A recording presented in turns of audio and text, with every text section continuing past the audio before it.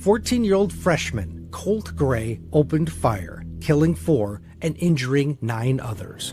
It was like 10 shots, about a 3-second or 4-second pause, and then like 7 more.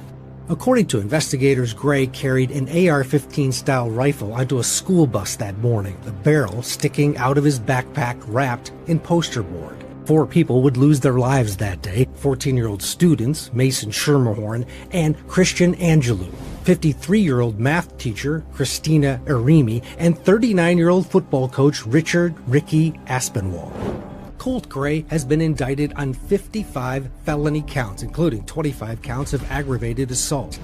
He is not the only one facing charges in this tragedy. Colt's father, Colin Gray, faces charges of second-degree murder and involuntary manslaughter. Prosecutors say Colin admitted to buying the rifle that his son used in the mass shooting and did so knowing that the teen was a danger to himself and others.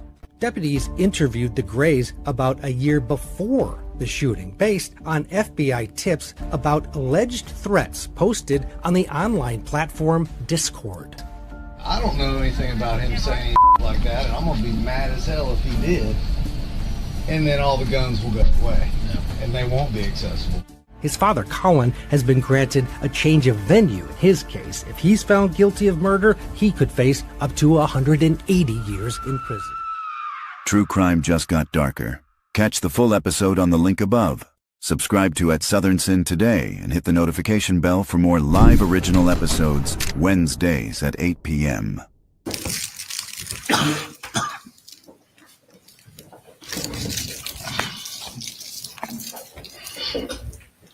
You raise your right hand. Solemnly swear the testimony you're about to give before this court and jury will be the truth, the whole truth, and nothing but the truth to help you God. I do. Would you state your name for us, please? Colin Gray. And would you spell it for the court reporter? COLINGRAY. And Colin, where did you grow up? So I grew up originally Marietta, Woodstock area. Spent most of my youth, middle teenage, high school years there. I guess early 20s, mid 20s or so, moved out to Winder Barrow. And when did you end up meeting Marcy? So I met Marcy, I would say 2008, after the stock market crashed, 08, 09, construction basically came to a halt. I was offered a job at Lund International and met her there. All right. And what kind of work were you doing when you met her? So my entire career has been in construction as a construction superintendent. During my time at Lund, I was a director of facilities at Lund when I met Marcy. All right. And I think we heard that she was an engineer. Is that correct? She was an engineer there, yes, sir. And did you and Marcy have children? We did. We had 3. Colt was the first child born. Jenni was our second, and little Coley was our third. Okay. When Colt was born, where were you living? So we were living on Beach Creek Circle in Winder. Okay. And how long did you reside in Winder?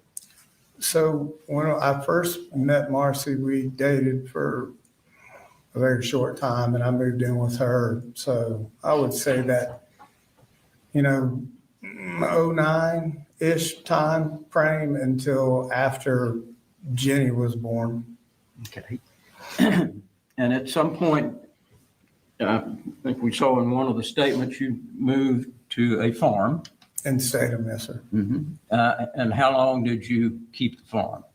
So we kept the farm for several years.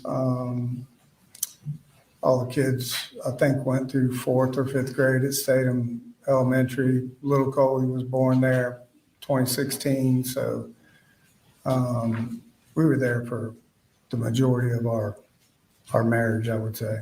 Okay. And at what point did you leave Statham? So we left Statham, I would say maybe a year prior to COVID. What we, the original game plan there was we had purchased a boat, and we're thinking that the market was decent. We had talked about building our own home, something I was interested in doing, and we really enjoyed the lake life. So the original thought was we could sell the farm and make a pretty good profit, and find a parcel of land up near or on Lake Lanier and build a home. And what age was Colt at the time that you moved from Statham? Oh, so he was probably 4th or 5th grade, so 8, maybe. Okay. 8 or 9. I can't really remember exactly how old he was. He was little. And did he go to school? He did go to school, yes, sir. Was he a regular attendant at school? He was. Was he a smart kid? He was a smart kid. Where did you move after you left Statham? So we rented a home up in Gainesville, up on Lake Lanier.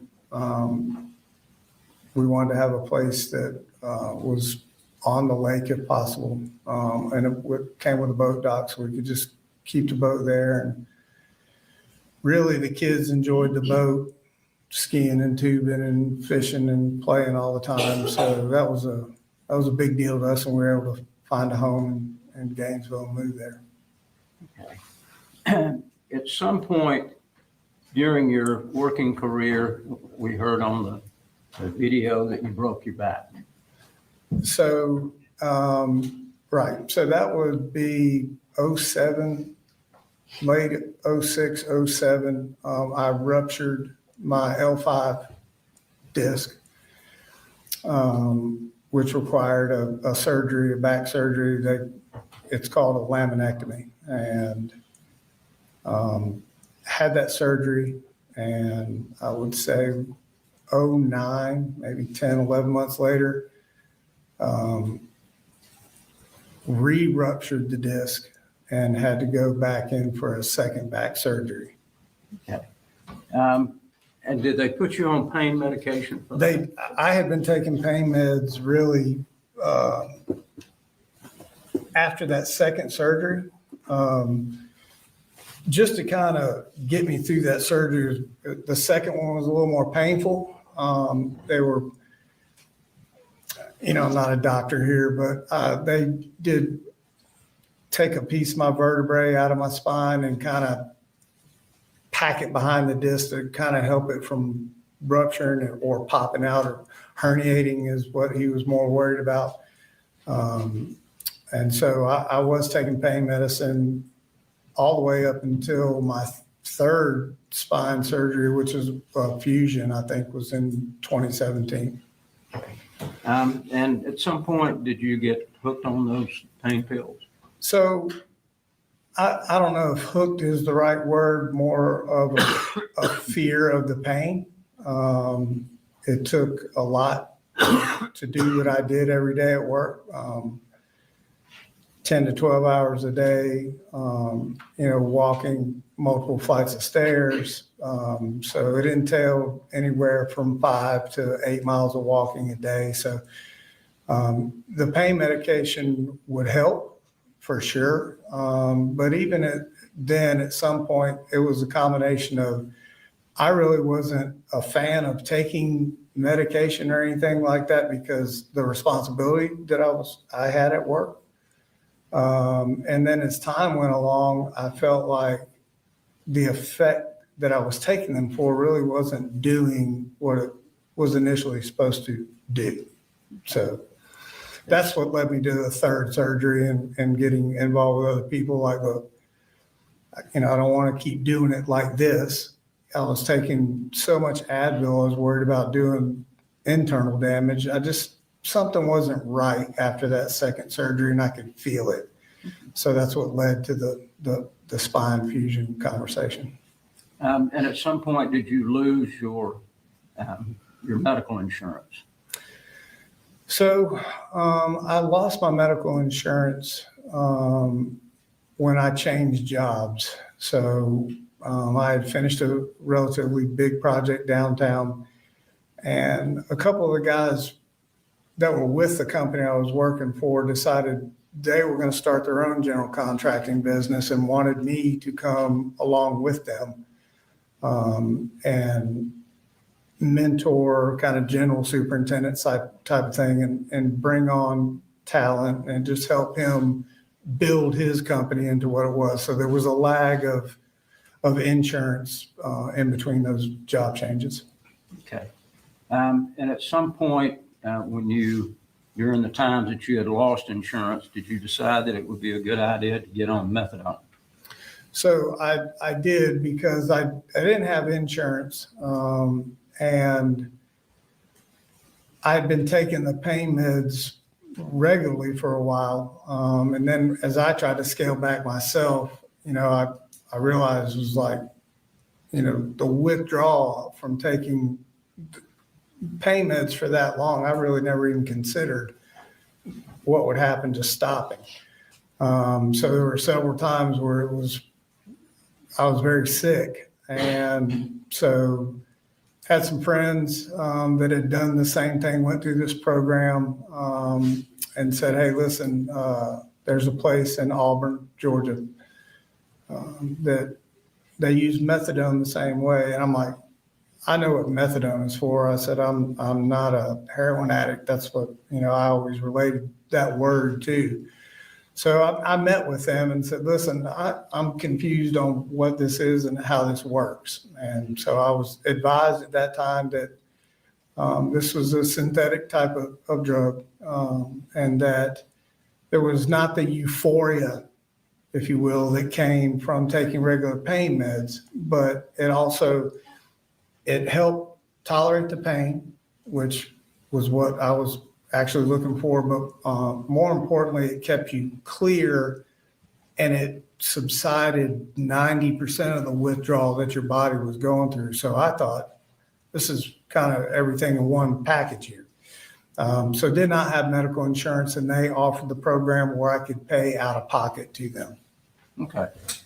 At what point did you move down to Fitzgerald? So we moved to Fitzgerald. I'd started this company with these gentlemen, and I think we were on our second project or so. And, we started hearing whisperings of COVID, and nobody really knew what that was. And I certainly didn't. And as it went along, construction industry is very funny. It doesn't take much to throw people into, I wouldn't say a panic mode, but a more reserved mode, and spending millions of dollars to either build a brand new building or refurbish the one that they have. So work started to slow down, and I've been in it my whole life. Guys in the company, I could see it coming. So that's when I started having conversations initially with Marcy of a couple of different things. Like, I can see what's coming. Marcy wasn't working at the time. Like, I could see the slowdown coming. I knew this because we were finishing a project. And typically in my role, when I get to about 3/4 of the way done with one project, I'm already working on the next project coming down the road, and staffing and all that sort of thing. Well, there were none of those conversations going on. We didn't have anything on the books. As a company, we had not bid any projects. So I could see was it going to be a full stop? No, but it was going to be a slowdown enough to where it would be detrimental. So combination of that and still dealing with a lot of pain, I approached Marcy and said, look, I think that this thing is going to kind of slow down to the point where work is not going to be readily available. What do you think about going down to Fitzgerald? Her grandmother just passed away. There's a family house down there. It's all paid for. And I said, she had made mention about looking for getting a job with Georgia Pacific up here in downtown Atlanta. in an engineering role or something along those lines. But they also had a Georgia Pacific in Albany, Georgia, which is, it's relatively close to Fitzgerald. So I said, we could go down there. I said, kind of stress-free. We've sold the house. The truck is paid for. The boat is paid for. We have no real outstanding bills. We have no mortgage. So we just kind of have a little bit of free reign that most would not. And I said, what do you think about going down there? I'll just take 5 for a minute, just try to make sure I could heal, because initial x-rays, if you look at them, my bracket, the way it's screwed into my spine is not perpendicular. It is off a little bit, and at certain movements, it does hurt. And I said, I can take a little bit of time here and try to heal, just kind of take it easy. I could kind of reconnect with my kids more than I had been over the past few years, because work for me was intensive. So I couldn't be there for the kids growing up like I would like to. And I said, you can do your Georgia Pacific thing. And, I really wanted the kids to kind of see this South Georgia life. I spent my whole life down there deer hunting, and it's just I think at one point I made the comment that the clock moves 10 minutes slower down there. So I wanted my kids to experience that, that way of life down there. And so we moved down there through COVID. And as it turned out, COVID hit and everything had stopped. So it was a good decision to go. How old was Colt when you were there in Fitzgerald? So I think Colt would have been he was 6th grade. Is when he started down there. So 10, 11, somewhere in that range. Okay. Did he have any problems in 6th grade?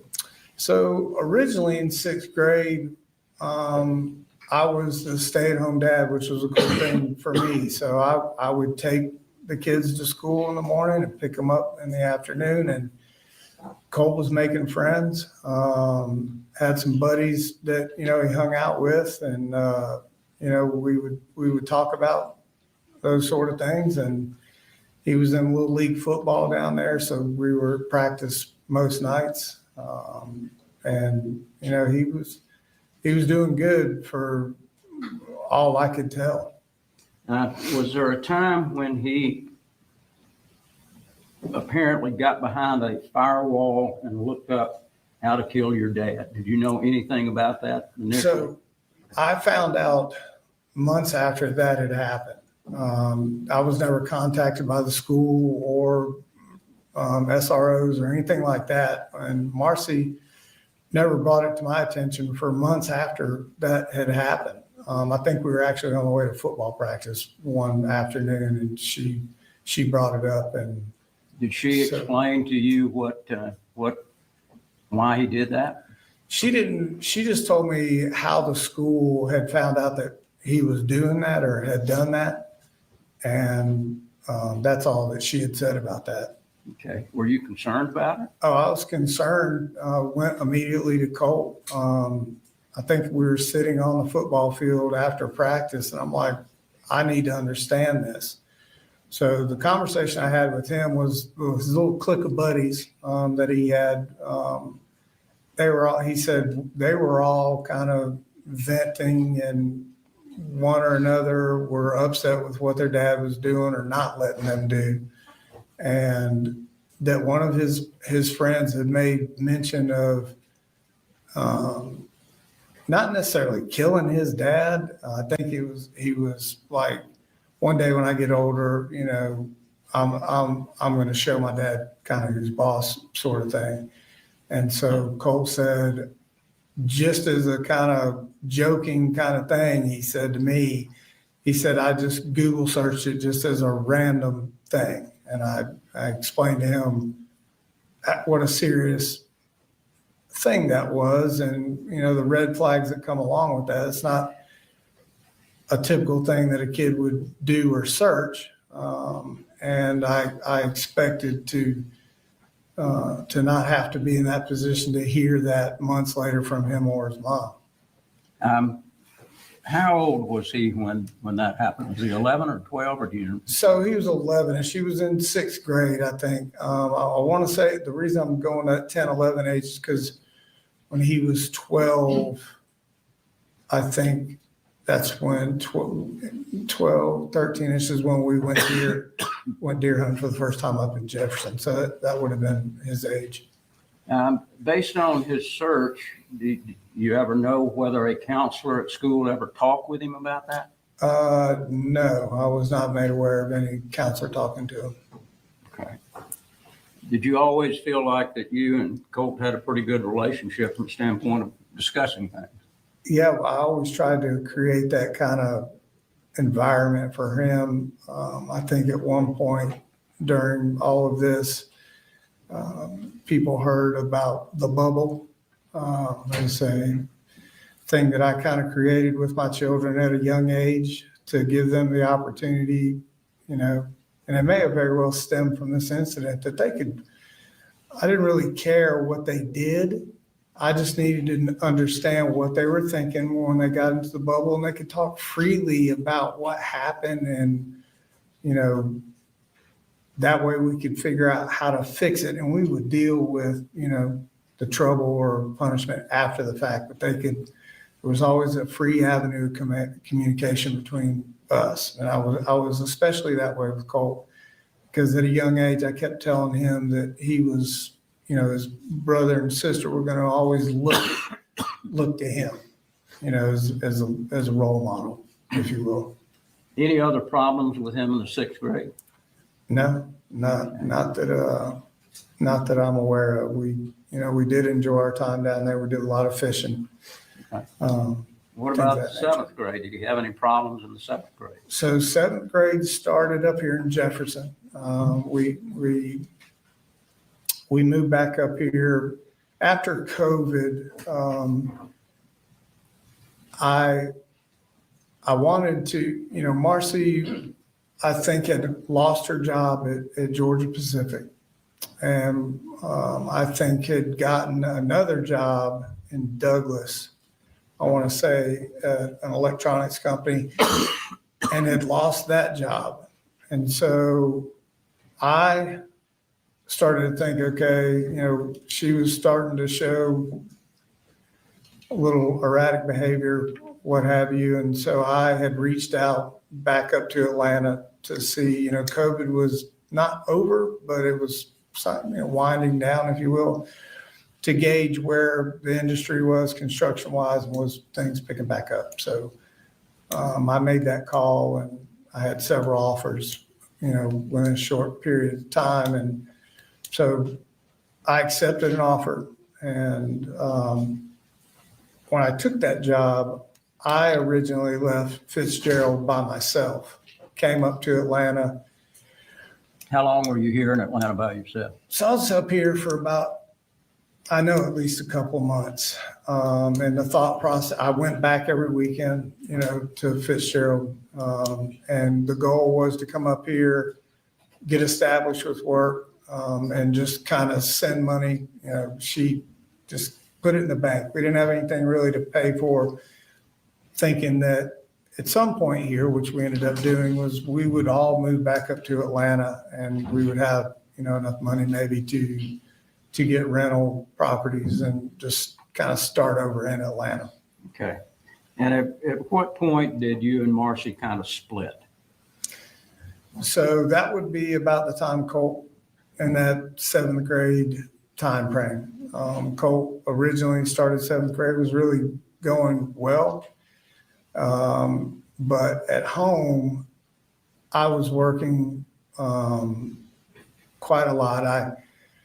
I'd actually had a job offer after the job I came up to Atlanta for, making more money. And so being the, single income, like, okay, $20,000, $30,000 more a year made a difference for us. So I took that job. And Marcy at this point was not working and was not getting out of bed. I think we've heard the shape that she was in. I would come home from work and just, it's not a good thing. I thought that it was something more than the drinking just because of the scabs on her arms. And so Colt and I would have conversations about that. And so it, it wasn't the smoothest in our house at that time frame, early 7th grade for him. So What about at school? Do you have So- problems at school? at school, about midway through it, he had came home from school one day and expressed that there were several kids bullying him. Originally, it was just kind of a mocking type thing. Colt's not, he was a real quiet kid. He was just super shy is the best way I can put it, and the story that I got from Colt was it started with him eating lunch by himself. There was a group of 2 or 3 boys and a couple of girls at his school that would mock him. And from that point on, it was a kind of a difficult time for Colt through 7th grade in school and on the bus rides home. Did you move at some point during the 7th grade? So I believe that we finished 7th grade, and I tried to make sure that I believe that he finished 7th grade, and I was getting close to coming to the end of the lease that I had in Jefferson. So working with my landlord, who Marcy and my landlord at that time were constantly having a riff with the neighbor next door. And I had told her, I said, listen, the call I got from my landlord originally that decided we had to move, she called me one day at work and said, I have called defax on your wife and you need to come home or I'm going to tell defax to take the kids. And I remember this being a Saturday. And so I asked her what had happened, and she said there was a confrontation between her, the neighbor, and whatnot. So when I got home, I met with the landlord, and she said, this is what I'm going to tell you. I have no issue with you or your children, but Marcy can no longer stay on the property. So she has to move out of the house. Where did y'all go from there? So at this point, the decision, Marcy and I were not getting along, obvious reasons. So she decided, and I had called Debbie. So Debbie came up, took Marcy, Jenni, and Coley back down to Fitzgerald, and Colt decided he wanted to stay with me, finish out school, let's get through this lease, and then, just him and I kind of live together sort of thing. Okay. And when you brought him back to, where were you living when you brought him back? Were you living in Jefferson? Well, so Colt and I never left. So we were living in Jefferson. Okay. Right. And how old was he when you were living in Jefferson? So Colt would have been 12 going on 13. Okay. And when you were living in Jefferson, did you and Colt get along? Did y'all have any fights?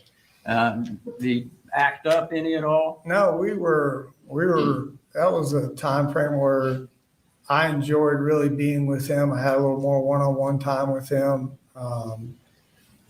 The bullying and everything, he could see I was up at that school talking with everybody on what to do, how to do it, getting him the counseling and everything, dealing with the principals and just talking to the educators about where he was. What alternatives could we do for Colt to not put him around that type of thing? Could he just do his schoolwork up in the admin part, and not have to worry about that stress? So he appreciated that. And that's kind of along the lines where I said, listen, I want to explain to you how when I was growing up, when I had trouble or stress or whatever at a young age, I was introduced to the outdoors, hunting, fishing. And I said, would, it be something you would like to do? I said, we could hunt, and just kind of, my original thought was this would be a great way I could bond with my son away from his mother and everybody else, and just kind of use that time as I did as a kid growing up to just kind of, put him in a comfortable place doing something we like to do. And he could talk to me openly and freely about what challenges he may or may not be having. But also, a bigger piece for me was getting him away from screen time and computers and Xboxes and things like that. I don't mind that kind of thing, but it was just to the point where I felt like he was starting to, that was all he was wanting to do. What kind of outdoor activities did you do with him during that time period? During that time period, we originally just started just kind of going to some areas to look at deer and show them, where we would do these type of hunts. And then as I felt like he was wanting to get engaged with that, I had some people I worked with that had some farms and some hunting land. So I think it was last day of the deer season, actually, I said, listen, let's give this deer hunting thing a shot. See what you think. Prior to the deer hunt, I think I took him to the range a couple of times. We had gone to Mike's gun room, talked with Mike, and I told him what I was planning to do with my son. I wanted to buy him a weapon that, could shoot a deer and we didn't have to worry about it wounding it. Let me ask you before you get into Sure. Mike's. Did y'all also do other things like? So yeah, during that time too, I'm a big golfer, and I had little putting greens set up in our house, and him and I would putt in the living room, just kind of messing around. So I'd asked him, hey, would you like for me to teach you to play golf? I've been doing it my whole life, and kind of just a casual conversation, but he was like, I would love it. So purchased him some golf clubs off of Amazon. We lived in Jefferson still at this time, but we would come to the Chimneys here in Winder. They had a really great practice facility, and we would hit range balls, and I was trying to teach him how to hold a club, how to hit. We did that several times. Did you also buy him a guitar?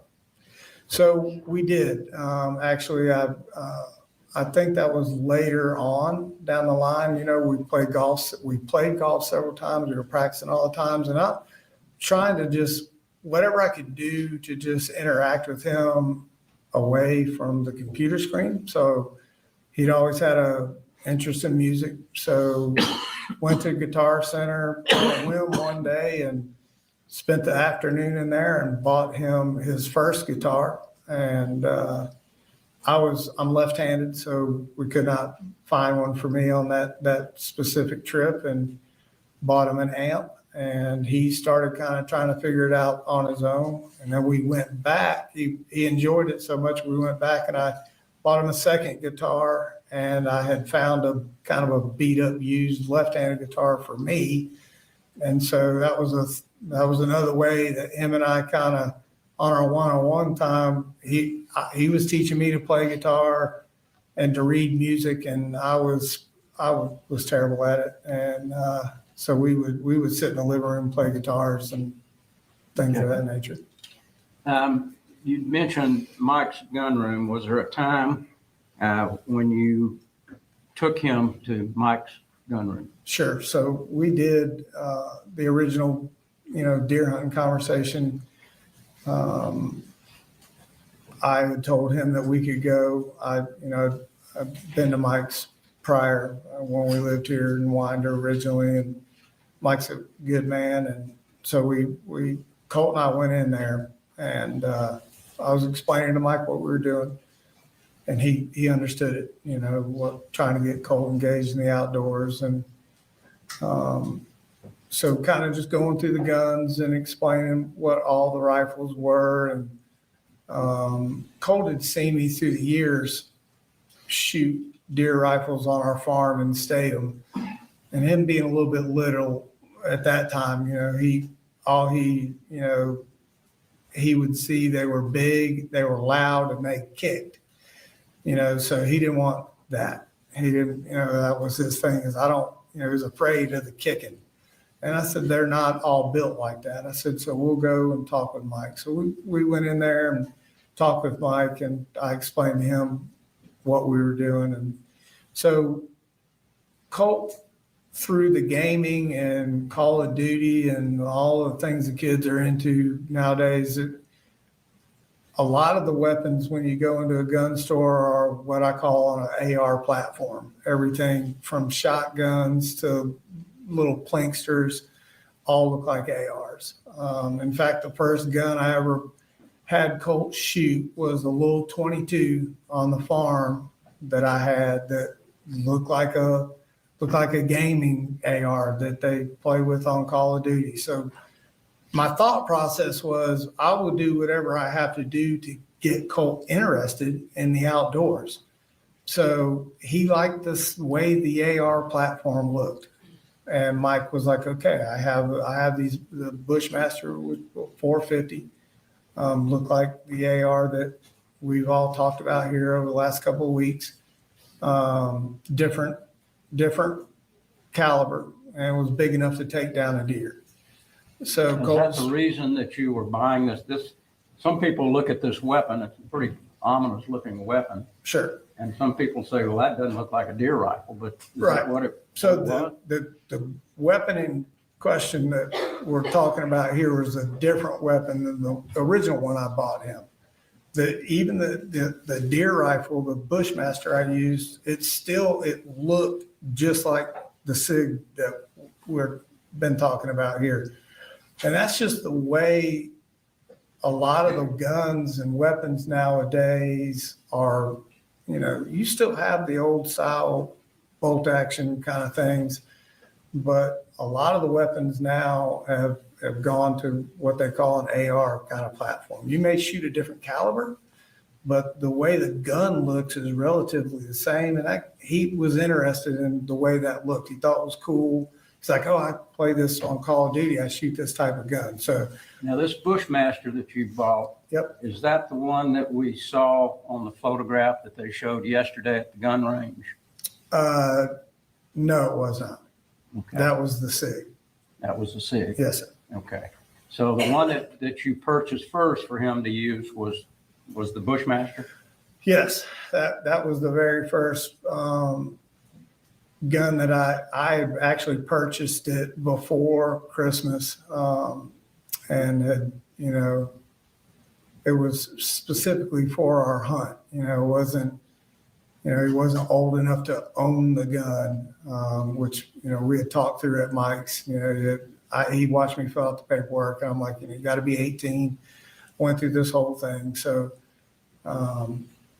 which I explained to him on Christmas. Yep, you know, I did give him that Christmas present, if you would. I didn't wrap it up as like this is a gift for you. I actually had brought it down the hallway after presents were open and said, I have one more thing for you.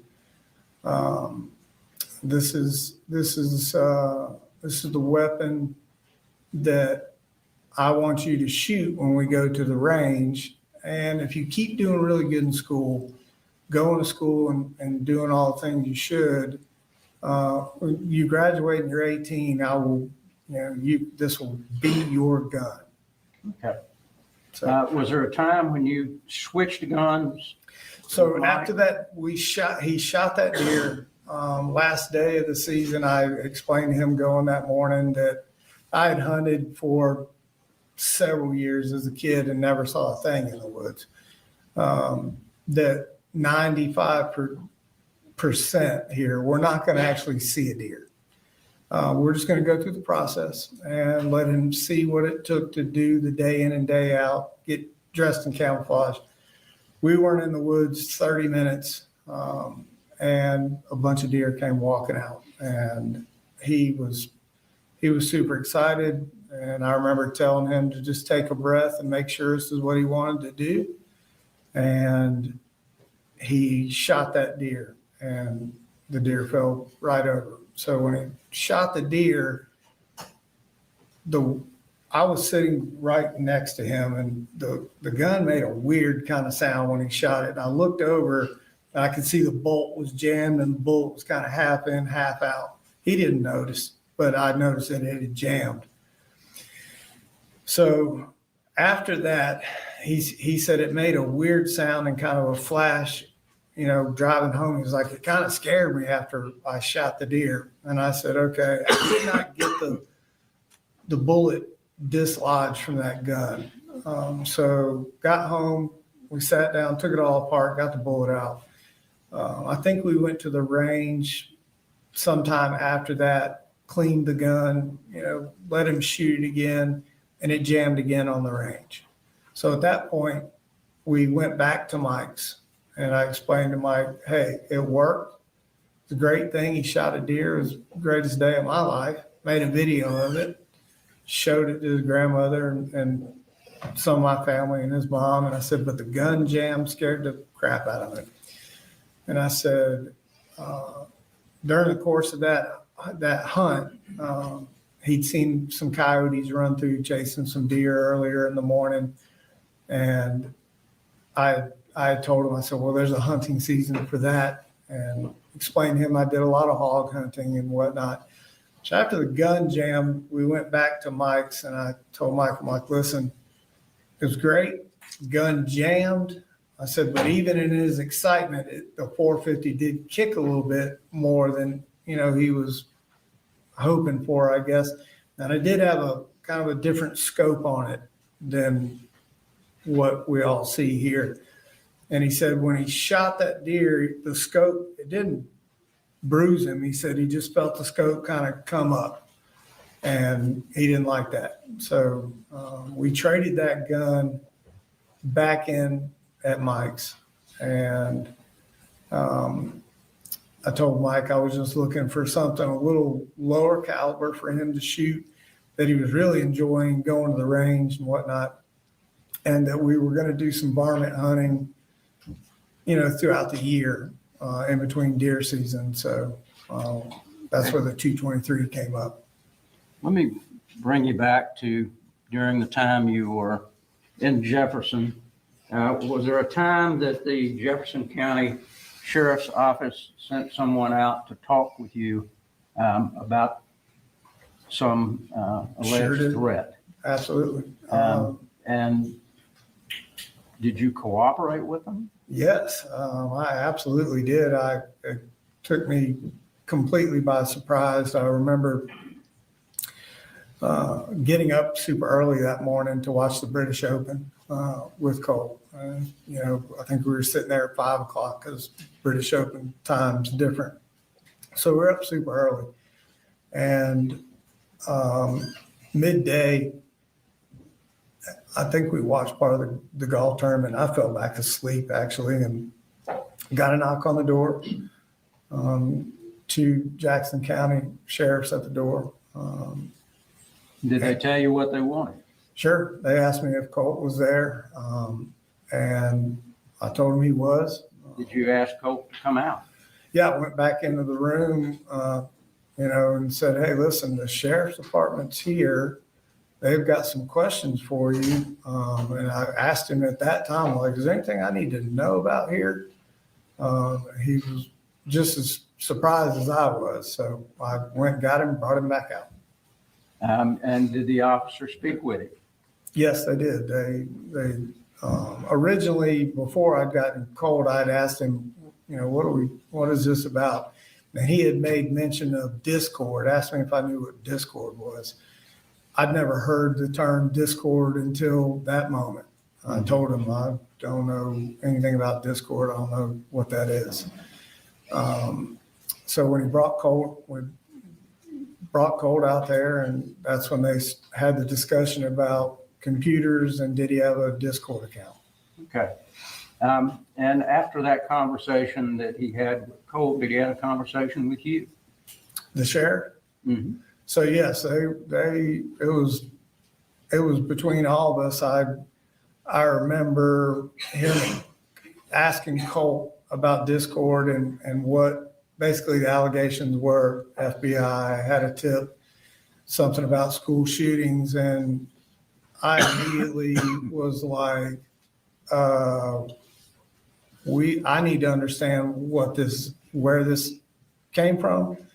This is, it's an extremely serious thing for me. This is not a joking matter. Even if this is not Colt, I still want to know how it ends up that they're at my front door. I was very serious about and making sure Colt understood how serious this was. And, ultimately, if they didn't like what he said, the second officer was there to take Colt with him. That's what the sheriff had explained to me. Mm-hmm. So I was, whatever I had to do to talk to them, anything they wanted to know, I basically was like, yeah, let's figure it out. I told him at one point in this conversation, if he even thought that this was related to Colt in any way, shape, or form, he asked me if I had guns in the house. I said I did. And that he could take them. He could take those guns out of my house. I will go get them. He can take them with him. Okay. Did the Jefferson County Sheriff's Office ever follow up with you about anything? So during the course of that, conversation with him, I wanted as much information about this as humanly possible. And at the end of the conversation, he and I walked over to his car. And he said, listen, I believe Colt. And I said, okay. He said, I've still got some more information I need to look through and go over. And he said, I'll call you. And the next day, I think, is when we talked. I said, do you have a card? And he gave me his card. I said, you can call me anytime. I said, if you find out any more information, I just want to know what you know.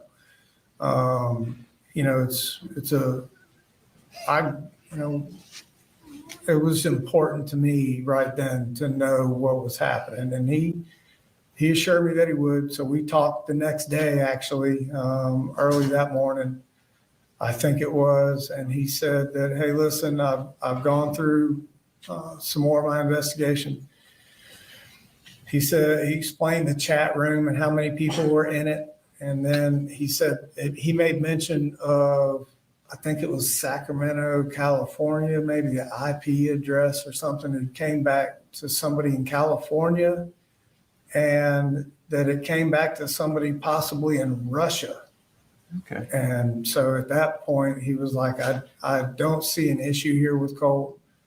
And he said, if there's anything else, I'll reach out to you, but there's nothing further at this time. Did he ever tell you to lock the guns up? He just, not necessarily to lock the guns up, but he said, hey, just make sure that there's not free access to the guns. He asked me where they were. I told him they weren't locked up. I said, they are in my master bedroom closet where I kept the guns for most of my life. And when Colt was little, I said, they're up on the top shelf of my closet, not just laying around the house. Okay. Is that, since he was 11 years old, is that the first time that he had any potential issues or problems, to your knowledge? Problems with acting out or acting depressed or anything like that? Yeah, I mean, I don't know if that episode with Jackson County would be classified as a depression or whatnot.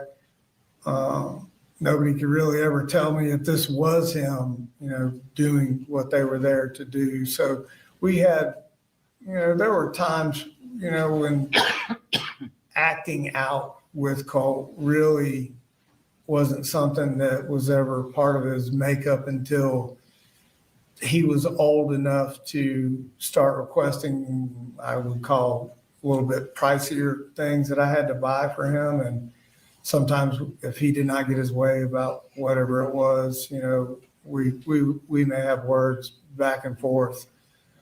He's just a little impatient. Would he throw temper tantrums sometimes? Yeah. If he wanted something really bad after everybody moved out and it was just him and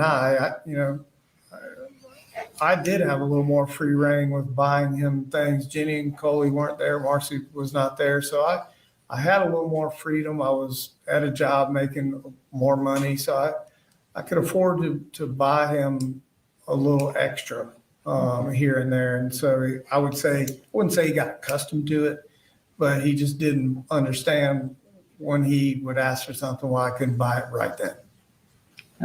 That brings us up to the 8th grade time period. Okay. The beginning of the 8th grade, where were you? So beginning of 8th grade, I think that we had moved back to Harrison Mill Road, Bethlehem area. Okay. And were you and Marcy living together at that point? No, she was still down in Jefferson, I believe. Okay. In the beginning of the 8th grade, was Colt in Jefferson or was he in Fitzgerald? So it was kind of a hybrid.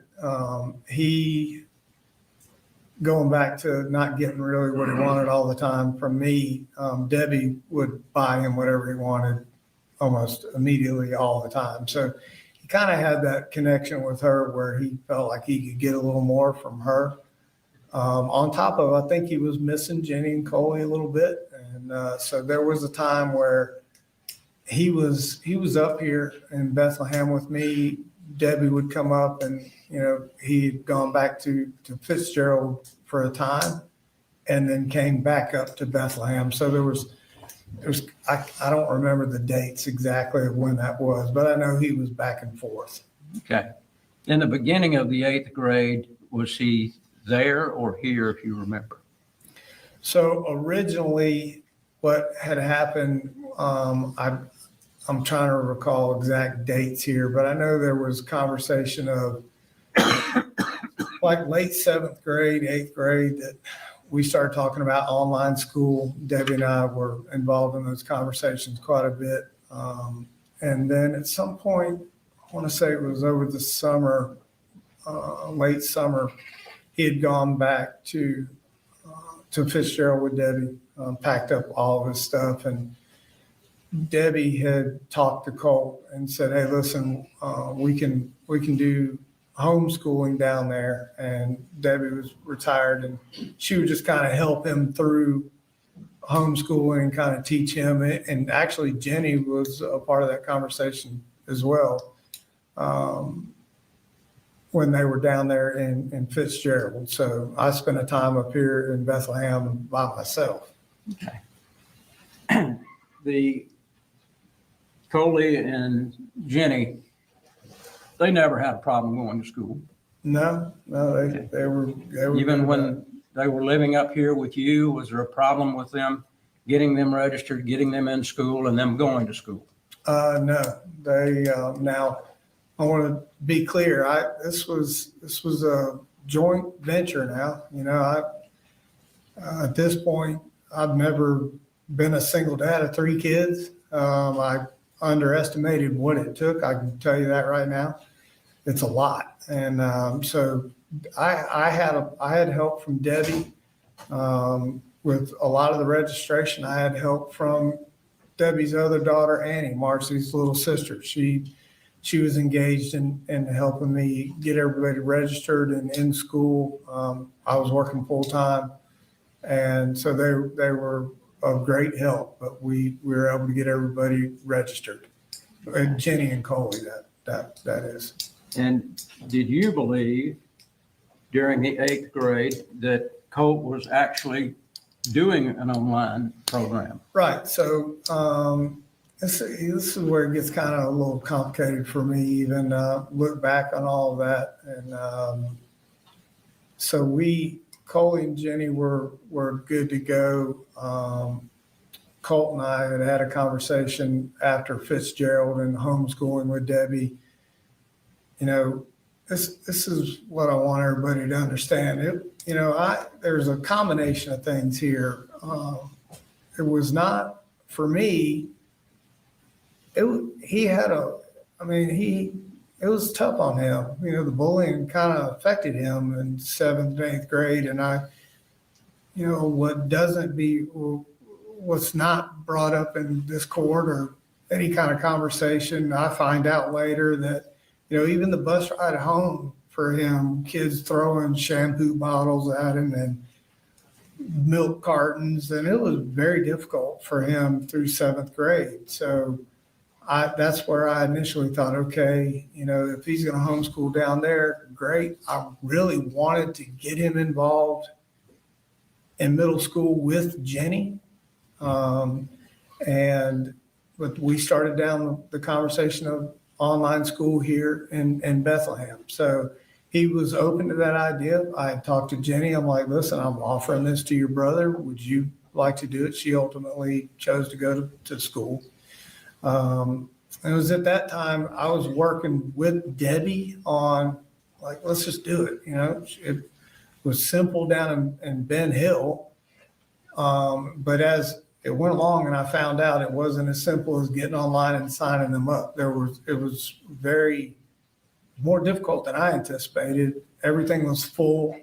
We were getting on into the school year. There were not a lot of options that were open and readily available for him.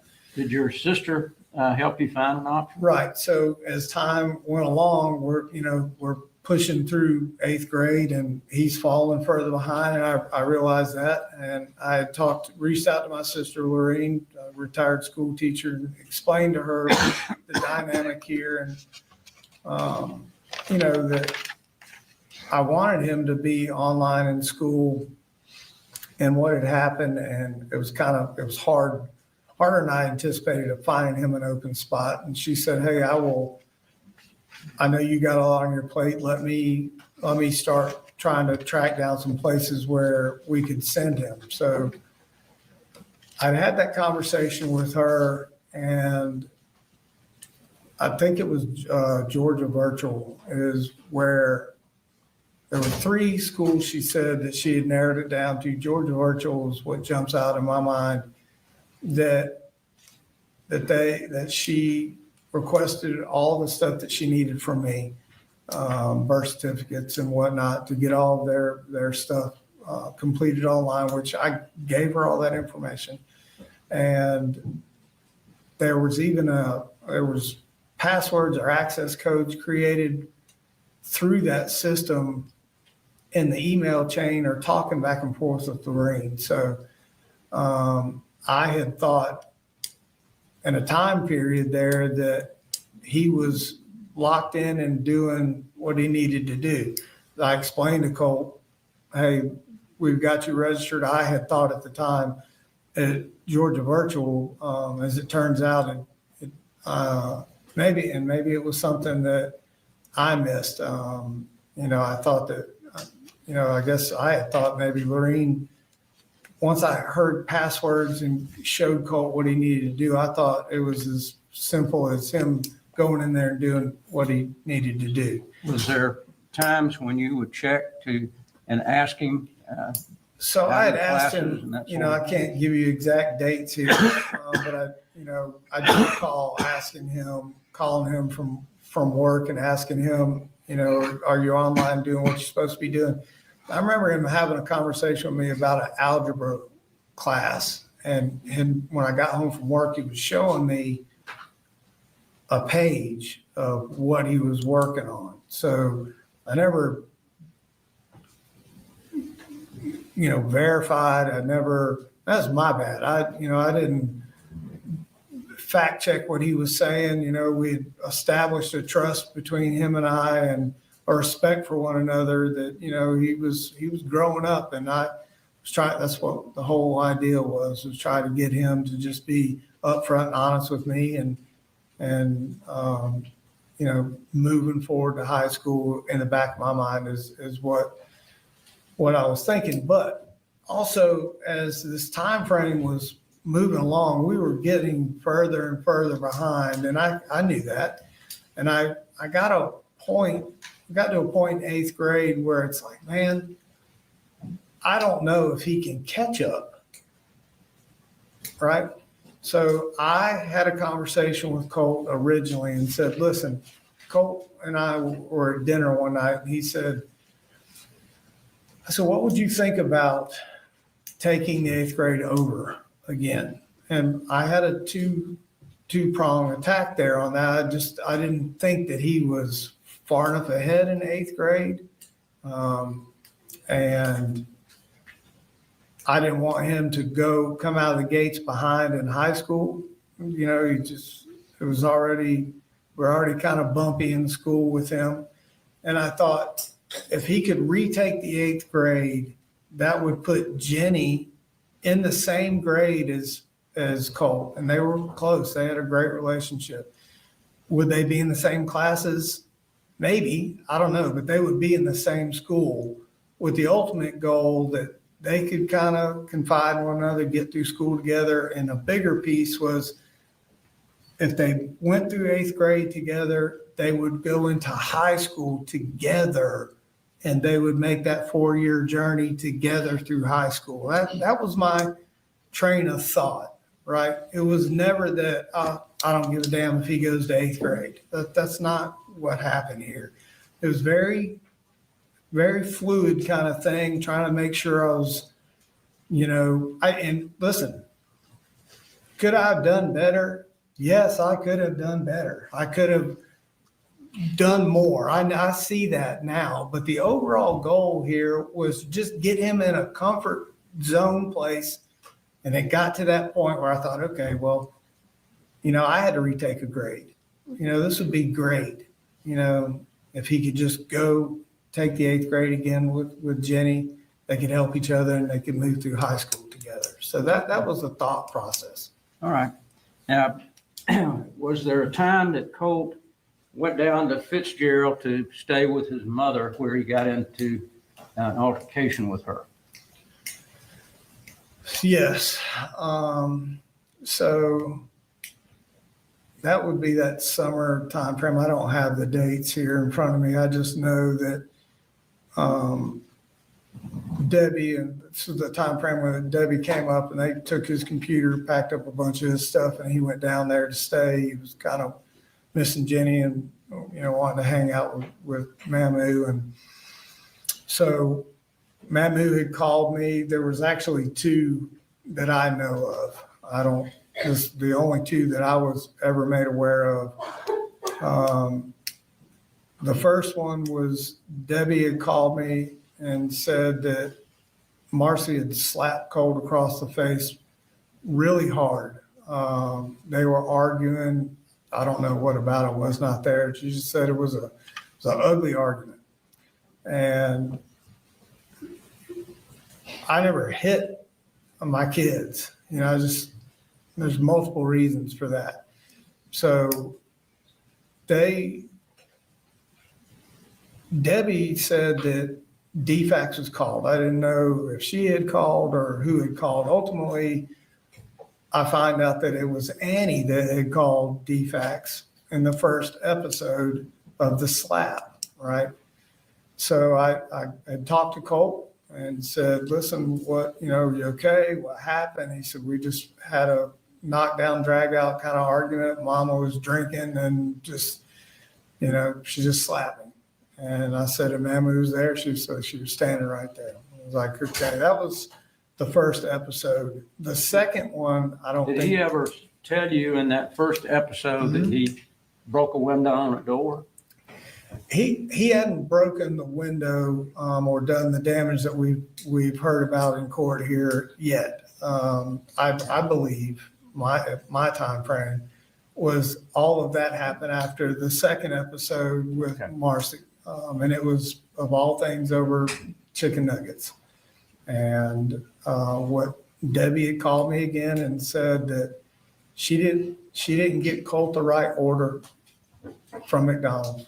And I guess Colt smart alecked her about, you didn't get me the right stuff or whatever. And Debbie said, and Marcy lost it. Her words were, she attacked Colt, and she said, just started hitting on Colt a lot, hitting him wherever she could hit him. And that I had talked to Colt about that. He said, she hit me in the face. She hit me and I said, over chicken nuggets. He's like, it's like, Dad, I could smell alcohol on her. She's screaming, just out of control kind of stuff. And I said, okay, do you want me to come get you? She was like, no, I'm going to go. He said, I'm going to stay with Mammoth, which when the kids and everybody went down there, they weren't, I know we heard that they were living with her. Now, Boo, little Coley did stay with her, but Jenni and Colt, when they went to Fitzgerald, they stayed with Debbie, in their house. That was their place. So I asked him, do you want me to come get you? He said, no, I'm just going to go back to Mamoo's and just stay away from her. So it was after that time frame where my understanding was he was breaking the windows. I didn't know about the couch thing until after I went down there to pick him up, and I received a call one day at work from him, middle of the day, and he was in tears. And I'm like, what is wrong? He said he had another falling out with his mother. He said, I slammed the door and broke the window, and it escalated from there. He didn't tell me about him cutting up the couch, or, it's kind of unclear who really did that. One says the other wasn't down there. He said, I just need you to come get me right now. And I said, well, where are you? He said, out behind the house, just kind of staying on this little dirt road. And I said, well, it's going to be 4.5 hours before I can get there, but I'll come get you. He said, Papa Charlie, which is Debbie's husband, he said, Papa Charlie called the police on me. And I said, for what? And he said, because when I broke the window, they said I cut the couch up. And I said, did you cut the couch up? He said, I tore part of the top of the couch off.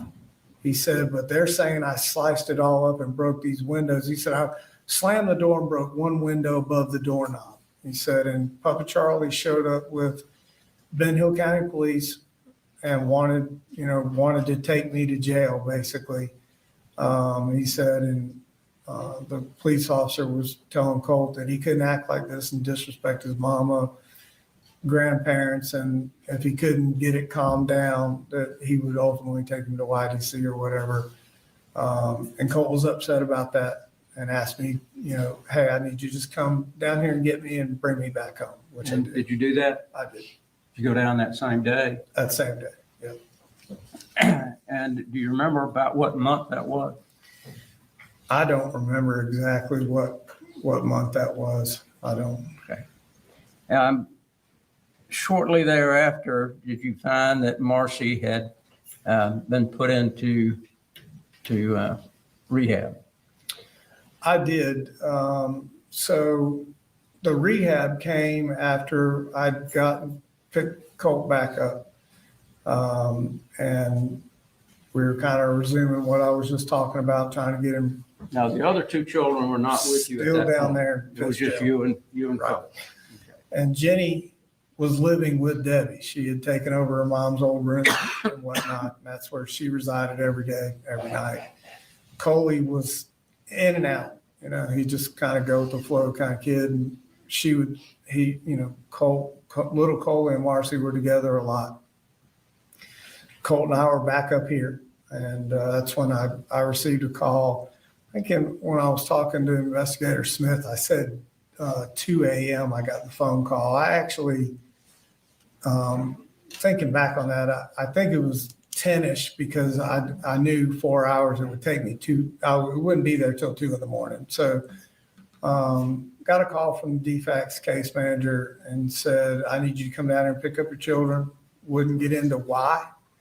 just said that they were in danger. I explained to her where I lived, how long it would take me to get there. She stated, well, can you just be down here at 7:30 the next morning? We'll meet at a church down the road from their house, and we'll all go over there together. I asked her, I needed to know what this was about. She said, I can't until we go over some paperwork, logistics stuff, and then I'll explain it to everybody all at once. I still did not know. In my mind, I thought as much drinking that she had been doing, I was like, oh, she'd had DUIs before. I'm like, oh, she got a DUI, probably had Colin in the car. That was my original thought. So drove down there the next morning. Colt and I did, talked about what we thought this might be, and met the defax lady, went to Debbie's house. That's where she was with the kids. Knocked on the door, went in, we all sat down. The kids were in bedrooms, so they weren't a part of the conversation. I actually find out later that Colt and Jenni had cracked the bedroom door and were listening to the whole conversation.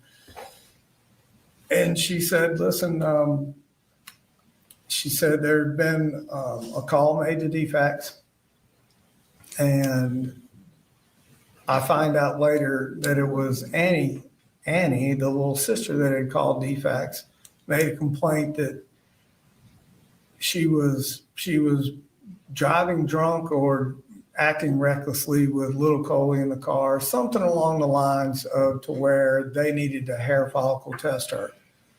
And so she's reading off the timeline of when they did the hair follicle test. I didn't even know that took place. Apparently it took place a week or so, maybe two, before I got the call from defax that night. And she went through the whole process of we hair follicle tested you, and here are the results. Okay. And at that point, you took the other two children with you? Correct. She stated that I was to take all the children back, that Marcy could have visitation as long as it was supervised. And at that point, I asked by who. I wasn't sure if it was defax. She said, no, you will be the one supervising, and you are the one that says when she can come and when she can't come. She cannot just show up. This has to be agreed upon time and whatnot. So I took the kids back.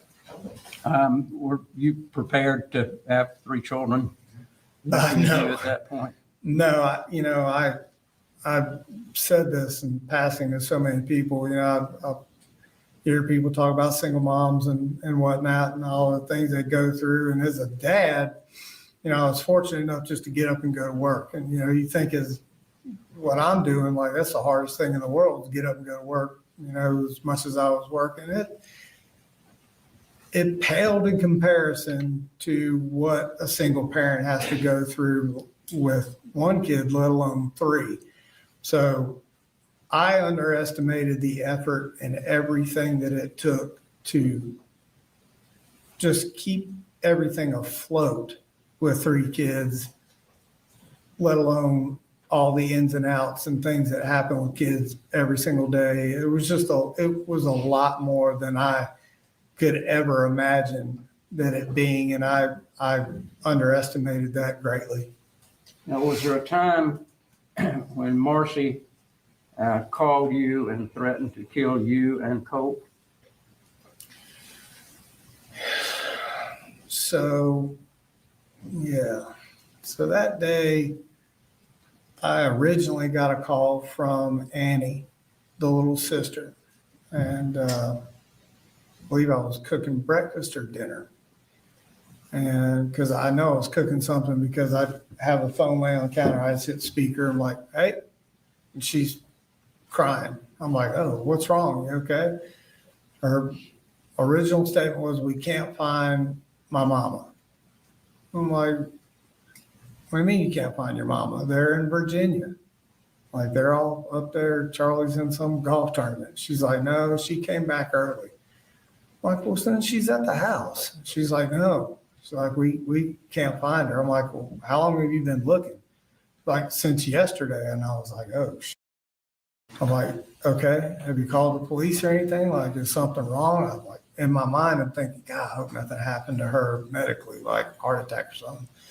She's like, I've got the neighbor going over to beat on the door. Mary Beth is their neighbor, whatever they grew up with. And if she doesn't answer, she's just going to go in the house. And I'm like, well, call me back. Let me know if they find her, you know? So Colt was like, what do you mean they can't, find her? I was like, I don't know, buddy. I said, you just heard everything I heard. Now, were the other two children with you at this point? Yes, they were with me. Okay. So she calls back sometime later. I don't know exactly the time frame, and says, Mary Beth is in the house and they found my mom. They found Mamu. I'm like, okay, great. Is she okay? She's like, no. I'm like, okay, well, what do you mean no? Is she in the hospital? What's going on? She said, no. She said Marcy had taped her to the chair in their office. And then not only taped her to the chair, left her there for a couple of days. They found her with soiled pants, and she just basically had to go to the restroom, whatever, just taped to the chair. And that she had taken one of the dog leashes out of the backyard and tied the chair to the sleeper sofa behind her so she couldn't scoot to the phone to call 911. I'm going to object to a litany of things that he wasn't even there to know about. Do you have a response, Mr. Perry? I'll try to redirect you. I'll sustain the objection. Thank you. Sure. But was there a time when you found out that Marcy threatened to kill you and Colt? Sure. After what I was just trying to say right there, she went through what condition she found her mother. And she said that she had told her mother that she was coming up here, wanted her car and money or credit card. And her mother asked her why. And she said, I'm going up to Winder to kill Coley. And I'm like, to kill me? And Marcy said, yes, she's coming up there to kill you.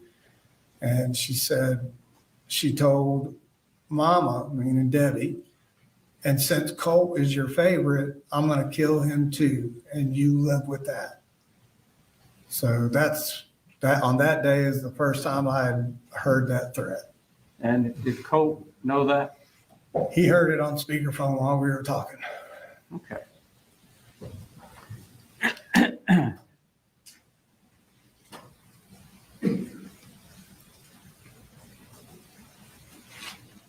Now, Debbie went to jail for a few months. Was there any contact that you had with Debbie during that time? Marcy. Not Debbie, I'm sorry. Marcy.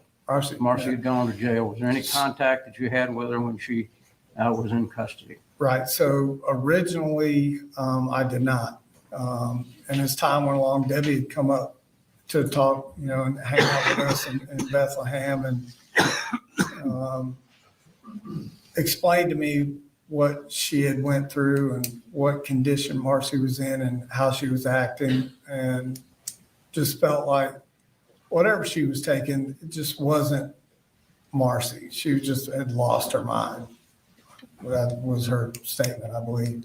Did you want to try to bring the family back together? Yeah. So even though she had gone to jail? Yeah. So during that time period, Debbie and I had talked about, her being in jail, and Debbie felt like,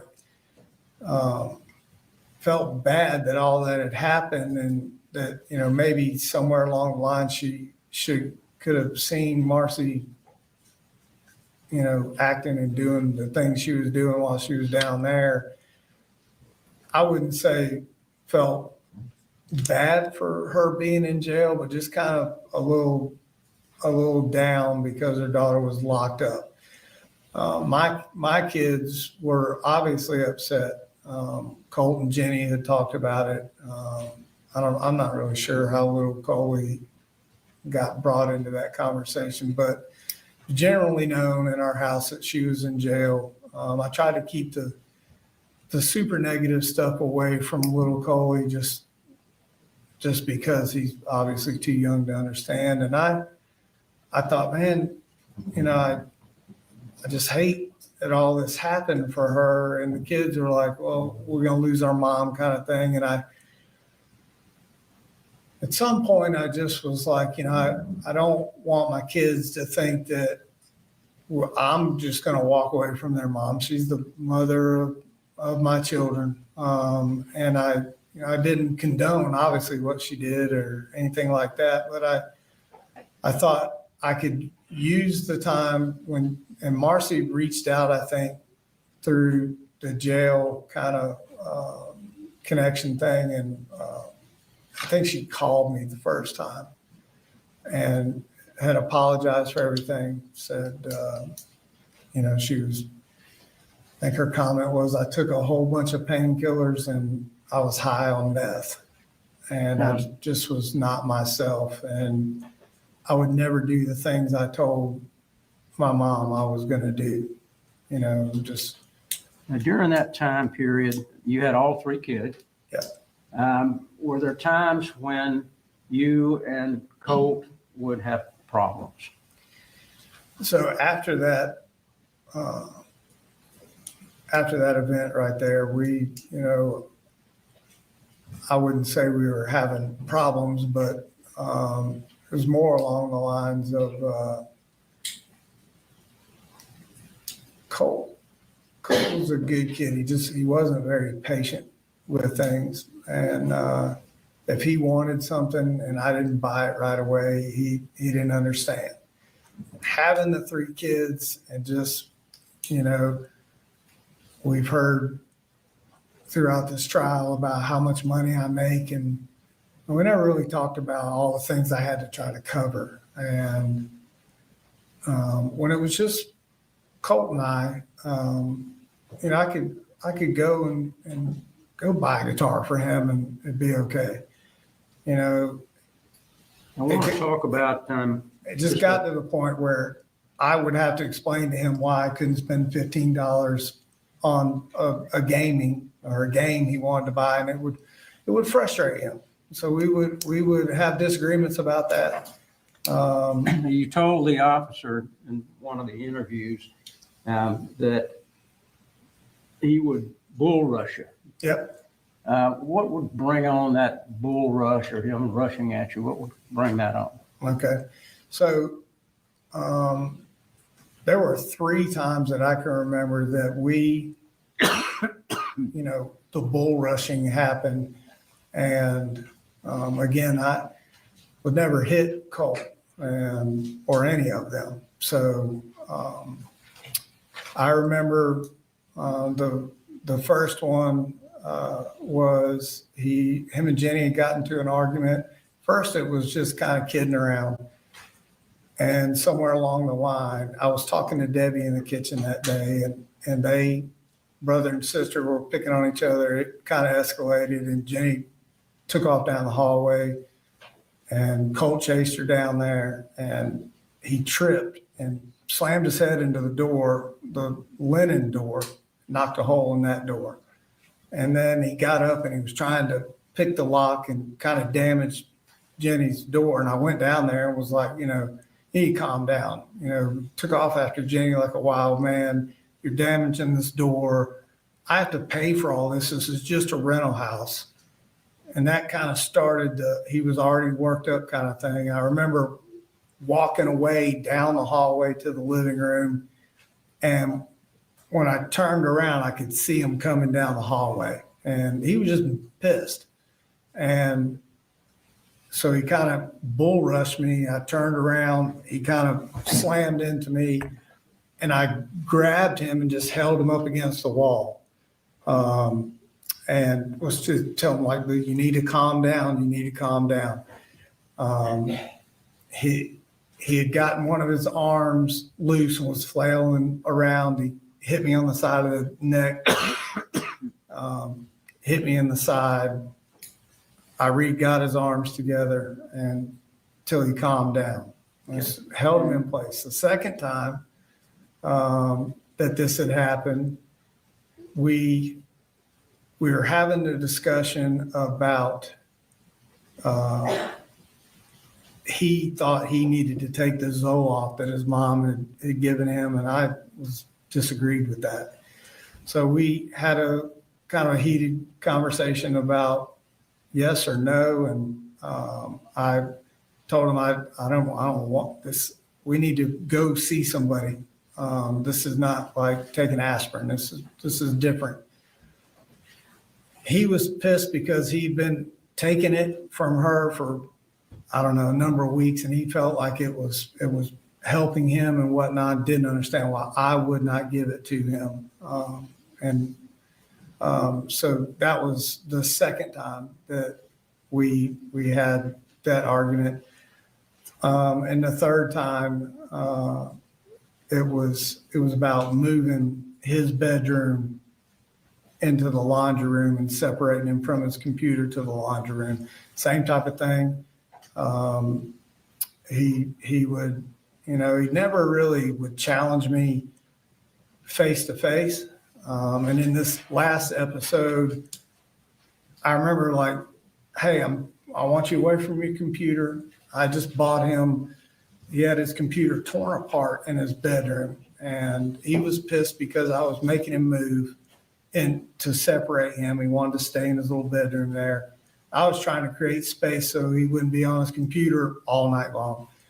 But I had bought him a set of tools so he could work on his computer. He's really good at it.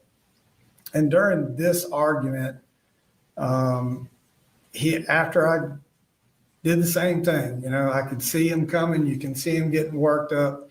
And I just caught him and held him and said, you need to calm down, get him calmed down. Like, I'm going to let you go. So when you calm down, we can talk about things. I walked back into the kitchen, and he had gone into his bedroom, and I bought the wrong tools, as it turns out, for his computer. And when I was walking into the kitchen, I wasn't even looking at him. He had thrown a screwdriver, ricocheted off the door frame, and hit me. And that was the three bull rush times that I remember that we had. Now we had disagreements and we argued, here and there, about normal things. You hate to say normal when you're talking about the kids raising their voice and whatnot, but the bull rushing and fighting was not something that happened as much as has been portrayed here. If it was a disagreement, it was more kind of the yelling and screaming back and forth. Did he ever threaten to kill you? No, he never threatened to kill me. That never face to face, never heard that. None of my children, Jenni or anybody, never said, hey, nobody, Marcy, Debbie, nobody ever said, hey, Colt said he's going to kill you. Okay. Did he ever use the gun to threaten you or any of the children? Right. So, in these disagreements, this is the thing I need people to understand. The gun was a thing that him and I used to bond with, and I was very clear on the rules, right? No loaded guns in the house ever. And he abided by those rules. He respected the weapon. We didn't have them in a safe. We didn't, have locks on them, as we've all seen here today. But I'm telling you that he had a healthy respect for weapons. They stayed where I told them to stay.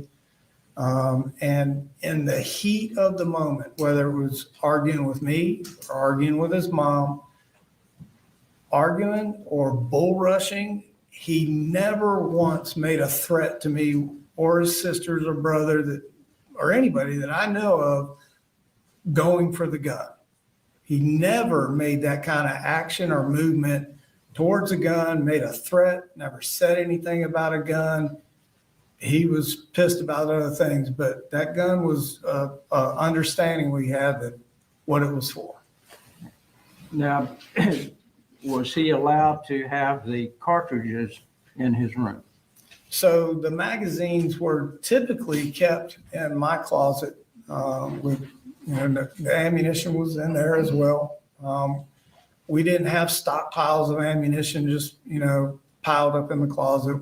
Typically, what would happen we would buy ammunition if we were going to the range a few days before. We'd either shoot it all or not.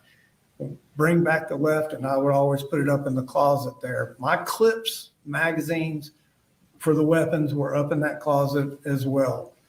At some point, I think it was for a birthday, he had got a gift card. Debbie said, hey, I'm going to take him to Amazon to get some stuff for his gun. Colt said, hey, Mammy wanted to ask, could she buy me ammunition? And I'm like, yeah, we're going to, have it. We'll go to the range. I don't know what that time frame was like. I can't sit here today and tell you, yeah, she can buy you the ammunition because we're going to the range the next day. I don't have that time frame. And I said, sure, it's no problem. I did not find out that she had bought him 4 or 5 magazines on that trip to Amazon until after the fact. I saw them in his room, laying on the shelf. They weren't loaded or anything. I'm like, well, where'd you get these magazines? He said, man, we bought them for me. So those magazines, they were empty, but they were in his room. We saw yesterday a photograph of some Winchester cartridges that apparently were sitting on the shelf of the bed. I can't remember. Was that against the rule for him to do that? So the rule was guns, ammunition, unloaded guns, and ammunition. Everything stayed in the top of that closet. I did have a green ammunition box that it did not have a lock on that box. It was pretty difficult to open that box, but we tried to keep whatever ammo we were shooting or going to shoot or any leftover ammo in that green ammo box. Was there ammo in that box that was to weapons that you didn't own any longer? So there, in some of those pictures, I no longer owned several of those firearms. I owned a 308 deer rifle. Didn't have that weapon anymore. I think there was a picture of a 41 mag box of ammunition. I did not own that handgun anymore. And I think there was some 45 caliber ammunition talked about. I did not own a 45 anymore. And this is consistent with the kind of the way we were all brought up with guns. I did it with Mike. I did it with Elite Pond. It was a lot of buying and trading and selling of guns and upgrading, downgrading. It was just kind of something that I've done, my whole life. So yes, there was a lot of ammunition that did not fit any weapon that I had in the house. Now, we've heard that you allowed him to have unfettered use of that weapon, but it was always in his room. Was it always in his room? So it wasn't always in his room. And were there times where that rifle was in his room? Yep, there was. And it was just there was never at any point during all of this leading up to what happened, there was never a perceived threat by me with Colt. I never heard or he never spoke to me about doing anything as drastic as he had done. So, typically if the gun was in his room, we were going shooting or had finished shooting, and it may be a few days, a week, or whatever, till we get around cleaning it. But we would always sit down in his bedroom or my bedroom or the living room floor, clean the guns, and I would prefer all the guns, told him, stay in my closet up on that top shelf. And that's where they needed to stay. What guns were on the top shelf? So we had hit the 6 hour in question that we're talking about here. I also owned an AR so him and I could shoot together. And then there was a shotgun. Okay. That was the only 3 weapons in the home. Right. I also had a Glock handgun that was my personal carry that I had on me basically all the time. And that was in the car? It was in the center console when I went to talk to law enforcement the day after, but typically it was either on my person or in my book bag when I went to and from work. we'd been robbed through the years 3 or 4 different times for copper of all things. And I'd, through the years would go in at crazy times, work night schedules, that sort of thing. So I always tried to keep, a weapon on me. The state yesterday was pointing out certain days that things were said. Were there many days during the time that Colt was there that everything was smooth? There weren't any problems at all? Yeah, there were. We've heard all, the last couple of weeks about trouble and issues and everything, but there's a lot of times where, Colt, he was a good kid. He was very respectful to me. I just don't, it wasn't an every single day thing where him and I had issues or bull rushing or the yelling and screaming or whatnot. Colt was a very good kid. We talked about a lot. Him and I went to church when it was just him and I originally almost every Sunday. As the other 2 kids came up there, he kind of slacked off going to church with us. But he was a good kid. He was a compassionate little kid. And, he was really a thoughtful young man. He would help me fold laundry. He would help me cook. I was trying to teach him to cook. It was a little bit of a disaster at first, but, he was respectful and he appreciated all the things that I would try to buy for him when I could. And he really, the bonding part, which started the whole thing of woods and shooting and all that, really, I felt had helped. It helped him and I just,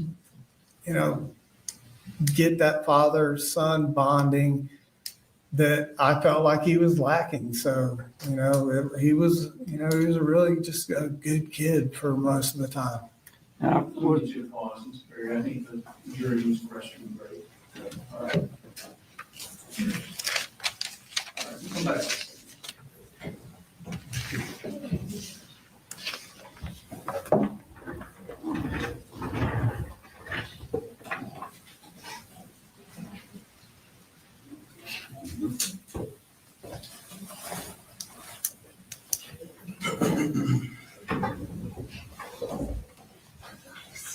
Mr. Berry, if you had a decent stopping point somewhere around 12, that's where we'll look to take lunch.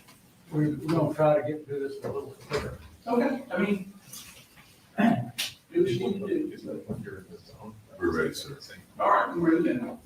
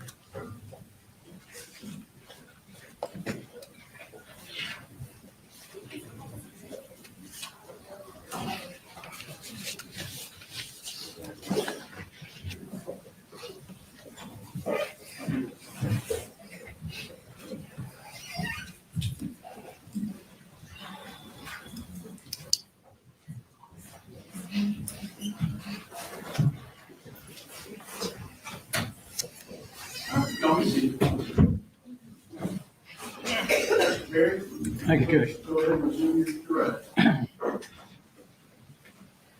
wanted to ask you, right after the other 2 children came to live with you, did defax come to visit you? They did. Okay. And when they came to visit you, did they talk to you about anything that needed to be done in the home? It was just a general conversation about the safety plan that they all, had put in place. Their typical protocol of what they did, and that she would be doing a walk through the house to make sure everything was the way it needed to be. Okay. Did they ever come back and visit you again after that one case? They did. She came back and actually did a walk through the house just to check, to make sure everything was the way they expected it to be. If you recall, when was the last time that anyone from defax came by the home?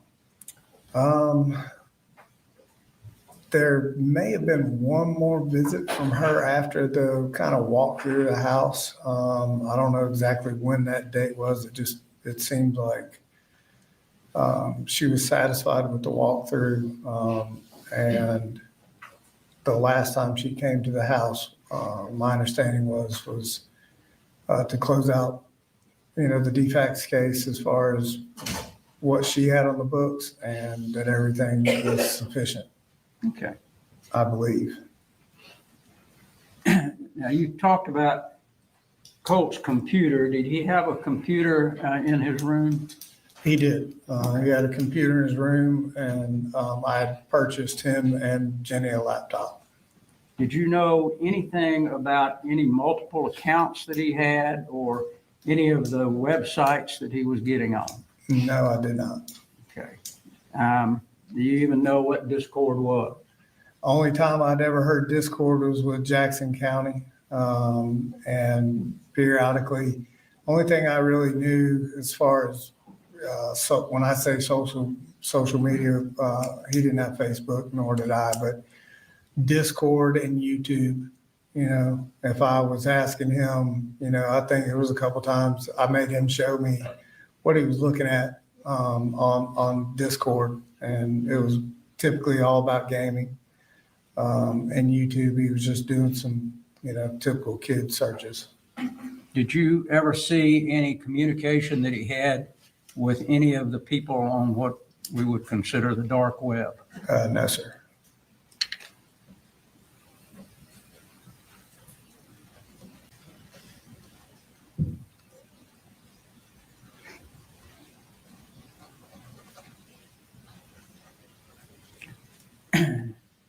During the time that you and Colt and the three kids were together, did he ever indicate to you that he wanted to hurt anybody? No, sir. Did he ever indicate to you that he wanted to do a school shooting? No, sir.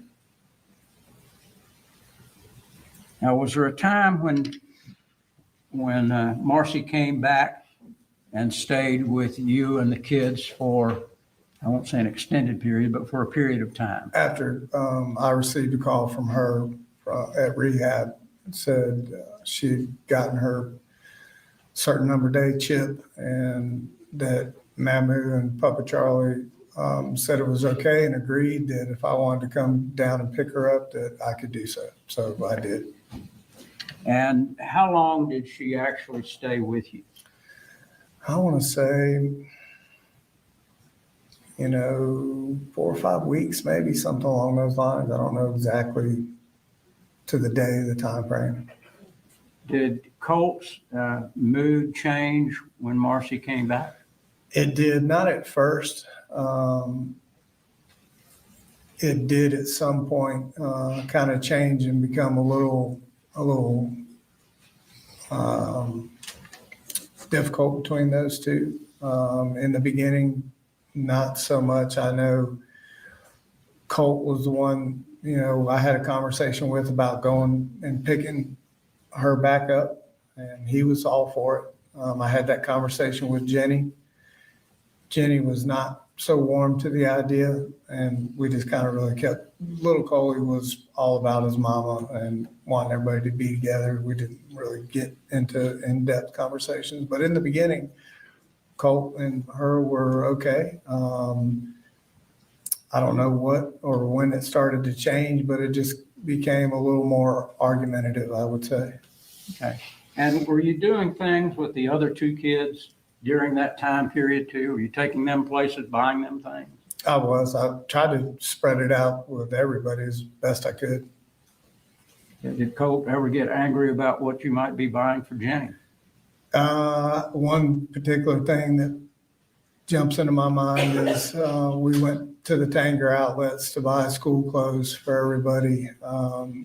And I don't know, I spent $400 or $500 in the Nike store, and I bought, instead of buying Jenni a pair of tennis shoes, I bought her 2 pair of Nike tennis shoes so she could alternate. And I think a sweatshirt, and I think I only bought Colt a Georgia sweatshirt and a purple pair of Nikes, and he didn't like them. Okay. Would you say that during that time period, did you do telephone calls or text primarily during that time period? With Marcy or the kids? With everybody. So we text a lot. In the beginning, I was not a texter. I'm more of a pick up the phone kind of guy. Our marriage was based on texts. And, you know, it was just a quicker way for me to communicate with the kids during my day. So I would say the majority was texting. Okay. And when Marcy was there, did there ever come a time where there became a problem between she and Colt? It did.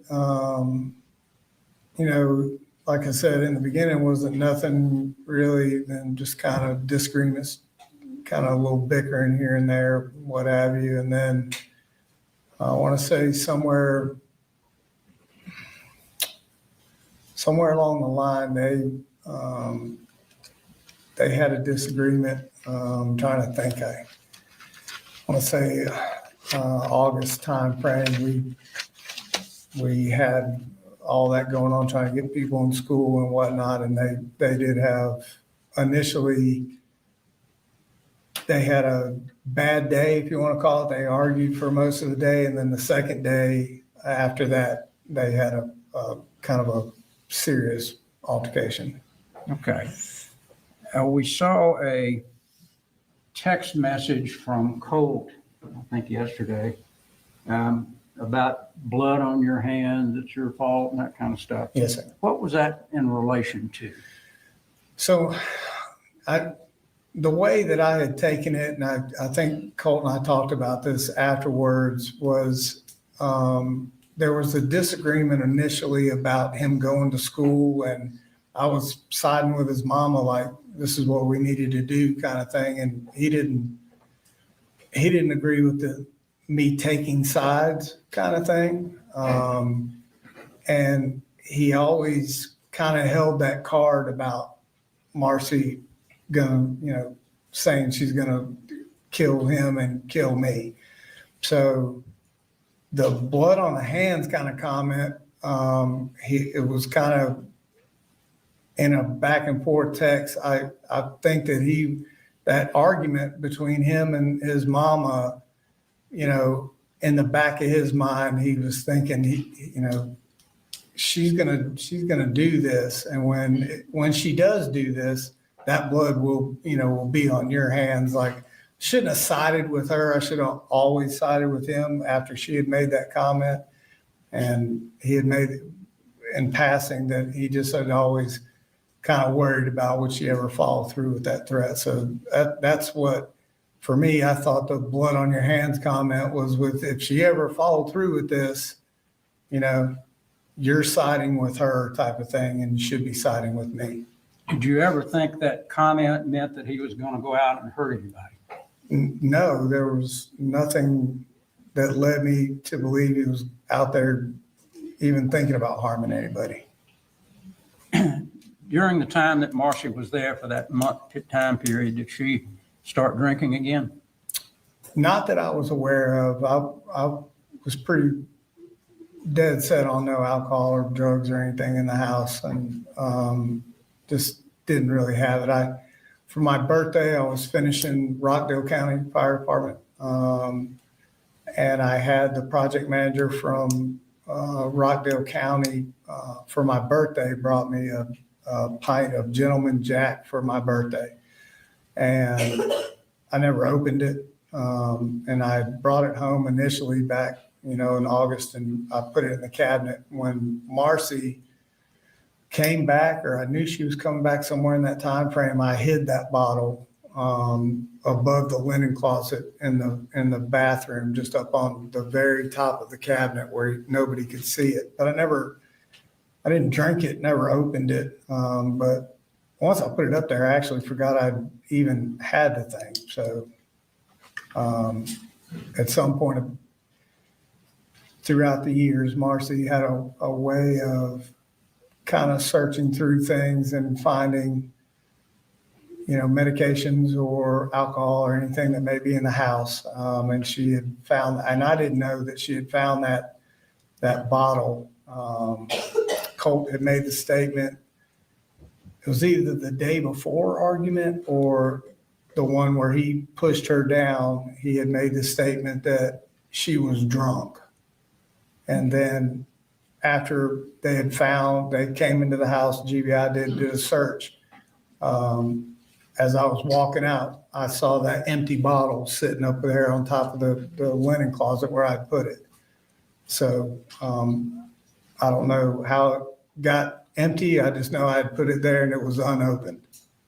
Did you ultimately call Debbie and ask her to come and get Marcy? I did after the altercation between Marcy and Colt. It was clear it wasn't going to get any better. And so I had called Debbie and said, listen, I think, we need to just take a pause for a second. My initial goal was when I first picked Marcy up out of rehab, those first couple of weeks, man, she wasn't totally back to Marcy that I knew, but she was very helpful, man. She was really good. We went to church together. She was doing all the right things. She was helping me with school, trying to get him lined up and registered and doing all the right things. So there was this moment I was like, I could really use the help, give me a little more freedom at work to do what I needed to do. And just overall being a part of the household. And at that point, any little help I could have in the house, I would definitely take. She left, was that on the 15th? So I think it was the 16th. It was the day after the altercation where Colt shoved her down to the ground. I called Debbie and said, you need to come get her and take her back to Fitzgerald. Did Jenni tell you what happened in that altercation? So initially I got two stories. I got what she told me had happened, and then I got what Colt told me had happened.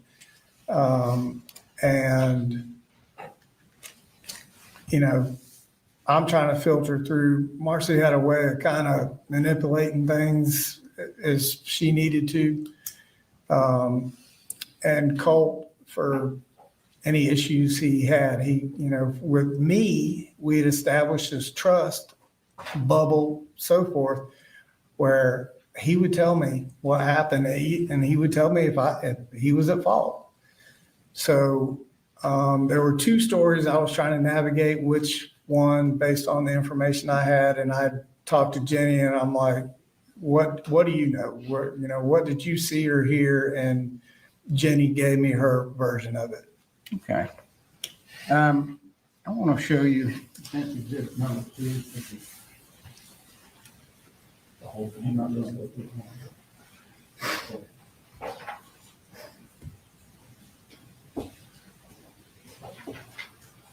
far are you going? Text messages on this day and this day this year. And you use text messages taken. Oh, so you're going, Yeah. okay. Yeah. Got that worked out. Let me show you what's been marked as exhibit number 2. Okay. These are all the text messages between you and Marcy. Those are from the 17th after she left until the day after this incident occurred at the high school. In any of those text messages, did she ever tell you that she felt Colt was homicidal? No, sir. Did she ever tell you that she felt like he was suicidal? No, sir. Did she ever tell you that he was obsessed with school shooters? No, sir. Did she ever tell you that he was obsessed and looking on the internet at Nick Cruz or any other shooter? No, sir. Okay.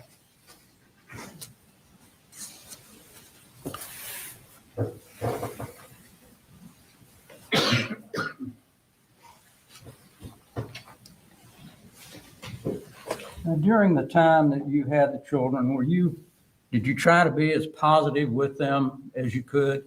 Yes, I really tried to reinforce, even if it was, a bad day or things weren't going right. I always tried to find that I don't know, they used to kid me. Like, I always give them a pep talk. That was the thing.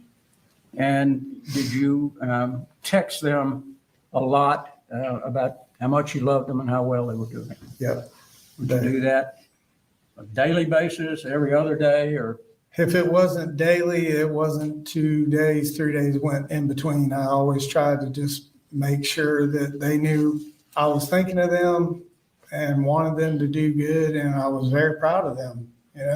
They have persevered through a lot. Okay.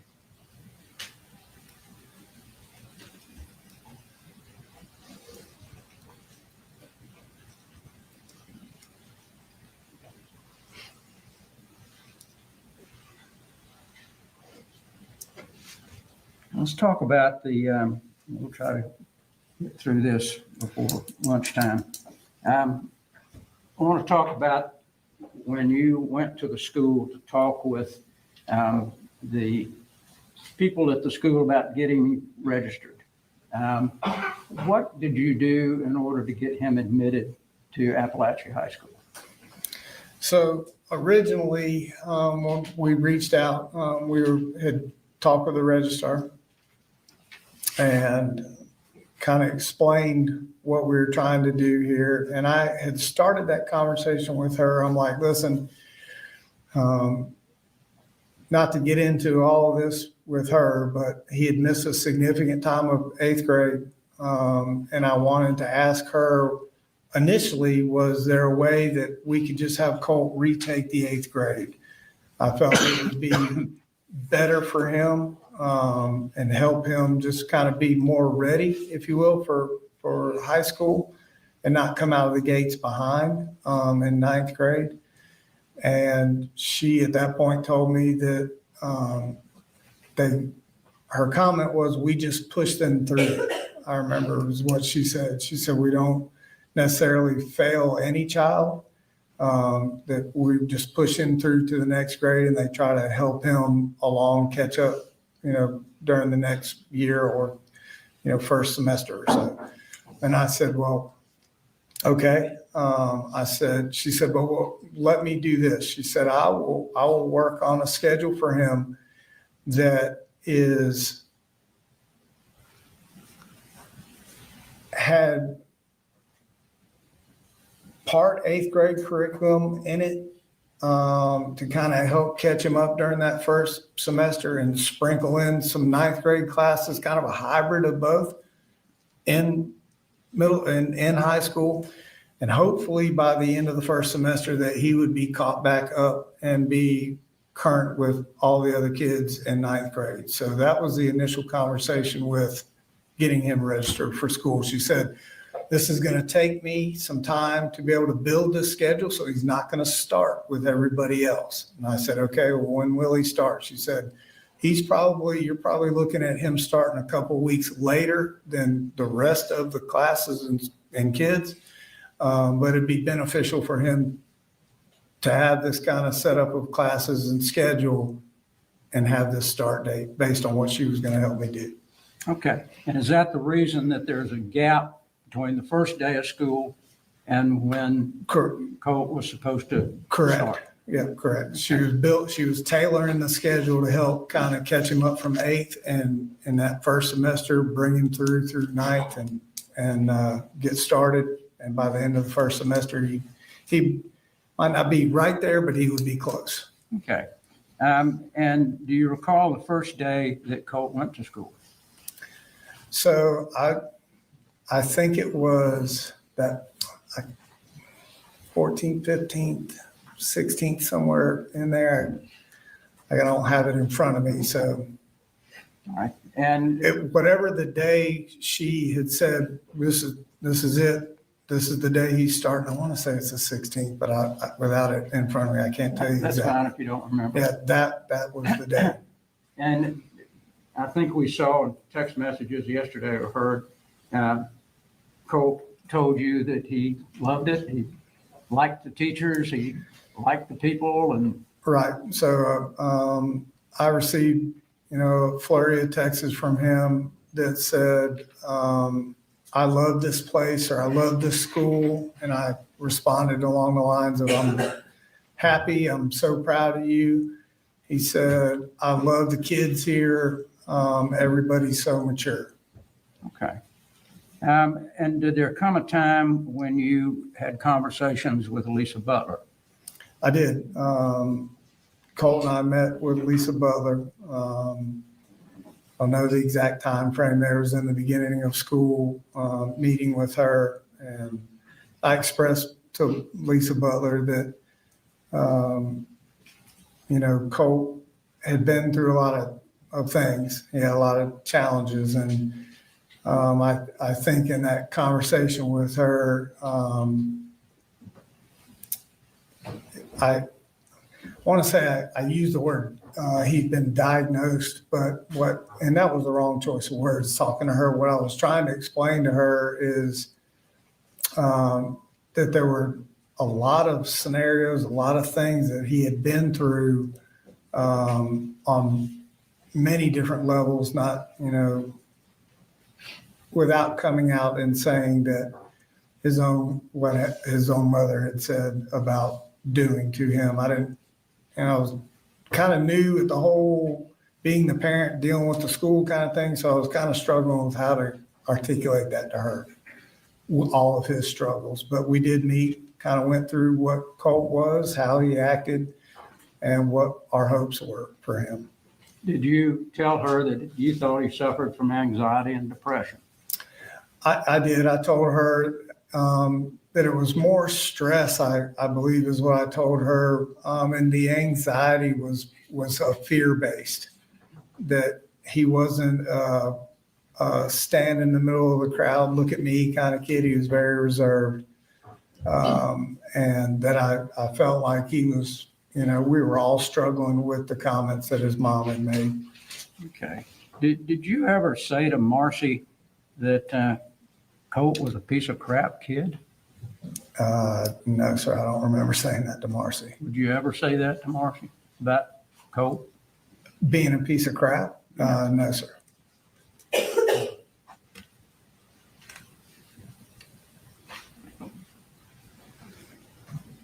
Did you and Lisa Butler talk about getting Colt into some sort of counseling?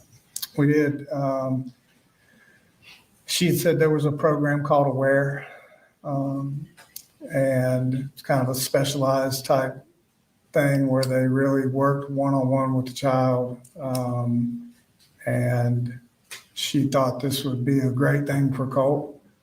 And I explained that I had been compiling several places to think about taking Colt. There was conversations about Athens behavioral inpatient sort of thing. I had reached out to several people, and that it was a fluid thing. I was, from my side of it, I told her I'm just trying to compile as much information on the best route to make sure Colt was good. So I had as much information as possible. Did you rely on the people at the school to be able to tell you this really would be the better option for you? Yep. By the time I got through talking with Miss Butler, there was twofold. She had some good things to say about Aware, and that had been in the school for a while. It was a great program, good thing. I was looking at it as Colt, after his 7th grade and all that, that he went through, he didn't have a lot of trust in the schools and school systems and counselors. And I thought my take on it was, okay, this would be a great thing, kind of twofold. He would get help, he would get the specialized help he was needing. But I explained to Colt that also you will see that high school is different than middle school. They are preparing you for college. Things are different. But it also, I was hoping Colt would see it as he could believe and trust in his counselors and the school system, and that they actually had their, for lack of a better term, their arms around him. They really cared about his well-being and wanted to help him, and that he would be doing these things at the school. So it wasn't like he would have to be out of school, going to different places. It was all in the same house, if you will. Okay. And was there a time that was scheduled that you believe Colt would be talked to by the counselor?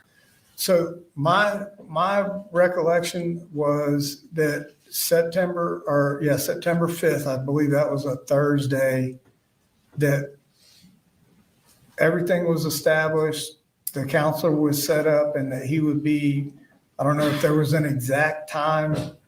I just knew that they would be meeting early that Thursday morning. I think it was Thursday, but it was the 5th.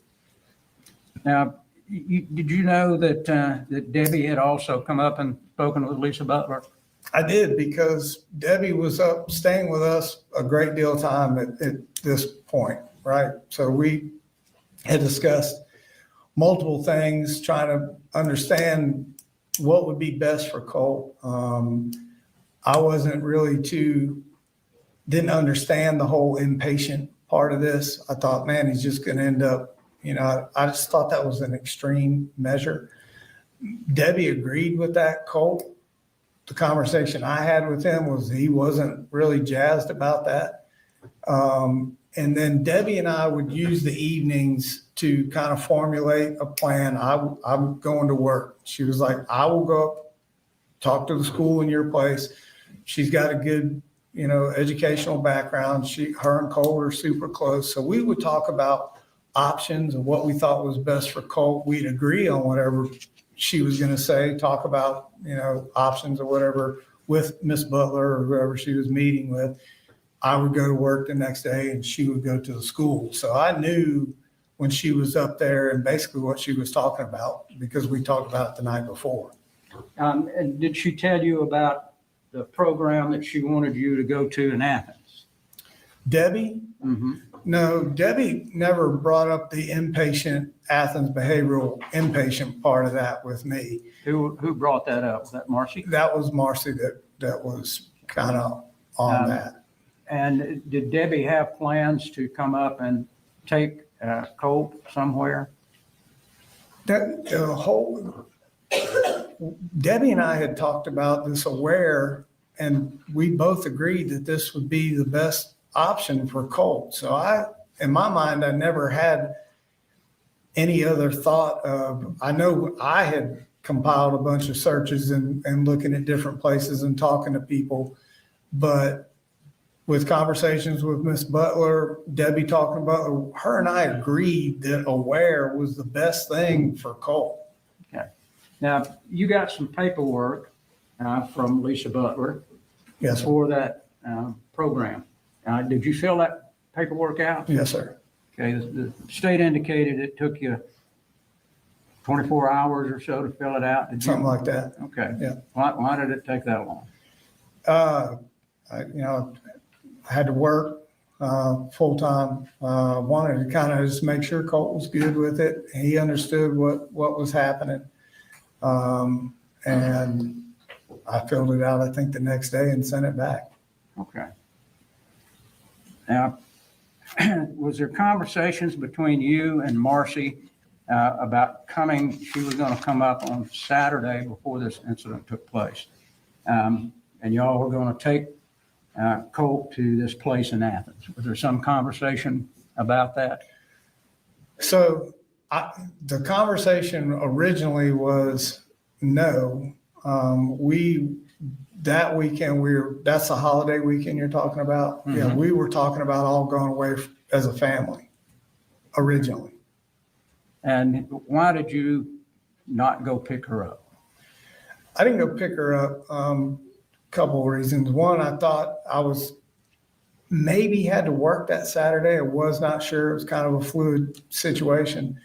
But the kids, Colt and Jenni, they weren't really fired up about her coming back up here, Colt especially after what had happened. So I've been through this enough with her. So I just kind of made the decision that listen, I'm not really sure Tuesday or Saturday if I have to work even for a half a day. So I didn't go down and pick her up because I wanted the kids to be comfortable. I wasn't sure if I had to work. And for me, it's a 9.5 hour round trip to go get her.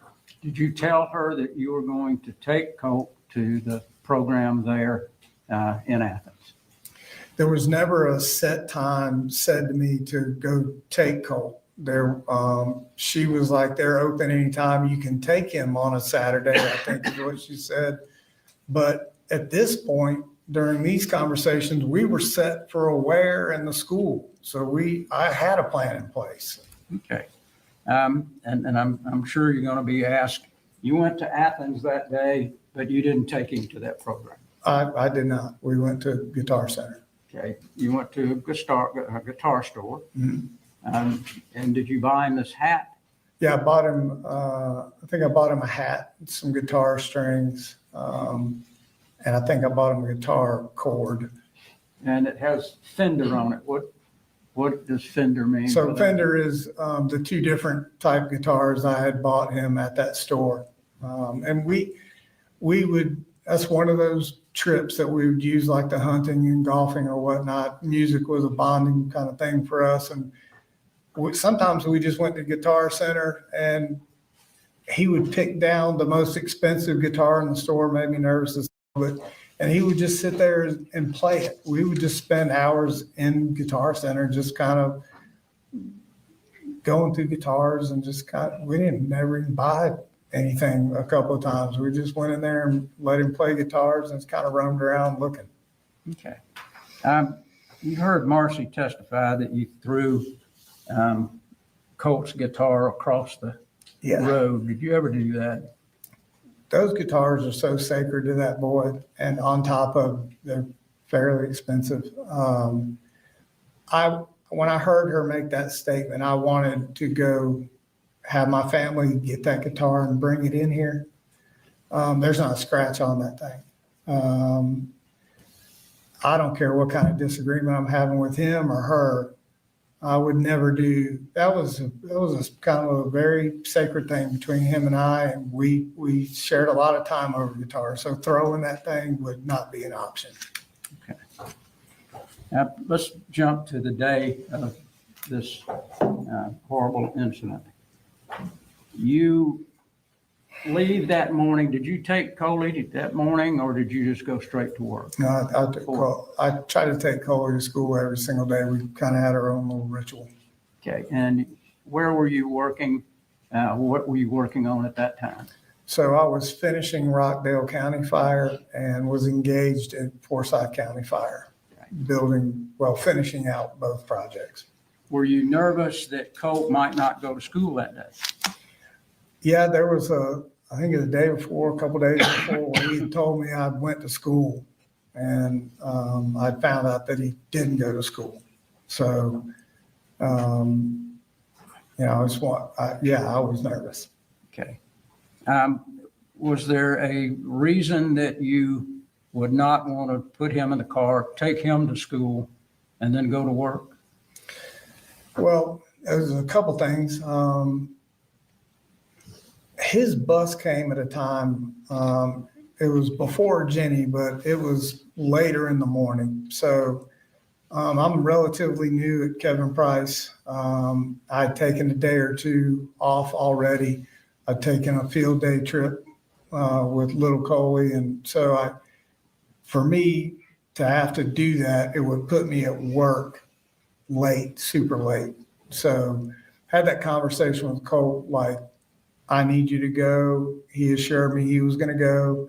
And I felt generally comfortable that, yeah, you know, I connected with him. I still in the back of my mind, I was like, man, you know, I need you to go kind of thing. And so no, nervous, yeah, but I knew that he would go. I felt like he would go. Okay.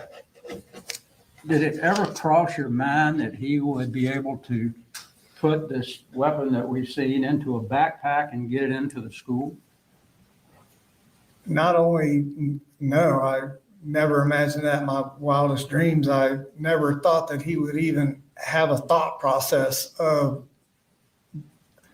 bringing a gun to school or doing any kind of harm to anybody else, let alone anybody at school. So no, that was not on my mind at all. Okay.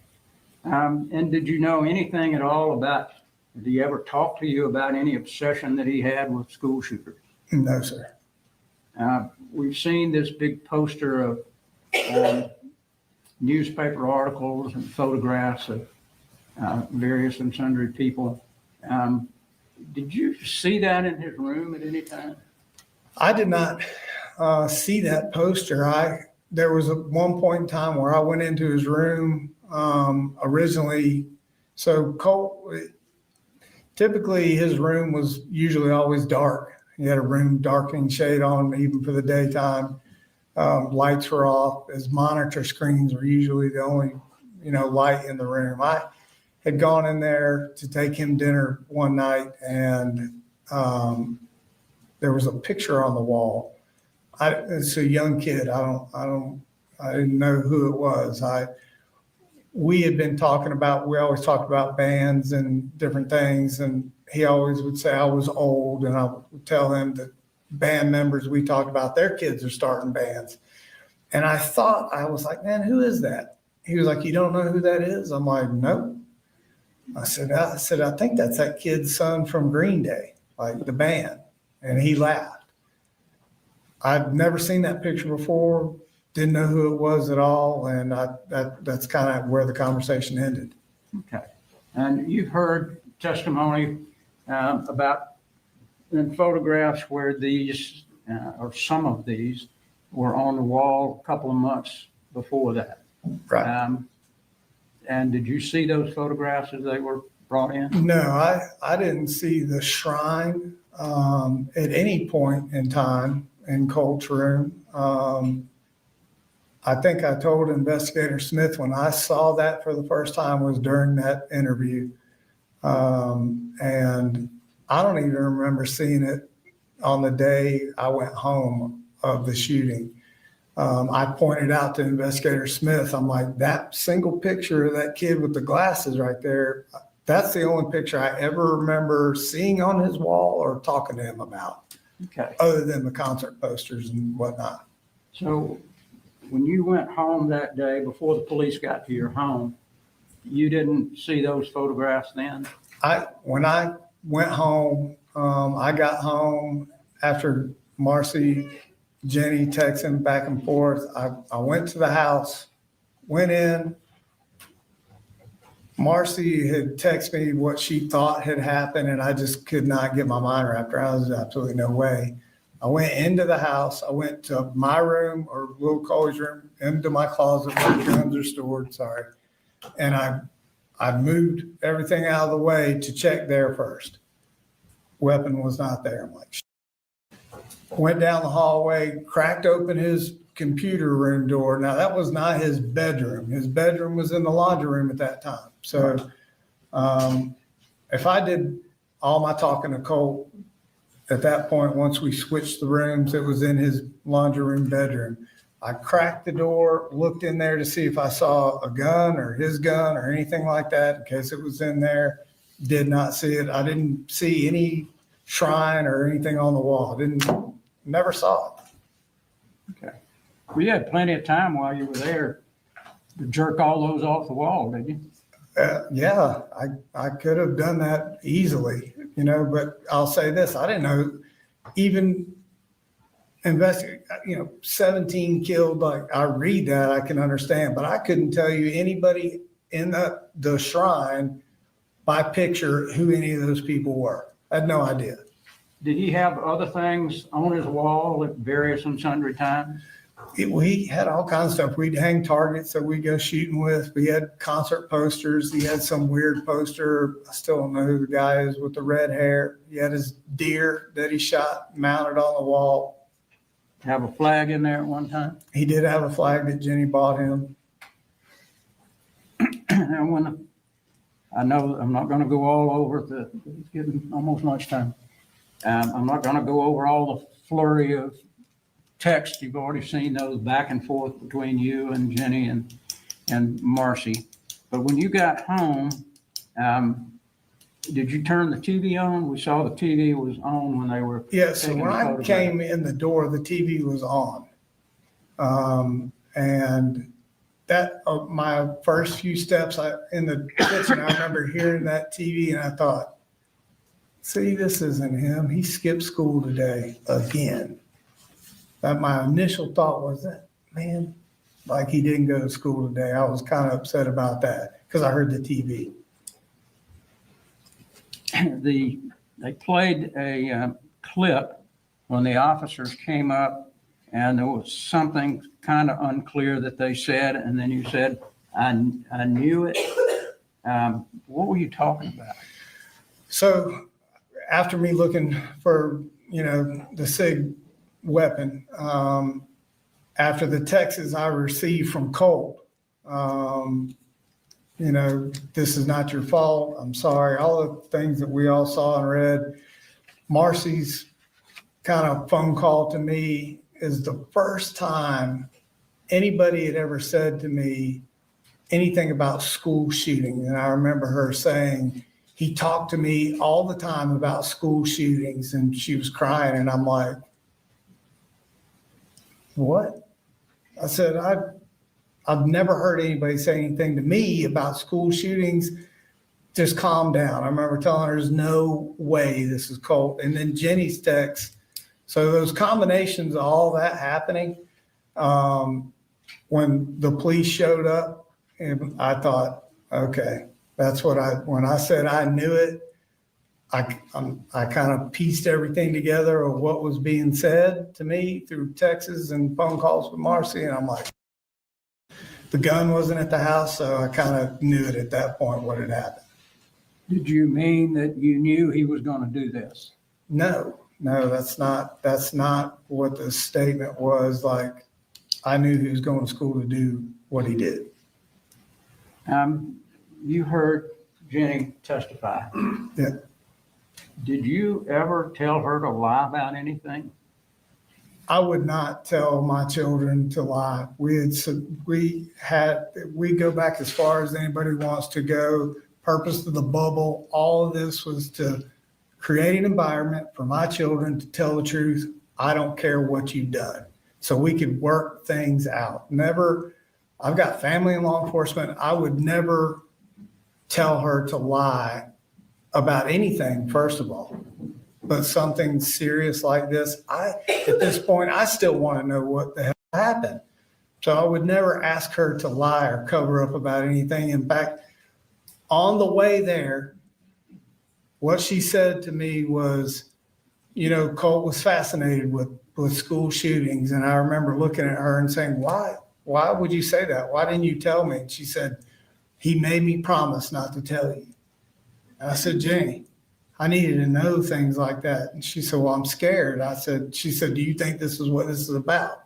And I'm like, the interview, and they're talking to me and her. And I said, I'm sure it is. Pulled in that parking lot, sat in that truck. She said, how long do you think this is going to take? I'm like, I have no idea. But the last thing I told my child was, whatever you do, don't lie. Just tell the truth. Just tell them what you know and don't lie. That's the last thing I remember telling Jenni when we went in there. Were you upset and surprised when she came in and said that? I am still to this moment extremely shocked at I know that's Jenni Gray. That's my daughter. I don't know who that was sitting up here. That's not, she doesn't act like that. She doesn't talk like that. I was shocked at what she said. I don't know how else to put it. When she came to live with you, did you give up your master bedroom for her? So part of the frustration probably with Colt is he saw it. I kind of gave Jenni a little more than I would give the two boys. I come from a family of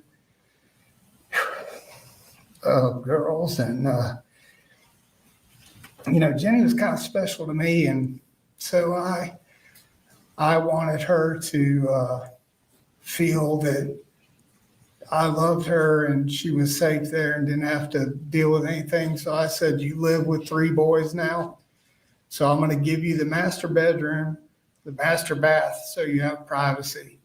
I had heard and listened and been around sisters my whole life, so I know she was reaching that age, and I wanted her to have that privacy to not have to deal with Colt and all of us. So I made sure she had her own space in there to do whatever she needed to do. So yes, I did. And did you and Jenni ever argue? Did y'all have any problem? No, Jenni and I, was kind of a shocking thing to hear her talk about. Colt didn't really go, but Jenni and Coley and I, it's rare, if at all, that we miss church. Our Sunday was go to church. She's a big reader. I would take them to Barnes & Noble right across from Athens Church, spend money on books for her, spend the day there. So we just had a really good relationship where she saw what I was doing for her and with her and bought her an iPhone. I didn't buy anybody else an iPhone. I had to save a little bit longer. She was very patient and waited. But I just tried to do extra things. So Jenni and I really never had a riff, and I could talk to her about things and she could talk to me about things. Jenni was wise beyond her years. She's very calm and perceptive and understood a lot more than people give her credit for. She's a smart kid too. So in my mind, we had a great relationship. Okay. Is there any, if you can remember, any red flag or anything that Colt did that would make you believe that he would ever be capable of doing this act? No, I struggle with it every day. I've never seen that video until yesterday.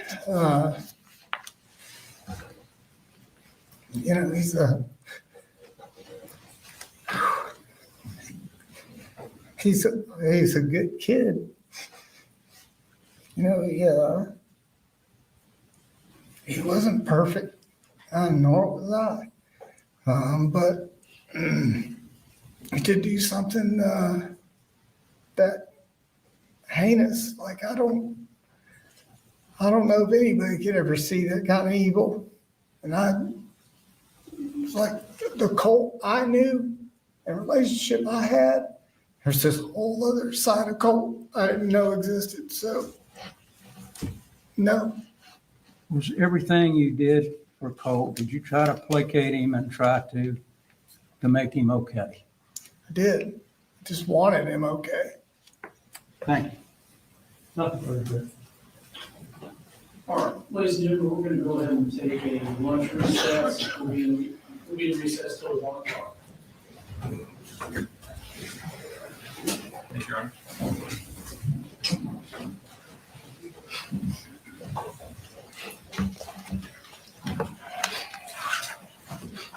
Mr. Gray, I want to go back in time a little bit and go over some things that you left out. In first grade, Colt was going to Statham Elementary School. Yes, sir. And y'all were living at the farm in Statham. Yes. And Colt had an individualized education program, otherwise known as an IEP, in first grade, didn't he? As far as I know, I wasn't involved as much as far as that type of knowledge of schooling. Debbie and Marcy were really engaged with what he was doing school-wise. So he was involved in first grade and something like that, but I couldn't tell you in detail what it was for. Okay, and an IEP is tailored for each individual child's educational disability, correct? As far as I know, that's. But Colt's was actually for behavior, wasn't it? I don't remember that. He had a formalized behavior intervention plan. I wasn't involved in the behavior plan. Okay. Do you remember it saying that he hurts others, hits and kicks? No, sir, I don't. And you didn't know anything about him saying that the behavior occurs 2 to 3 times per day? No, sir, I don't. Okay. And that was in first grade? It sounds like it was in first grade. Okay. Do you remember Miss Lee, his first grade teacher? Does that name sound familiar? I believe that was one of his teachers. Okay. And you had to deal with Miss Lee about how y'all would handle his behavior at home? Marcy typically dealt with school issues and the kids at that time, and in our marriage and their age. Okay. So let's go to second grade. He's still in Statham Elementary School, and his teacher that year was Lori Moore. You remember her? I don't remember that name, no, sir. Okay. Did you know that you remember that Lori Moore had behavior issues with Colt throughout second grade? I don't. Again, I wasn't as involved as I later became with their schooling in their younger years. So you don't think you were communicating with Lori Moore? If I was, I can't tell you specifically what I was communicating with her about. Okay. Do you remember that she sent an email or tried to communicate with Marcy 6 separate times about Colt's behavior? Maybe to Marcy, but I don't recall that. Okay. And do you remember after she couldn't get in touch with Marcy, she started emailing you specifically, and she emailed you 13 times about Colt's behavior in second grade? No, sir, I don't remember that. And you don't remember the conversation on October 19th, 2017, where you'd say, "Hey, Miss Moore, I'm sorry I'm texting you late this afternoon." And you reference in there talking with Miss Lee last year, and y'all had a system of how you were going to handle Colt. You don't remember telling Miss Moore that? If you have reference to that, then I did. Okay. I don't recall that, but no. And so that was about, in her messages with you, was she talking about anger issues that Colt had? Aggression to other students? In those 13 emails she was referring to you? Yeah, it's so long ago, I couldn't tell you about any of those emails, to be honest. Property destruction? No, sir. Okay. You don't remember any of that? If you've got record of it, then it took place, but I don't recall those specific conversations. Okay. So y'all are at the farm, and you left the farm when Colt was in third grade? Third or fourth grade. Third or fourth grade. Well, he withdrew from Statham on May 22nd, 2019, which would have been the end of his third grade year. Okay, starting a fourth. Okay. Now Marcy testified that y'all left Statham because you were having financial troubles. That's not what you said. Right. Which is it? So it's a combination of both. Okay. Financial troubles, just not making as much money, but also a chance to possibly sell the farm, make a profit, and wanting to kind of have the lake life. Okay. And so you move up to Hall County. Yes, sir. Okay. And you live, he goes to White Sulphur Elementary School. That's correct. And you live there from August to December of 2019. Yes, sir. Okay. And why did you leave there? So we left there. Initially, there was an argument between the landlord and Marcy. She was under the use of things that we've talked about during this trial. And we were promised several things in that home, including there was a downstairs leaser that we had asked to be moved out of the house. And that guy did not break his lease or remove anything from the property. So we kind of had an agreement in the beginning that wasn't met. So we started to look around and decide if this was the right house for us. Oh, okay. So, and that would have been Jeremy Baker was your? I think so. Okay. And that was at 412, or excuse me, the house you were in was at 3208 Winterberry Lane? I think so, yeah. Okay. And isn't it true that he actually filed a dispossessory on you guys because y'all are $10,000 late in rent or behind in rent? Right. So I found out the same way. Yep. I found out the same way I found out at Traditions. Marcy was the financial person in our marriage and household. I usually went to work, made the money, and she paid the bills. Well, here's my problem. See, I asked you why you left, Mhm. And you gave me an answer Yeah. that didn't mention you being 3 months behind in rent and being kicked out. Well- You said you voluntarily left because you had a disagreement. Well, And now you're admitting that it was. that was part of it. Answer the question. Just make sure that when you ask the question, you finish his answer. Sure. Let me ask the question a little better. When I first asked you why you left, why didn't you mention this? I was trying to get to that before you cut me off. I cut you off? I could have swore I let you answer all What I'm that. saying, when I found out we were actually late behind when I came home from work one day and all of our things were on the curb. Did not know at that point, as in traditions, that she was not paying the rent when she told me that she was. Okay. And then you went to Forsyth County and lived there, correct? Yes, sir. And a dispositionary was filed against you on March 9th of 2020, evicting you from that house. Correct. Okay. But you didn't mention that in your direct. Which part? The Forsyth? Being kicked out of Forsyth, being evicted. I didn't think you asked me that until right then. I didn't ask you, but he was asking you what happened. And you said, well, we decided to go down to Fitzgerald because things were slow and we wanted to see the Sure. quiet life. And you made it sound like you chose to go down to Fitzgerald and leave Forsyth County, but never mentioned that you were evicted from Forsyth County. Right. We decided to break the lease was the impression I had with Marcy. Uh-huh. So I'm not aware of us owing anybody anything from the Forsyth County home until Okay. right now.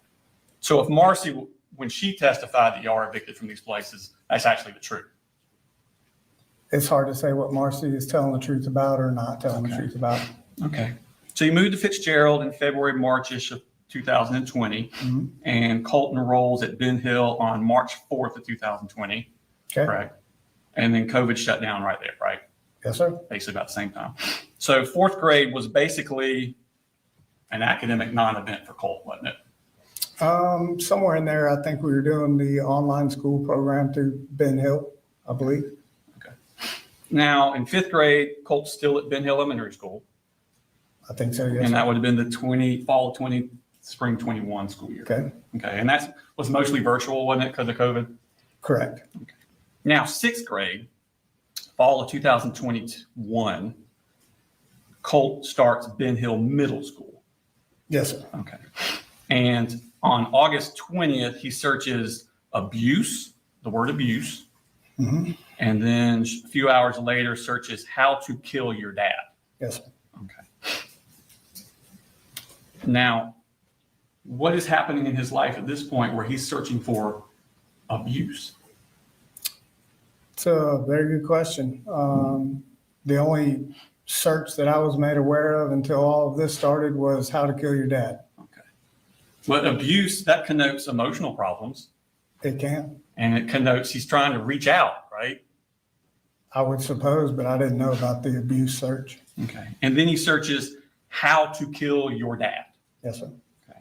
Now, Colt's 11 years old at this time, That sounds about correct. Yes, sir. and he's talking about homicide, violence, a lot of turmoil in this 11-year-old, isn't there? Sounds like it based on the search. Okay. Now, at that point, defax down in Ben Hill becomes involved with your family, correct? Yes, sir. Okay. And a defax officer or caseworker comes out to your house. I think she testified, and you were in the carport and y'all spoke about things at that point. Yes, And you were actively moving back up to Jackson County. So at that time, I had received a job offer and I had left Fitzgerald to take the job in Atlanta and was solo up here for a couple of months by myself. Okay. Well, my question was, defax was involved with Yep. your family at that time, Mhm. and you actually met a defax officer and talked to her about that. I did. Okay. And that would have been in October of 2021. If that's what you have, yes, I don't know the exact dates. Now, you move up to Jefferson around November 2021. Correct. Okay. And that's the Rice Creek Drive. Yes, I believe that's correct. Now, Colt's not enrolled in school there that semester, is he? Not right off the bat, I don't believe. Okay. So you leave in November, but you don't enroll him in school. I don't, like I said, working day to day. She was always the insurance school enroller, things of that nature. That was just kind of the agreement we had. Okay. So Christmas comes and goes. New Year's comes and goes. The kids aren't enrolled in school. In 7th grade.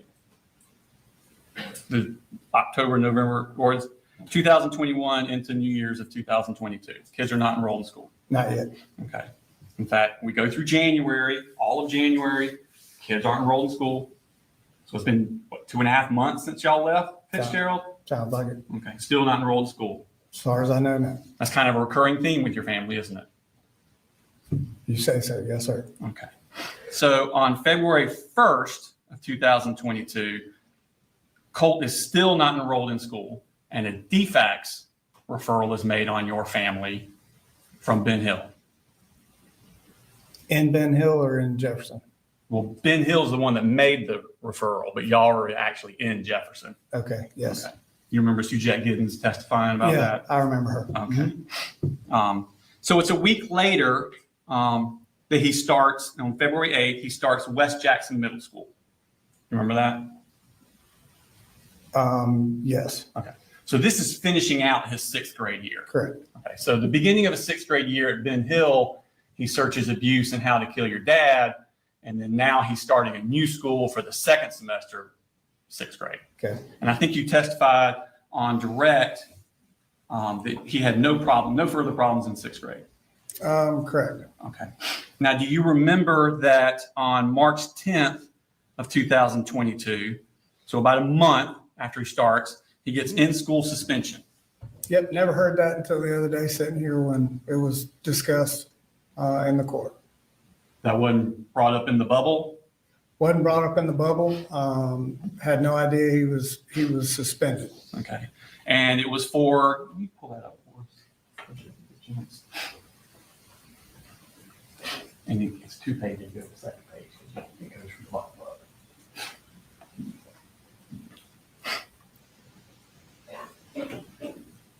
All right, so this is one of those where it kind of goes from the bottom up. I think Mr. Green testified to this. Mm-hmm. So this is going to be on March 10th. He drew swastikas, FU, Nazi, and Hitler on a school calculator. Right. Never told of that by anybody in the school. So this is the same school year about the how to kill your dad and abuse. Correct. Which I didn't find out till months later that the searching took place with the how to kill your dad. I mean, to you, does that look like a child that has a lot of anger issues? I would think so, but when I found out about the how to kill your dad part of it, like I said, it was several months later. And the excuse that he gave me about that, I took him at his word, and he wasn't really lashing out at me or saying I did anything specifically wrong to him. I was referring to this. Oh, this, I didn't know anything about swastikas or suspension or any trouble he was actually having at this school. Okay. I think, if their parent was notified by email, her voicemail was full. So I wasn't on the voicemail or email, so I didn't even know this took place. Well, let's go back to my question. This connotates a child with a lot of anger. I don't know if this highlighted specifies anger. He's not drawing Pokemon on a school calculator. No, he's not. He's saying FU. Yep. Okay. So what? He's 12 at this point? Yes, sir. Okay. Now, that's March 10th. That's his first month at school. Okay. 19 days later, he gets in school suspension again.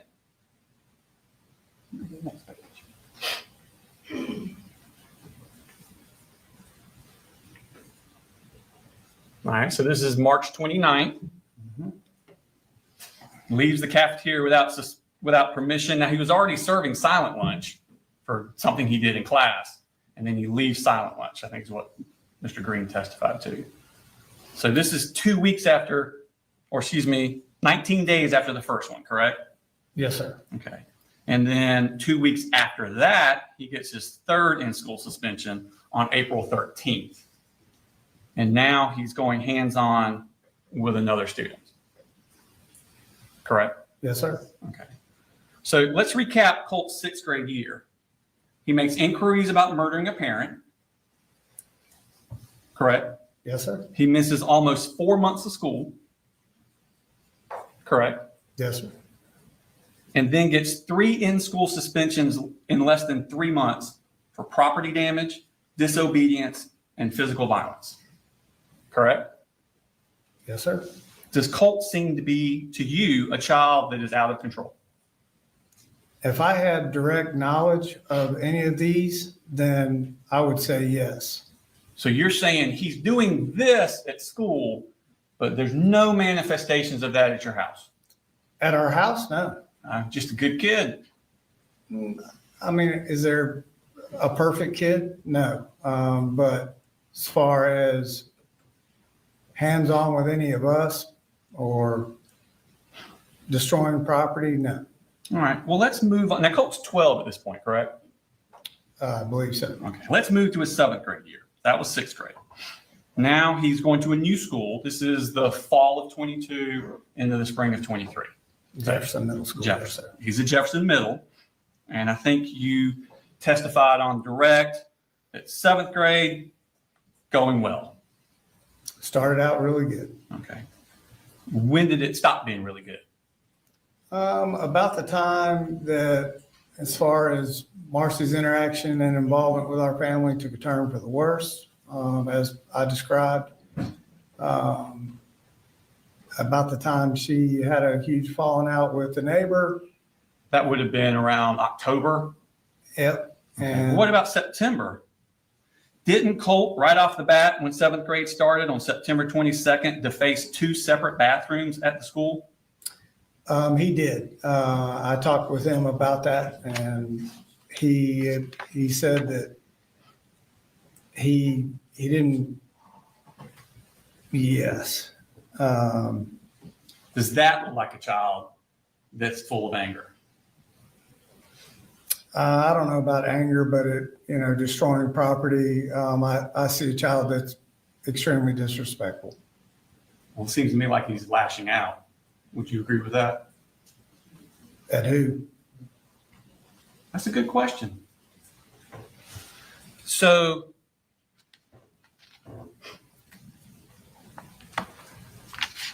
you were talking about Marcy. October with the landlord. Defax got involved again then, didn't they? They did. I think they got involved, as I stated, with the landlord calling me. I was working a double shift, day and nights, kind of on a project, and she had apparently locked the kids out on Halloween night. So I think the Defax worker testified that they opened the case on November 2nd. Does that make sense? It sounds timeline-wise. Okay. So we're talking 2 months after that bathroom incident. Okay. Okay. Now, Marcy, Jenni, and Coley, they go back down to Fitzgerald in Ben Hill County.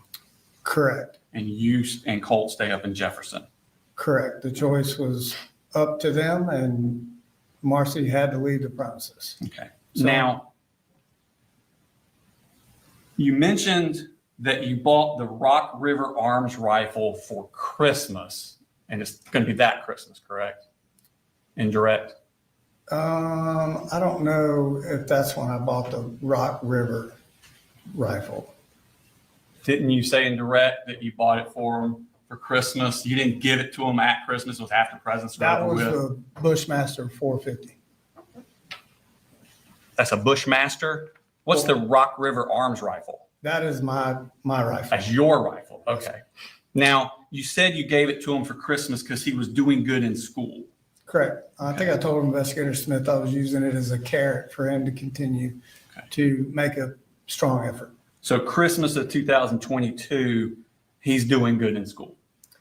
He's doing better. There was room for improvement, and I was just, again, trying to give him, something to work towards. Do you remember the principal of Jefferson Middle School coming and testifying and saying that they were trying to email you all the time because Colt was up to double-digit absences in school. I do remember talking with that principal several times. Okay.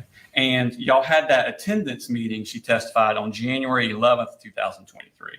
Correct. So by January 11th, which is obviously he hadn't had much school second semester, he had already had double-digit absences, so basically first semester.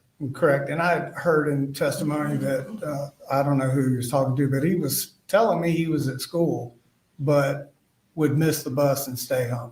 But they're sending you these emails Correct. and trying to get in touch with you about all his absences. Right. And Are you getting those? I was getting those and doing everything I could to be involved with the school and figure out what was going on. Okay. But Colt was doing so good in the school, you got him that rifle. He wasn't doing so good that it was a work towards kind of thing. Oh, okay. Now, you said that bullying started midway through school year. 7th grade-ish. Can you give me more of a month? I can't. If you have something that you can show me to refresh memory, that would be good. Well, you were referring to your conversations with Colt, so Right. I didn't know if you. I don't know exactly what month or date. It was just, it was conversation where he came home and didn't want to go back to school. Okay. And I'm trying to understand why, and that's where the bullying came in. Well, taken literally, middle of the school year would have been the Christmas break. And I'm not taking you literally. So No, do you know if it was before or after Christmas break? I'm not sure. Okay. Would it have been right around Christmas break? It could have been. I don't know exact dates or time. Okay. Well, let me ask you this. Sure. How long was he talking about it before you emailed the school to address it? We had talked about it, and it was very shortly after our conversation, and I understood what his impression of bullying was that I reached out to the school. How long would you think that was before when you first started mentioning it till you reached out to the school? I'm not sure. Would it have been a month? In the time frame, I don't know. It's been quite a while since that happened, so I can't tell you when exactly I reached out to the school. Would have been more than a month? I'm not sure. Weeks? I'm not sure. It would have been. Days? It would have been relatively, after we talked about it and I understood the full totality of what bullying was to him and what was actually going on. Well, I understand, but I'm trying to get you to narrow it down a little bit more. You can't give me anything better than middle of the school year? Yeah, I can't give you an exact day or time when that happened. Okay. Well, we talked about earlier that when Marcy was found in November of that year, Sure. that Marcy was found and defax opened a case. Do you remember in March, Michaela Anderson coming to your house as a defax worker to meet with you? I do. I think I stated at one point, I don't remember that, but after I saw her walk in here, I do remember talking with her. Okay. Several times, actually. Okay. So she came to your house the first time on March 9th, 2023. Yep. And she tells you she's with defax. Yep. And she's there to monitor Colt, make sure he's doing good. Right. Okay. She asks you about school. Yep. Okay. Yes, And sir. you tell her, going great. Well, I didn't tell her it was going great. I told her, we're moving through school and, he's doing good. Okay. You didn't mention to her anything about having this attendance meeting because he'd missed double-digit school. I didn't tell her that. No, sir. Okay. You don't think maybe she could have helped with that with Colt? I don't think it crossed my mind that defax would get involved with absentees. Okay. And you don't mention anything about Colt being bullied at school? With her, no, sir. No. And this is March 9th.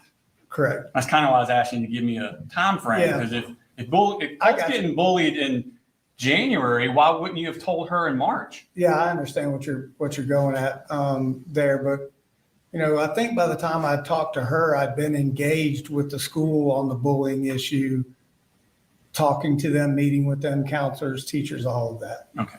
Would it help you? Did she tell you that she'd be checking in monthly? She did. Okay. Yeah. And so I think her next was on April 12th of 2023. Mm-hmm. Okay. And she talks to you about Colt needing counseling or therapy. So it was a suggestion. Yeah. And you told her you didn't think he needed it. Based on what Cole and I talked about and how I felt like the school told me they were going to respond, that we were good. He was involved with counselors at school. Okay. And you didn't tell her about all these outbursts he'd been having at school and the property damage? From 6th grade? Sure. No, sir. You didn't think he needed any therapy? I mean, his mom had just been taken down to Fitzgerald and had that whole drunken. You didn't think he needed some therapy for that? Well, to be honest with you, this is kind of my first steps into being a single parent. So, I didn't really have every, thing that I needed to do and know what to do. I'm trying to figure it out as we went along, trying to do the best I could. So this is April 12th. And again, you say, she asked about school and you say Colt is doing good in school and he likes going to school. In the beginning, he did. Yes, sir. Well, she's asking about how things are going April 12th. That's kind of towards the end, isn't it? I think so. Okay. Middle of school, yeah. April 12th, that's what you consider the middle of school? I'm sitting here trying to think. So school ends what? What do you have? June, July, August, somewhere in there? Well, so when my kids were in school, they generally got out in May. So I thought we were out June, like beginning of June. So towards the tail end, I guess April would be. Outside of the bullying issues, he was,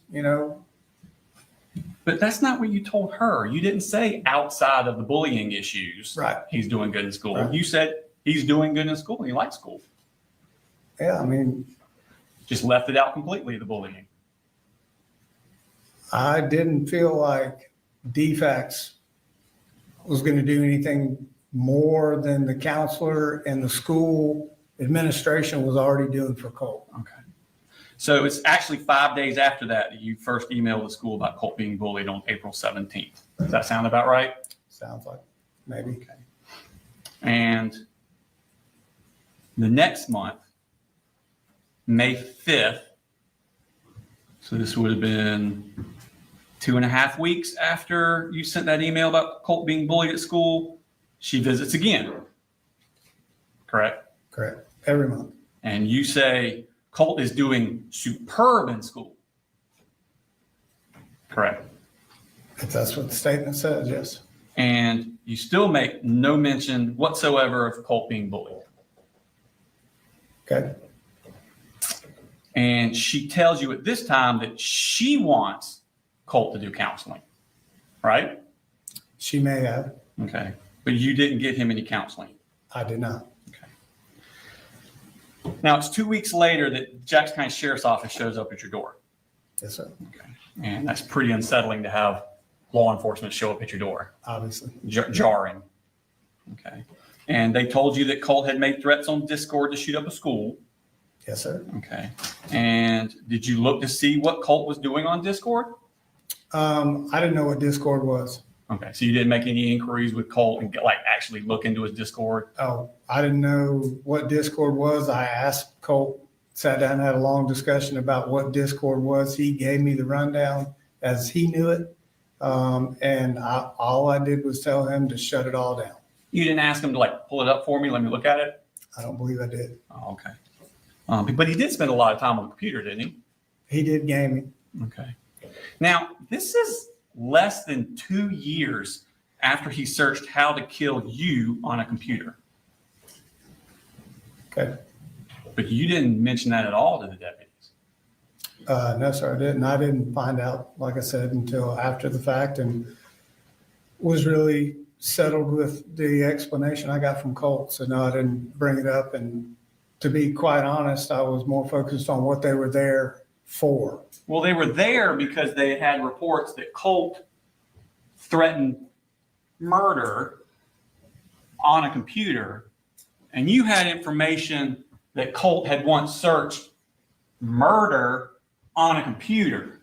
Well, actually, they were there because someone in a chat room made a threat, not specifically Colt. But they're there to look at Colt, and they gave you Colt's name. Colt was on a list of what I was told of several different juveniles that were in the chat room, not just Colt. But they came to your house because they had the name of Colt. They did, and they were on and they told you that. And they were on their way working down the list, is what he told me, of several different names of children that were, or juveniles that were in that chat. box or room or whatever, but Colt was on that list and several others were too. They were asking you Yep. if Colt could have been the person that was talking about murder on a computer, and you had information, whether you got it at the time or got it later, you had information that Colt had once searched murder on a computer, and you did not share that with them, did you? They did not tell me directly, Colt. My question, you did not share that with them, did you? Which part? That Colt had once searched how to kill you on a computer. I did not. Thank you. Now, you know at this point he has trouble controlling his temper, Colt, when they're out there talking to you. Controlling his temper, I don't know. I know he would get frustrated Okay. And he would get all red-faced and angry at times. And you actually bring that up with them. Right. Can you pull that clip up?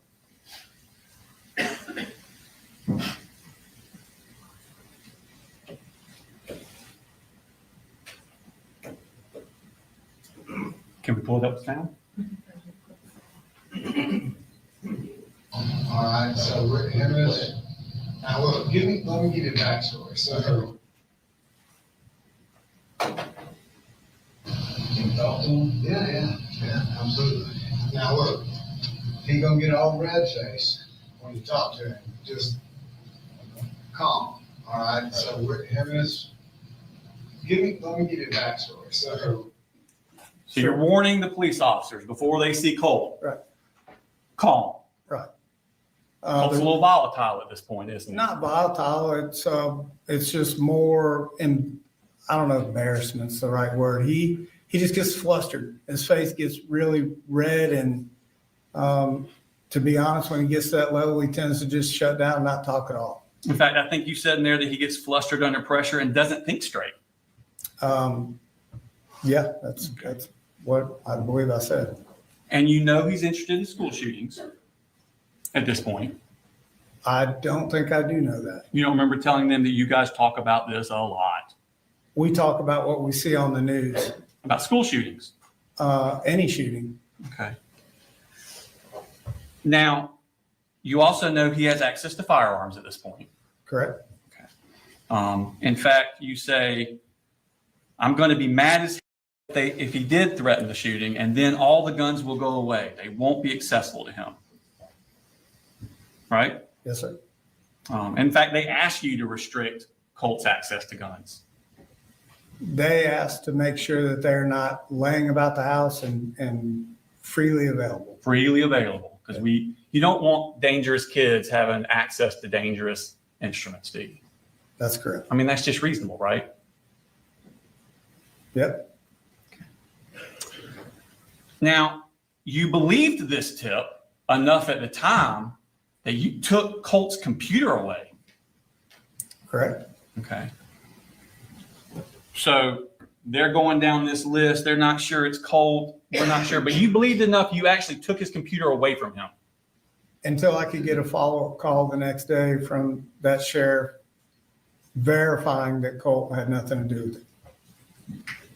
How long was the computer taken away? I'm not sure how long I took it away. I think you talked about it to Jason Smith. Let's look and see what those things say.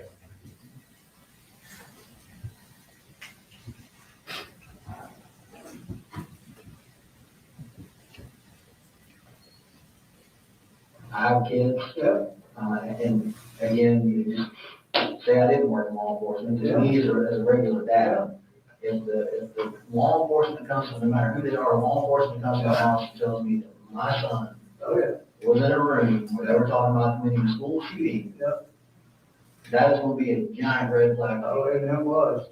No matter what my kid says, the kid can lie, right? That's right. That's right. Yeah. And it was. That's a huge red flag. Yep. It was. And I talked to that officer. I'm probably you're not gonna have a computer, you're not gonna have a phone, you're not gonna be on the internet.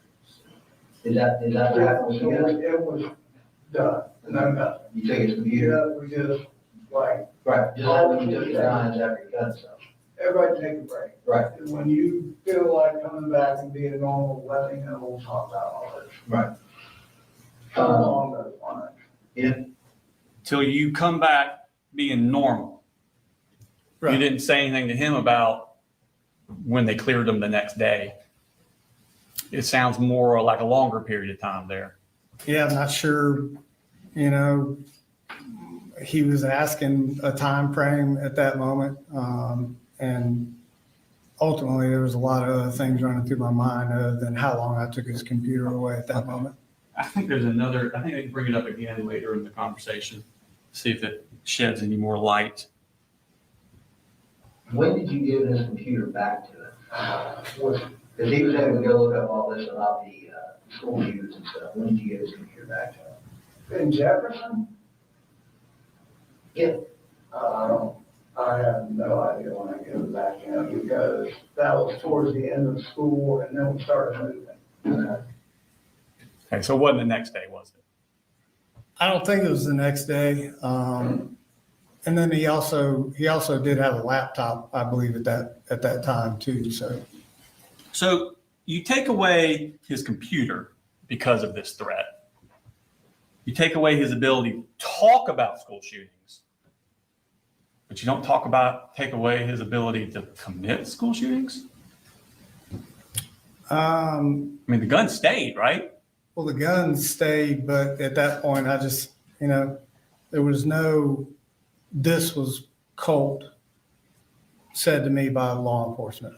There was a lot of variables and unsure statements by the sheriff. So, you know. So at this point, you're not sure, is it Colt? Is it not Colt? I don't know. I'm going to take away his computer, Right. but not the guns. Correct. Okay. Now let's jump to September 4th of 2024. This is the day that Colt murdered 4 people at Apalachee High School. This is 16 months later. That afternoon, you are talking to GBI agent Kelsey Ward.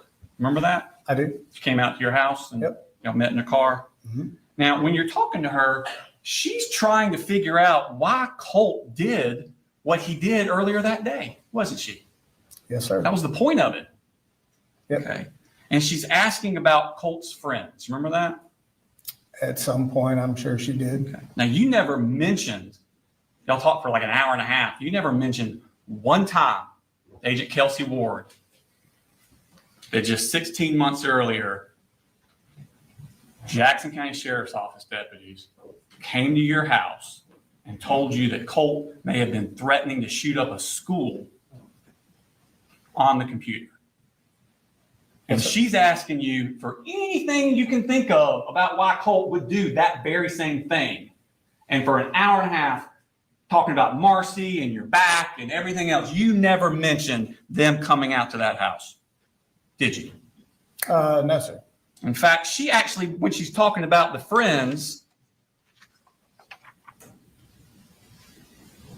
she asks you, did you ever have any reason to talk to him about what he did on the computer? She's specifically asking, has there ever been a reason that you would need to talk to Colt about what he did on the computer?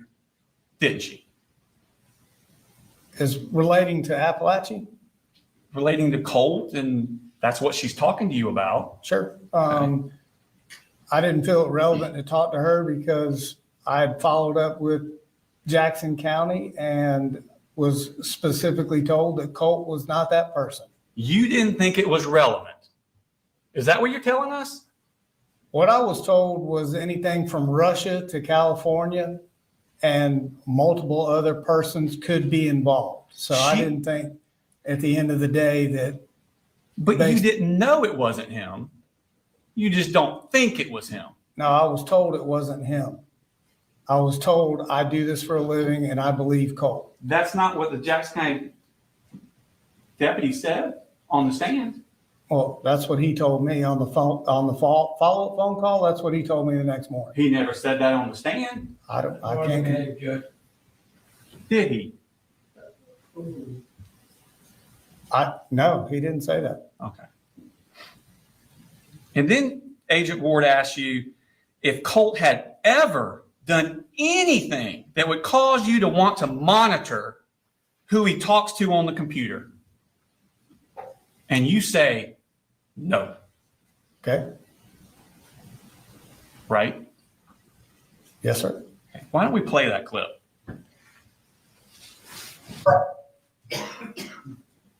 I have to do for you. Tell me about his friends. Like, who are the names or people that you hear, or does he? There's nobody he has ever been like friends with. Okay.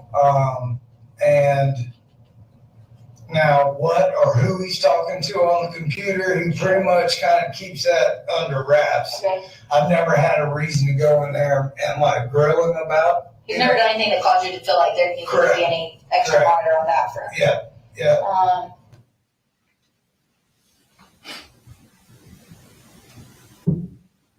Now, you do bring it up with Investigator Smith, correct? Yes, sir. Okay. But that was an hour and a half into the interview, wasn't it? Okay. Before you first bring it up with him. Okay. Okay. And you meet with Investigator Smith on September 5th at around 3 o'clock, right? I'm not sure of the time. What Does that sound about right? Because you remember you took Jenni first. Correct. Okay. So around 3 o'clock sound about Sure. right? Yeah. Okay. And it's around noon of that day that Marcy sends you that text asking what the hell is this, and has the picture of the FBI where it says you didn't come out of your house. Yes, sir. I remember that text. So at noon on the 5th, you know the world knows about it. And then in your interview, then it becomes relevant again The world knows about, that they'd come to your house. the FBI? Well, Jackson County for the FBI. Oh, yeah. Not necessarily that the world knew. Marcy sent me that text. I didn't make her aware of the situation for obvious reasons. Okay. So on the 4th, when you're talking to Kelsey Ward, it's not relevant. On the 5th at around noonish, you get that text from Marcy where you find out people know this now.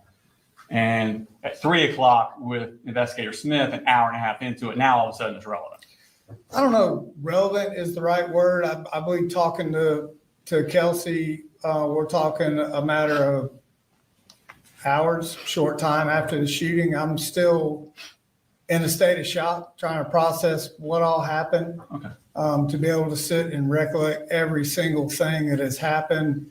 I understand. Like little things Well, would be hard to remember. Not little things, everything. This was I was doing my best just to just get through what questions they were asking. And it was several, it was Let the me ask you next this. day when I talked to Investigator Smith and had time to kind of process everything. Let me ask you this. The entire conversation with Agent Ward and with Investigator Smith Okay. was all about Colt committing a school shooting. Yeah, I agree.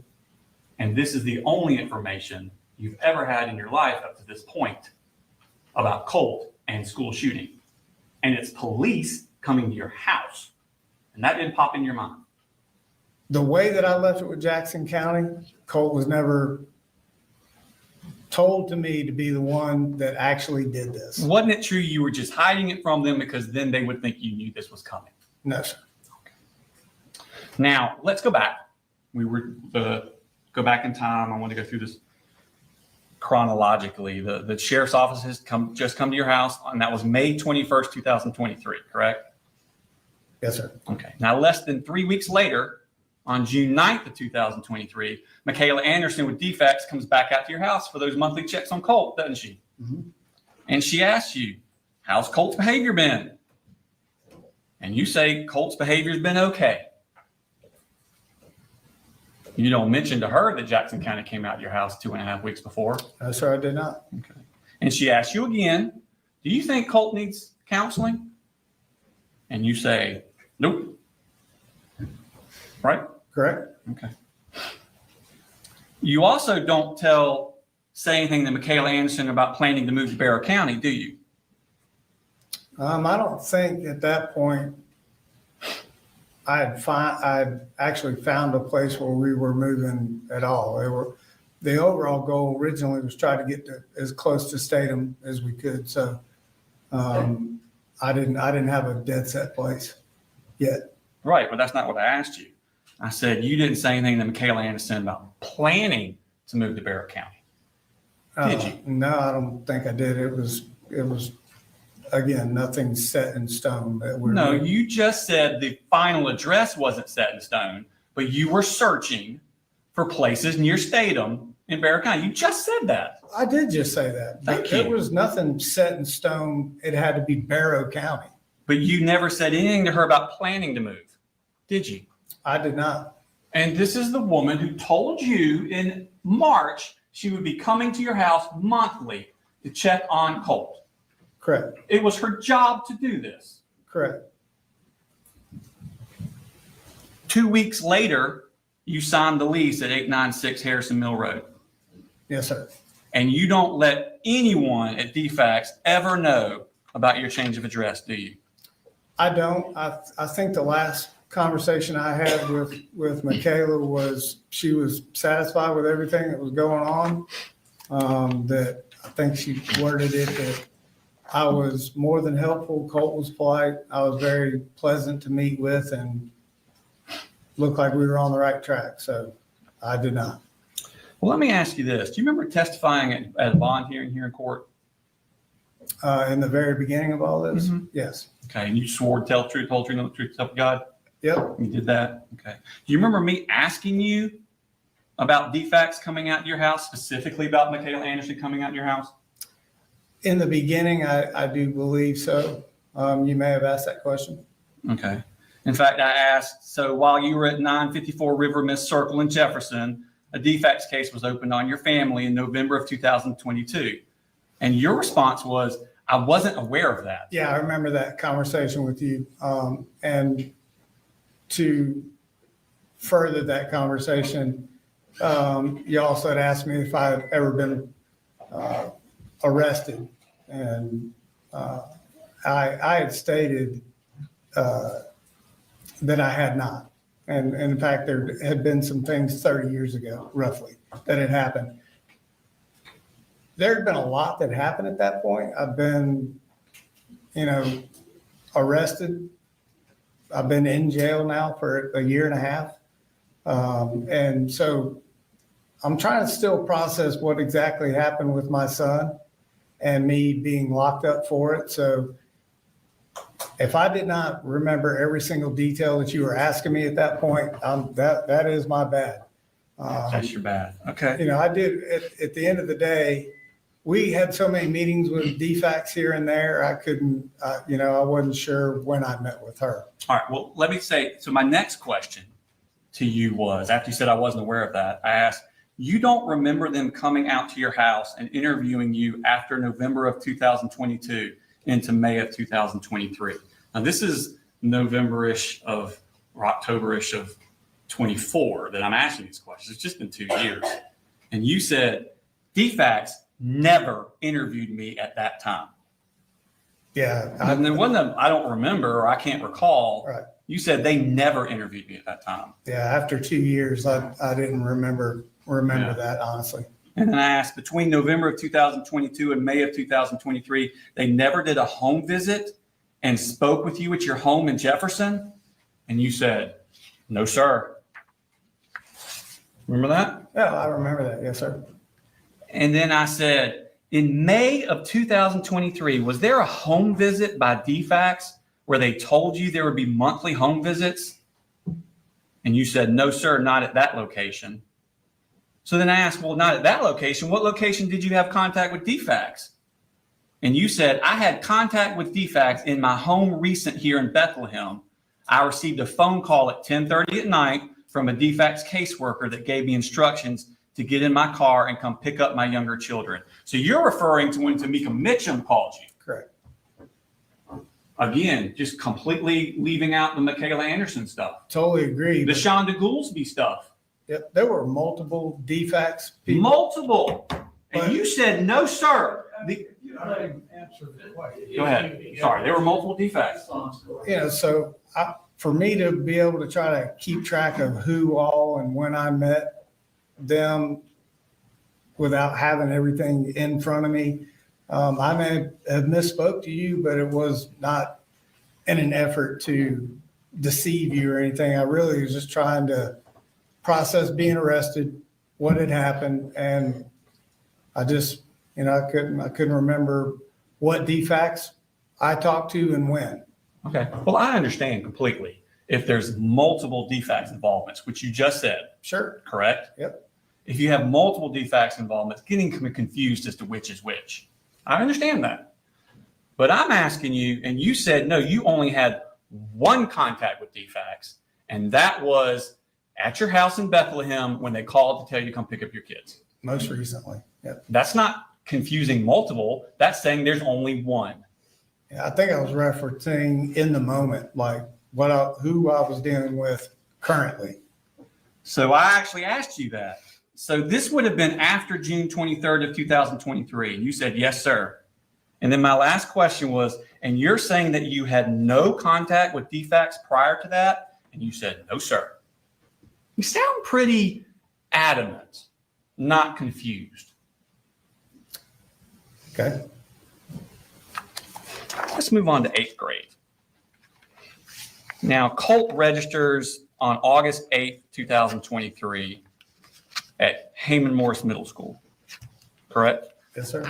But then he withdraws 3 days later on August 11th, correct? Yes, sir. And he never actually went there. Correct. Okay. And then he moves back to Fitzgerald with his mom. I moved back with Debbie. But that's where his mom is, right? Correct. Okay.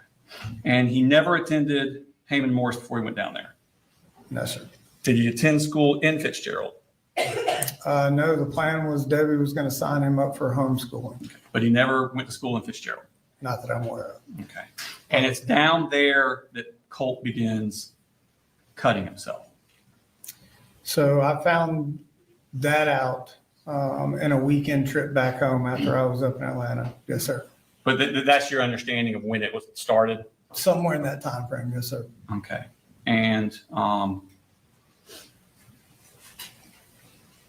I think they show you the pictures Yes, sir. of Colt's arm. Yes, sir. We showed those on the thing. Yep. Okay. And is that what they look like when you showed them to you? He did. That's what they look like. Yep. Okay. And were you aware of these photos on Colt's phone? Were you aware of this photo on his phone? No, I don't think so. No, sir. Okay. Do these look familiar to you though? Yeah, those are the ones that were on his arm. Okay. And those are pretty substantial cuts, aren't they? Yes, sir. I mean, the ones from the other picture were from the September 4th, and this happened almost a year before. So Yeah. a year later, it's got a pretty wicked scar still. Yes, sir. Okay. And you took that seriously, didn't you? I took that serious enough when I went back. This happened when I was in Atlanta. When I went back home, Marcy brought it to my attention. I asked Colt what happened, what he was doing. He said, he was just sitting in his room, kind of spacing out, did it with his pocket knife, and I took his pocket knife. He did that spacing out? Yeah, he said, I asked him if it was an anger issue or was there something like wrong? Was he, try to give me the backstory. He couldn't really give me a good answer as to why he did it. I think he said something along the lines, I just did it. And I said, okay. And I took the knife he had in his room. But that's a sign of depression, don't you? I did not know that was a sign of depression. No, sir. You didn't know that that's a cry for help? I didn't know that was a cry for help. No, sir. You didn't realize that's a form of violence? A form of violence, yes, probably, but I guess, yeah, you could say it was a form of, doing something harmful to himself is the way I took it. Yeah. And he's only 13 at this point. Correct. Where did you get the knife?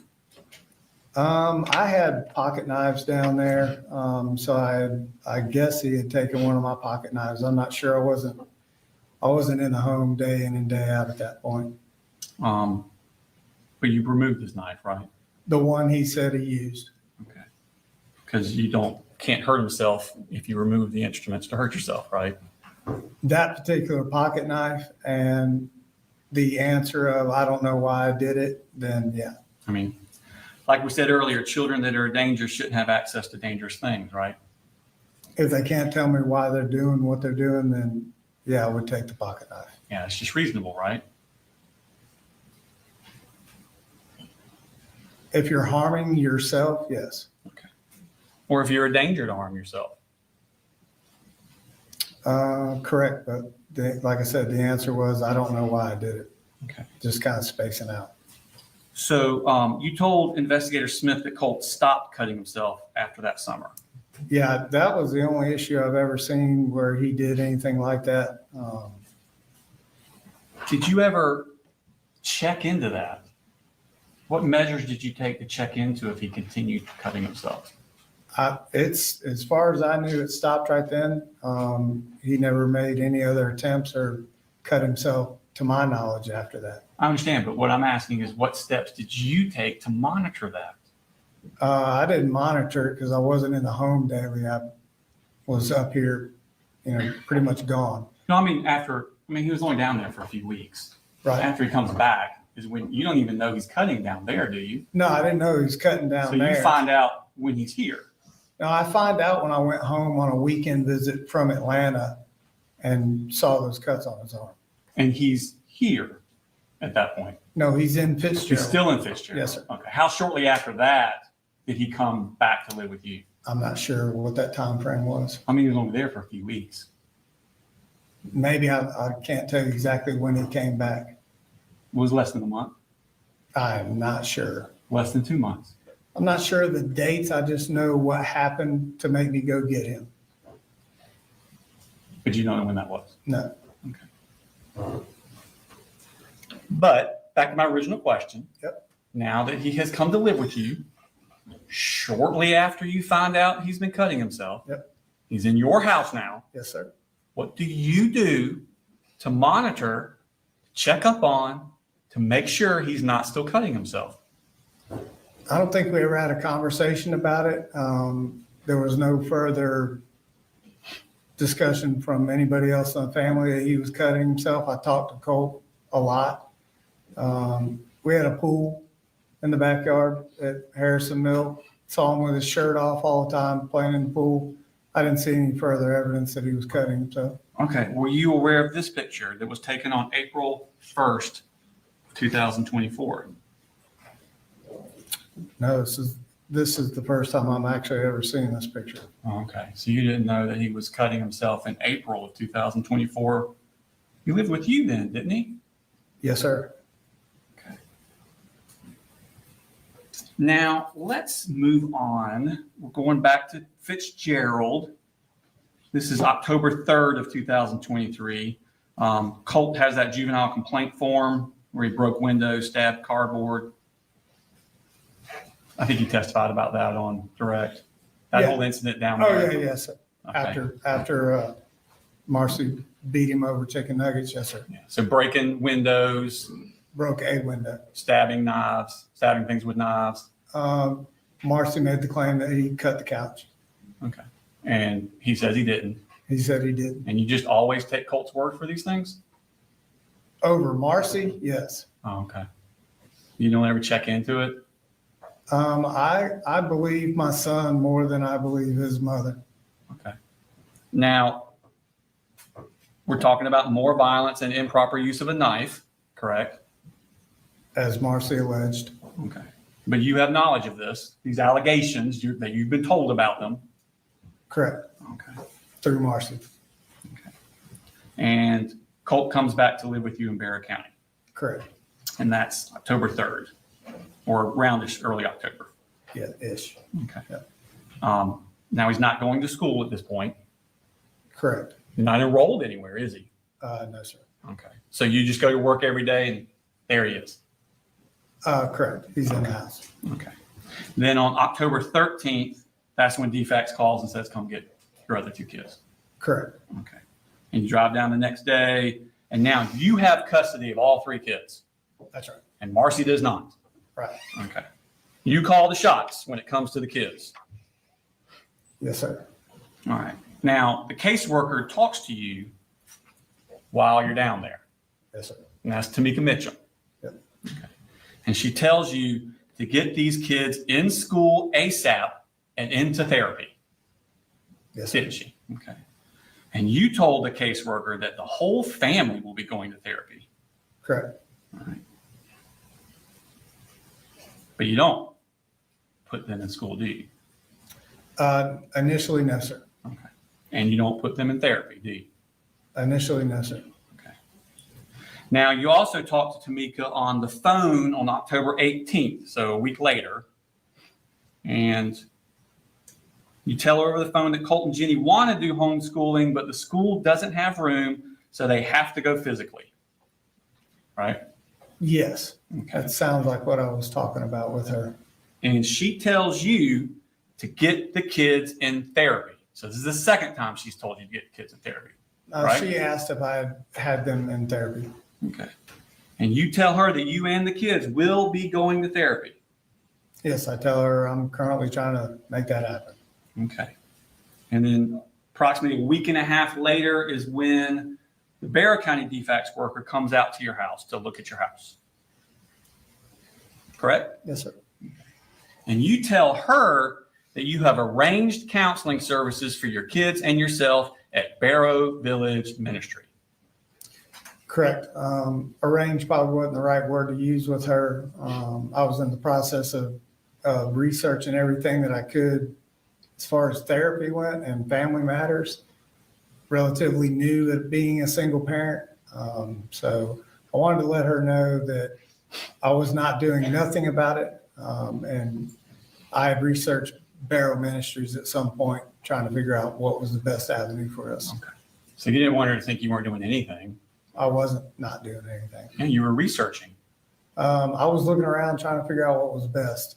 Okay. But you never pulled the trigger on any of them, did you?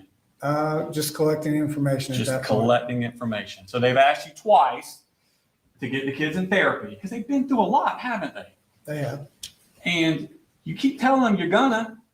And one time you kind of alleged that you already had, but you didn't. Right. But you don't ever follow through on any of it, do you? It's not the only thing I had to worry about.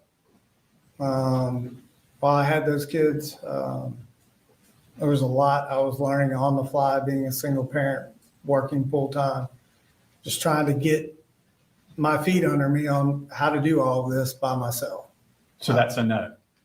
That's just a fact. So if you consider it a no, then it's a no. Did you? No, I did not actually enroll them or myself in therapy. Thank you. Now, they also asked about weapons, and you say that you have weapons, but they are stored and locked away out of the reach of the children. Okay.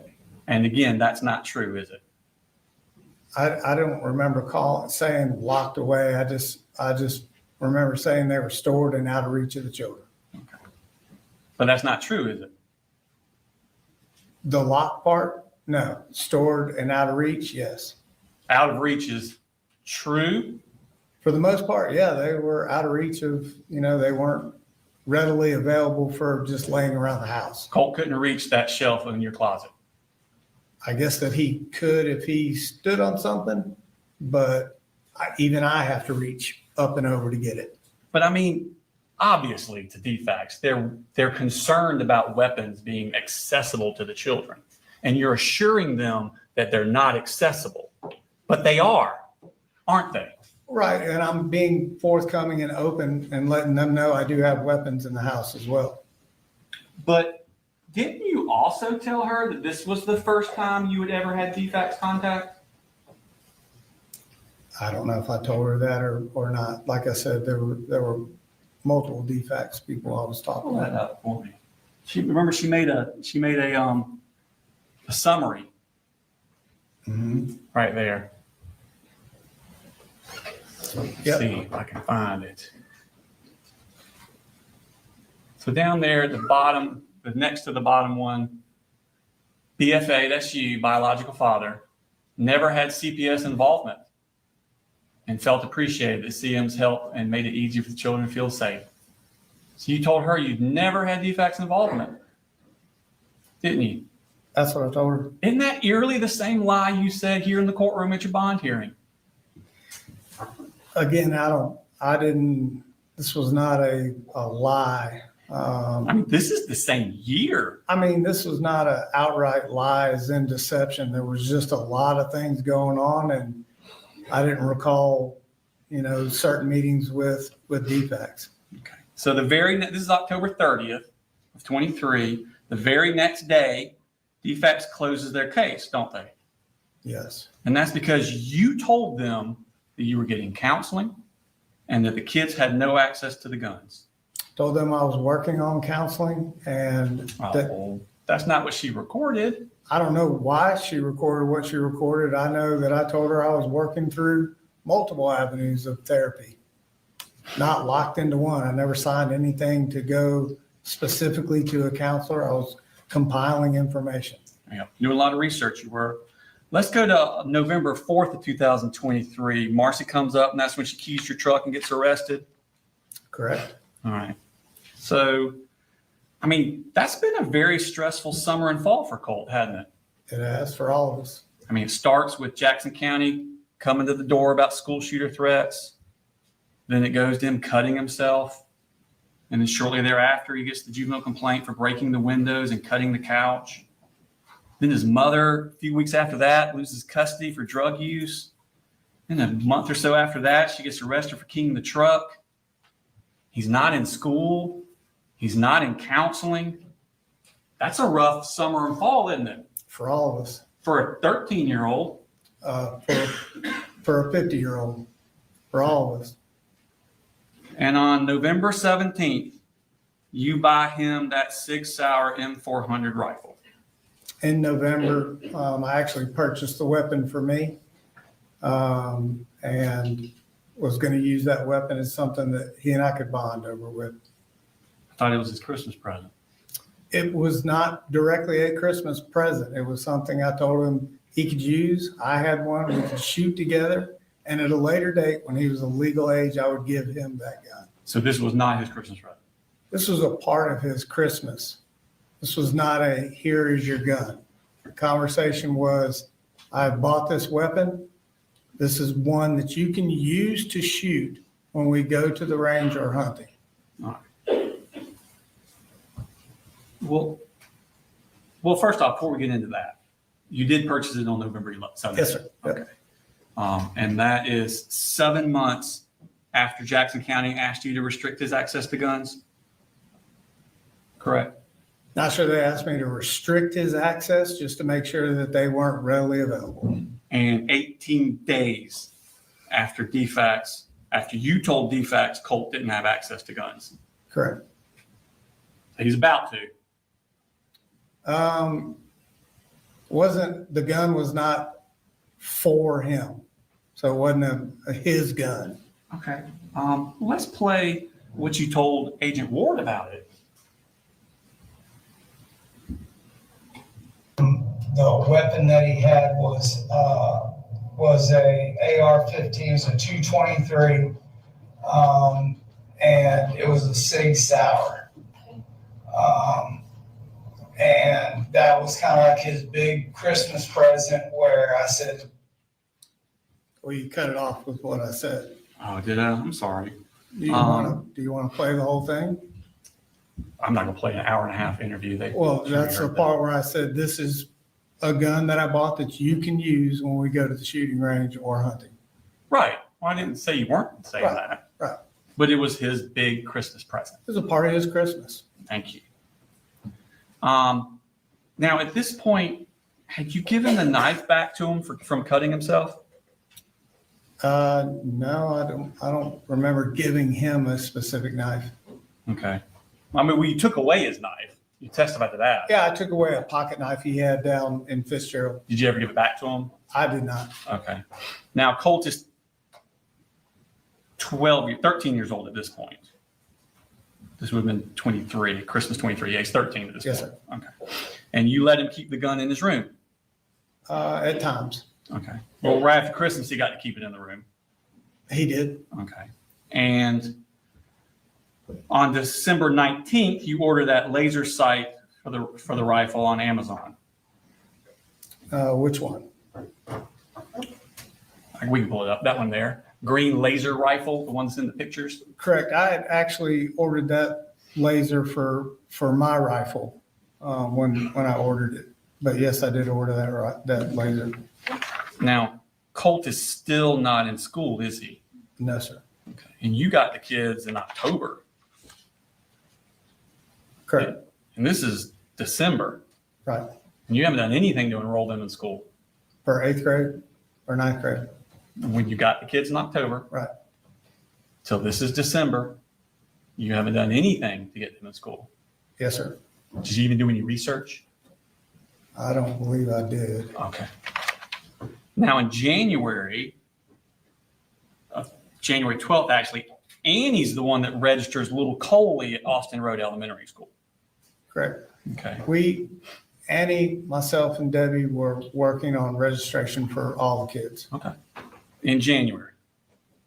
I think Annie and I started talking about that maybe prior to the new year. Mm-hmm.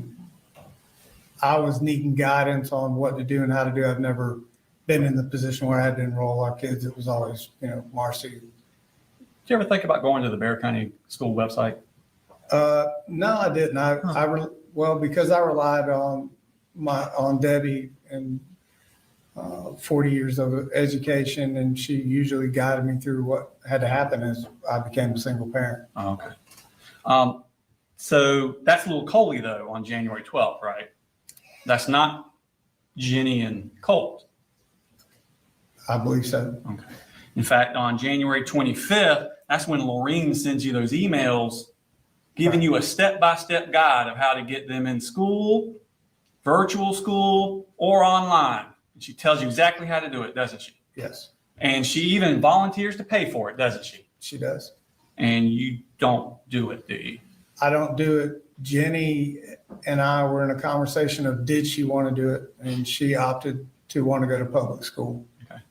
So Jenni's registered on February 2nd, correct? Yes, sir. And this is second semester, correct? Yes, sir. She'd already missed the entire first semester of school, didn't she? Yes, sir. Okay. Now, on the 6th, the school emails you with a start date for Jenni and Colt, correct? I believe so. Okay. And you email back that Jenni's sick with a fever and will start on Thursday, right? Sounds correct. But Colt never attends. He does not. Okay. In fact, at that point on the 13th of February, you email the school and say you're going to sign Colt up for online classes at this time. Yes, sir. And you actually said at this time. Yes, sir. So on February 13th, well into the second semester, you hadn't done anything to get Colt enrolled in online classes. No, sir. It was kind of an ongoing Yeah. operation. In fact, you never sign him up for online, do you? So I had, in talking with my sister, I had thought there was email communication back and forth that Georgia Virtual was where he was enrolled. There were access codes sent in an email. And I remember talking with Colt saying, we have you registered, I thought at the time, at Georgia Virtual. Here's the access codes, and you should be good to go. But you never did anything to get him enrolled, did you? I physically did not do anything. No, sir. I think you testified on direct. That was your bad. Yeah. I was needing as much help as I could get. There was a lot I was responsible in trying to cover a lot of things. Now, that's on the 13th is when you tell them that Colt's not going to school. Yep. On the 29th, you, Colt, and Jenni go to Wilson Shoals Gun Range. Yes, sir. Right. And that's a school day, right? Maybe it was. I'm not sure. Okay. Is school not very important to you? It is. Okay. Now, it's around this time that Colt's aggression is escalating, isn't it? Maybe. I'm not sure. You don't remember when it was? I don't. You don't remember when he starts fighting with you physically? Physically, I think I mentioned it 3 times. I don't know when the exact date of those were. I would say that aggression-wise, just more temper, kind of short-tempered, more than he would normally be. Do you remember telling Kelsey Ward on September 4th that probably 5, 6, 7 months ago, his attitude escalated to the point where he would be like cussing and talking to me like you shouldn't talk to your parents, and he's like gone to hands-on trying to fight me? Yeah, that's correct. So you said 5 to 6, 7 months ago. That was in September. So Right. 7 months would be around February, Right. going into March. Yeah. Okay. So around this time that we're talking about. Sounds like it. Okay. And you told her that he went so far as to strike you in the face. And one of our scuffles, yes, sir. Okay. Does he Side of appear him. to you to start being out of control? It was not an everyday thing. It was more based on if he didn't get his way about something or we had a disagreement. It was arguing and cussing most of the time. And we did have separate instances where, like I said, he would bull rush me. I think when you did on direct, when you were describing the bull rush, you said you could see him kind of building up in him, One time I could see him getting angry. getting all worked up. Just, not agreeing with what, I was saying, and I could tell by the tone of his voice that, it was escalate. His anger is building up, isn't it? It was in that moment on that particular day. To the point he lashed out in a violent physical way. He just bull rushed me. Yes, sir. Struck you in the face. He was flailing all about it. He didn't strike me in the face. He struck me like right there. Just, I don't think he was aiming. He was just more kind of flailing around. So where again was it? Just right here. So the neck, Right. not the face? Right there. Well, how would you describe that? The neck or the face? Well, it depends on what part of the neck. Maybe bottom of my face, top of my neck, right? I'm asking how you would refer to that. I would refer that to neck or face. Okay. When you talked to Agent Ward, you referred to it as face, didn't you? Yeah, it sounds like that's what I said to her. In fact, you said, so we've probably had 3 or 4 of these kind of altercations where he's gotten above aggressive with me. Above aggressive. I call it a bull rush. The second to last time, he hit me in the face. Yep, I remember telling her that. Okay. And then I think you actually referred to this when you talked to Jason Smith the next day, the bull rushing again. Yes, sir. Okay. And you, second time, he was kind of like flailing around and he hit me in the side of the head. And I told him, don't hit me in the face ever again. Remember that? I do. Okay. So it was the face. It was face. Thank you. Now, so this is all happening the end of February going into March. March 8th of 2024, you buy that Sightmark Ultra Shot RSP, correct? The site? Mm-hmm. Yes, sir. Okay. And that was for Colt's gun. That was- $150. That was for the city. Yes, sir. Okay. It was found in Colt's closet. The box was. Mhm. Okay. And 3 weeks later, on March 28th, 2024, you buy him that bungee sling. I actually bought the bungee sling for my rifle. But it was Colt take it for his? I saw it in the picture hanging in his closet, but that was a purchase I made for my rifle. Okay. But Colt had it in his closet. In that picture, that's the first time I've seen it in his closet. Yes. Okay. And on that same date, you buy the Hornady, if I'm pronouncing that right, Custom 223 Remington 5.5. Ammunition. Yes, sir. Okay. And that's found in Colt's bedroom. That's, yes, where it ended up. Okay. And that's all around this same time that the bull rushing is starting. In that time frame, yes. Okay. Now let's move to May of 2024. Tell me about Elite Pawn and Jewelry in Conyers. What is that? Pawn shop and gun store. Okay. And why do you go there? I purchased 2 guns. Okay. So the first one is on May 3rd. You buy a gun for $794.80. Yes, sir. Okay. That's on May 3rd. You go back on May 10th and make another purchase of $449.34. That also a gun. Yes, sir. Okay. On May 17th, a week after that, you go back and you make two purchases, both of $52.95. What's that? For $52? And 95 cents. But it's two of those. Yeah, not sure what that was. Okay. And then you go back the very next week and make another purchase for $52.95. Okay, Is that correct? sounds like it. So you're going on the 3rd, the 10th, the 17th, and the 24th. Okay. Basically every same day, every week. Yep, Okay. And that's $1,400 in 1 month at Elite Pawn and Jewelry. okay. And they're all gun related? Sounds like it, yes, sir. Okay. I'm not sure what the $52 were. Okay. And on the 31st of that month, you order the high-powered laser sights and accessory rail set from Amazon. Correct. And that's the one that's on Colt's rifle. It's on his rifle and my rifle. Okay, it's pieces that you put on different rifles. Correct. Okay. Part of them went on mine, part of them went on his. Okay. And then let's move on to June. So that was May 31st, so the last day of May.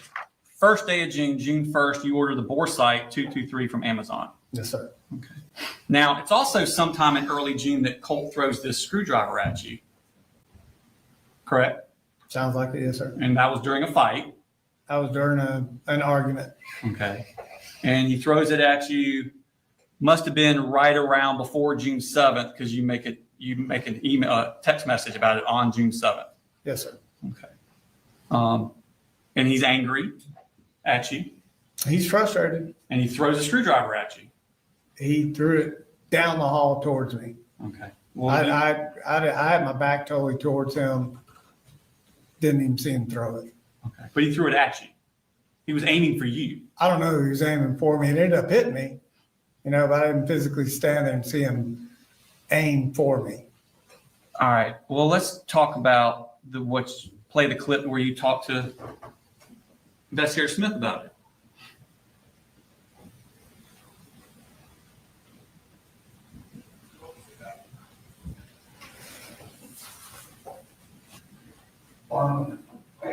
And Jenni described seeing him kick you, punch you, hit you. That was the second time. And that was how long ago? Probably a month and a half ago before he started back to school. Yeah. And that's when I pulled in every, Did you ever throw anything at you? say, hey, threw a screwdriver at me. What? So at the beginning of that, he says, Jenni described seeing him kick you and punch you and hit you. And you said that was the second time. Right. You didn't say that didn't happen. What's that? You didn't say that didn't happen. That he kicked you, punched you, and hit you. Right, that was Jenni's statement. And you said, yeah, that was the second time. Yep, meaning the hitting part. Oh, okay. And then he threw the screwdriver at you. He did throw that screwdriver, down the hallway towards me. All right. Well, let's look at the text message you sent to Colt about it on June 7th. Mm-hmm. And that's you. Hey, Bubba, hear what I'm saying right now, okay? What I'm about to ask you is not trying to start anything. Make sure you understand that, okay? Are you worried about his anger there? I was worried about him taking it as far as he did. Yes, sir. Okay. Well, like even with just sending him this text message, you seem like you're worried about him getting angry. Yeah, I'm worried about, we'd established a close bond at this point, and I thought that I'd created avenues for him to be able to come and talk to me before it got to this point. Okay. And then the next one you say, okay, question I have is this. Did you tell Mamu that you had the screwdriver in your hand for self-defense? Right. Please tell me the truth, because we both know I wasn't even looking at you when you threw it at me. Right. Okay. So he threw it at you. Right. All right. So that's on the 7th. 3 days later on the 10th, you order him that tactical vest from Amazon. Yes. And Colt had asked you about that. Get it for him.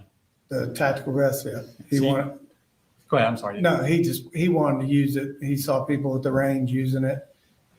So he thought it looked neat and asked me to buy it for him. Okay. And you ordered it to appease him. I did. Okay. And you told him you were getting it for him in a text message, didn't you? I did. All right. Let's see that text message. And you say, yo, I got this for you, son, because I love you. And also, hopefully, you can work on being a little more patient. Colt, when it comes to you, and if you need something, if I can do it, I will do it. But if I cannot, then I cannot do it. And that's when I need you to be okay with it, knowing that as soon as I can, I will. At the end of the day, being disrespectful and flat out being mean and ugly doesn't do anything. So please, when you feel like you're getting angry or about to lose your temper, take a deep breath and then realize I'm going to make it happen at some point. Okay? I'm working hard for us. I do not want any more of that pushing, shoving, hitting anymore. We both deserve better than that. So here's the windup and the pitch. See you later, alligator. Love you. Yes, sir. And then that's the one where you talk about when you feel like getting angry and about to lose your temper. Do you get angry and lose his temper a lot? Not a lot. Okay. And you'd say don't want any more of that pushing, shoving, hitting. Yes, sir. So he's physically violent. Not all the time, no, sir. Well, I know he's not all the time, but there are times that he's physically violent. 3 times the pushing and shoving, three times that I remember. And the throwing the screwdriver. Correct. Okay.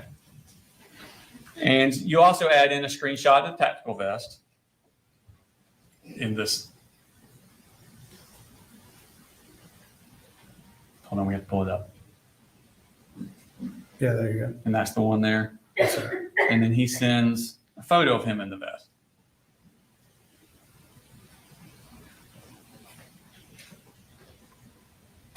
Yep.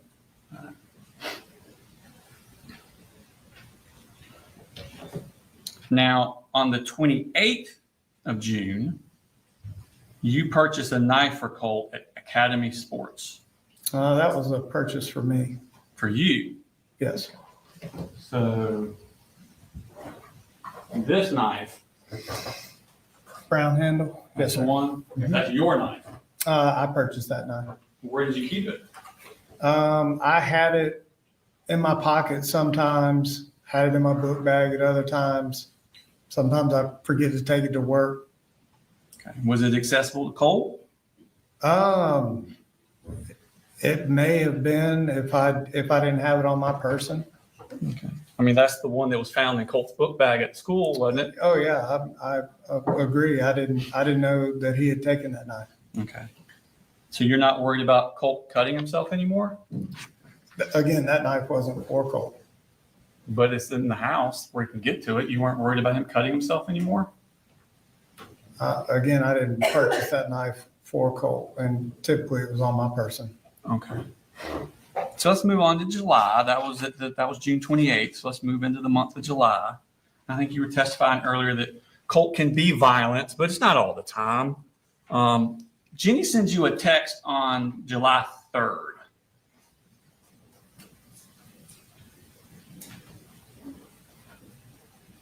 And she says, hey, I think he calmed down. Mm-hmm. And you say, he doesn't calm down that quick. And Jenni, I can't live like this. Right. It's seriously not good. Mm-hmm. It tears me up. I just want him happy. And man, he calls me everything in the book. Yes, sir. How many good days is he having if you seriously can't live like this? It's just that I couldn't reach him. You know, that was the part I was trying to, I guess, convey to Jenni is, you know, I wanted him to not get as upset as he would over silly things. So, does he have trouble calming himself down? no, not typically. Even after one of our dust ups, he would relatively calm down pretty quick. Okay. Do you want to read your statement again? Which part? Where you say he doesn't calm down that quick? Yeah, I mean, it doesn't take days or anything, you know, for him to calm down, but he doesn't calm down in 5 minutes either.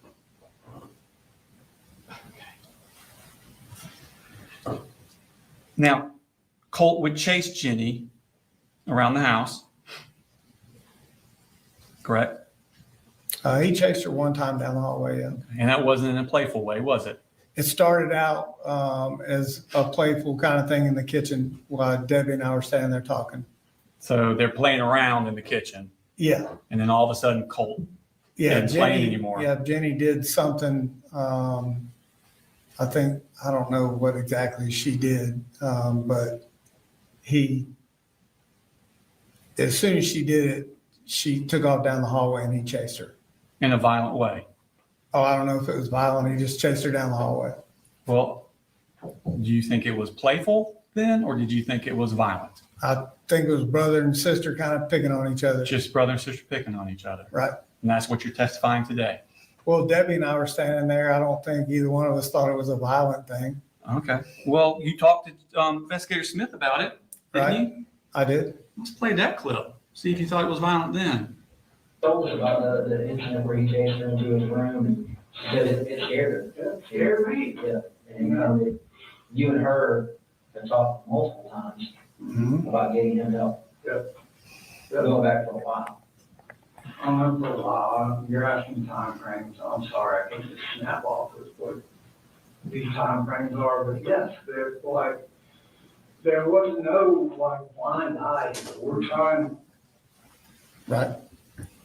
He says she told us about the instant where he chased her into his room and she said it scared her. And you said, yeah, it scared me. Yeah, it scared me because when he got to the end of the hallway, he tripped and went headlong into the linen closet and put a hole in it with his head. Okay. And then he put a hole in her door, trying to get into her door. Not at that time. He got up and I think he was trying to pick the lock, I think is what she said he was doing. Okay. But he put a hole in her door too.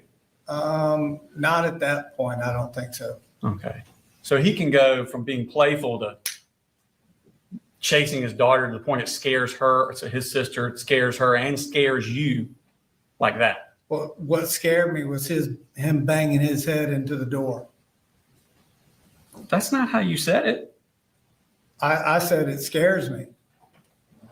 Right. He never asked what scared me. I just told him it scared me. And I'm telling you what scared me was he tripped and went headlong into the door. Oh, okay. Okay. Now, so that was on the 3rd. You pick up Marcy on the 6th of July, correct? Sounds accurate. And she moves into your house. Correct. And you refer to her in your phone as my pretty. Yeah, that's how I always talked to her. Okay. And she talks to you about Colt while she's up there. Correct? Okay, They'll yes. talk about Colt a lot. We talk about all of our children a lot. Okay. We specifically talk about Colt a lot. I don't think any more than the others, but we do talk about Colt, yes.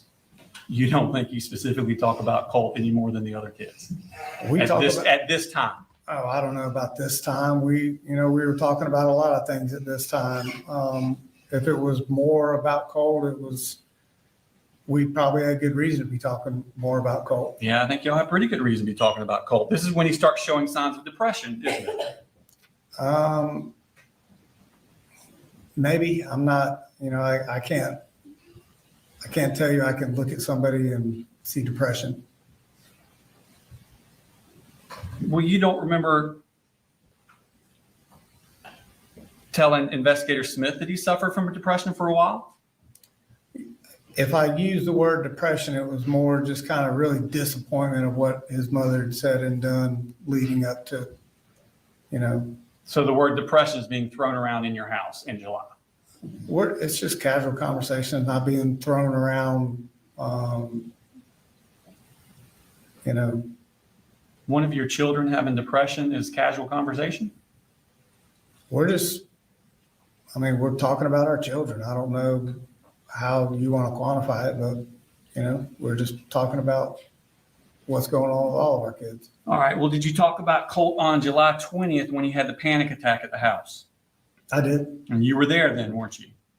I believe I was, yes, sir. And Colt wanted y'all to call 911. Yeah, I never heard him state that to call 911. I wasn't in that living room at that time. Okay. But he was acting bad. Not bad. I didn't mean mad. Bad. Oh. He was having a bad time of it. That particular night, I came out of the shower, I believe, and he was in the kitchen with Marcy in tears. Yes, sir. Okay.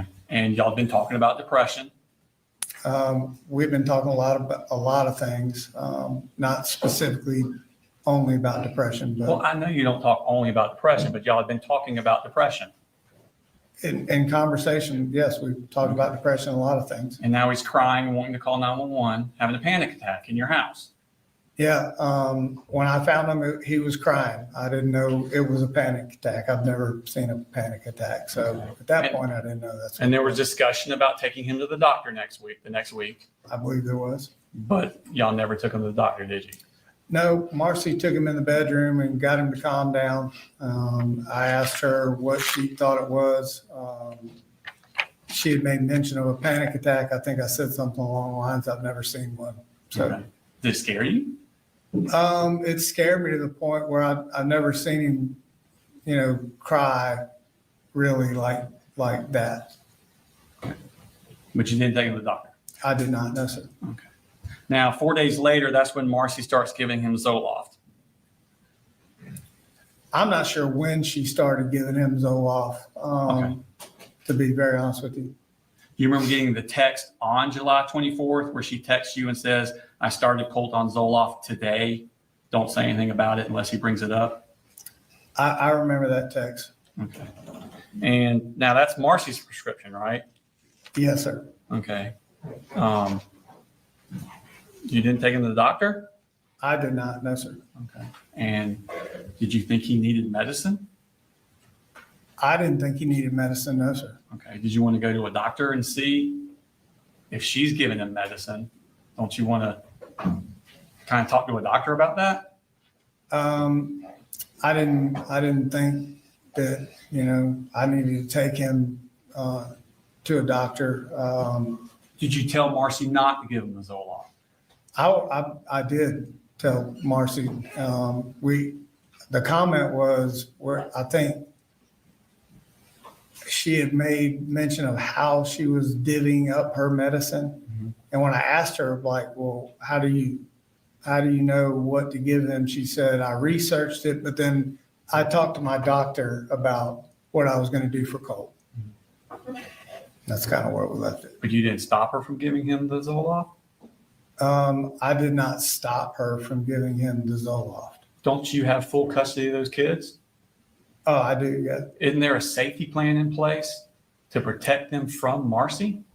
I don't know if the safety plan was in place at that time, but there was one at a point, yes, sir. And you decide who visits and when she visits and what contact she has with them, don't you?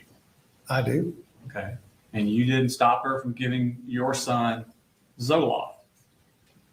I didn't stop her from giving him Zoloft, no, sir. Okay. Now, you testified to some stuff about registering Colt. I think you said that you went up and met with the registrar and they said, don't start right away. I think I talked to Get her. his schedule under control or I think something? I talked to her on the phone. I don't think I ever met with her face to face. Oh, okay. Why is there no record of that in the school records? I don't know. You don't know. Didn't you hear Lisa Butler testify? You remember her testifying? Yeah. And her saying that y'all came up on the 13th of August. Right. And she sat down with Colt and made a schedule for him. We were talking about the schedule and when his start date was. And that's on the 13th. I believe so. Okay. It's been a minute. Okay. So the first day of school was on the 1st. Right. Y'all actually, according to the school paperwork, you signed the registration papers on the 6th. Marcy finished them up on the 12th. And then you met with Lisa Butler on the 13th. Right. And Colt's first day was on the 14th. The 14th. So 2 weeks after school started. Right. Okay. Now, on August 11th, so August 6th is when he's registered for Apalachee.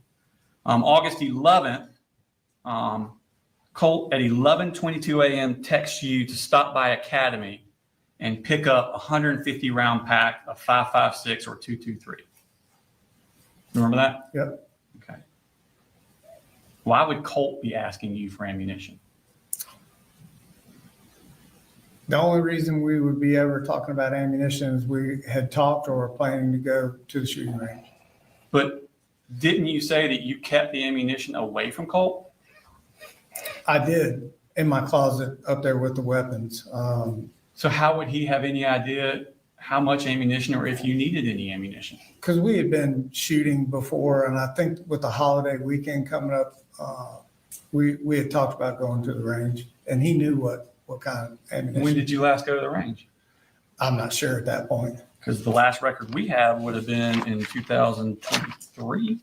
And what range? Let me see. No, it was 24. March of 24. What range? Well, I think it's the Wilson Shoals. Is that the only record you have? Yeah. Of you taking the kids. Yeah, go to the range. Yeah. That's it? That's all we got. Okay. Well, there was another range, Charlie Elliott. I saw your name At Charlie in that Elliott. one, but not the kids. Right. Colt. Never took Jenni to that range, but Colt and I did attend Charlie Elliott shooting ranges. Why wouldn't Colt's name be on the register? I don't know. Okay. And when was that? I'm not sure when that time frame was. Okay. We did attend Charlie Elliott a couple times though. Okay. So on August 11th, though, Colt asked you for a 150 round pack of 5.56 or 223. Sounds like it. Yes, sir. Did he say what he wanted it for? He did. Okay. Did his request raise any alarms with you? No, because we had made mention of the holiday weekend coming up. Okay. And was he still being physically violent at this time? Physically, I can't remember when the last time we were physical with each other, but we were having disagreements here and there, but it wasn't a ongoing thing. Okay. You remember talking to Jason Smith on the 5th, and you said this was probably about 3 weeks ago. We had an argument or whatnot, and I was like, where I would get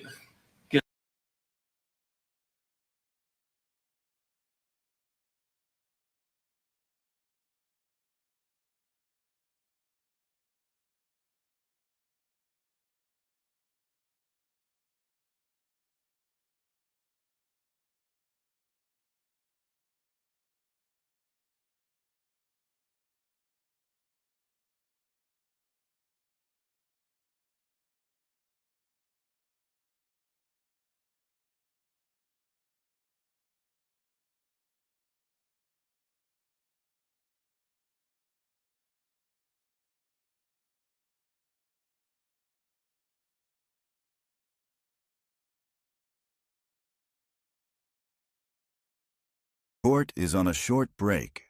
Don't go anywhere. The action will be right back on at Southern Sin.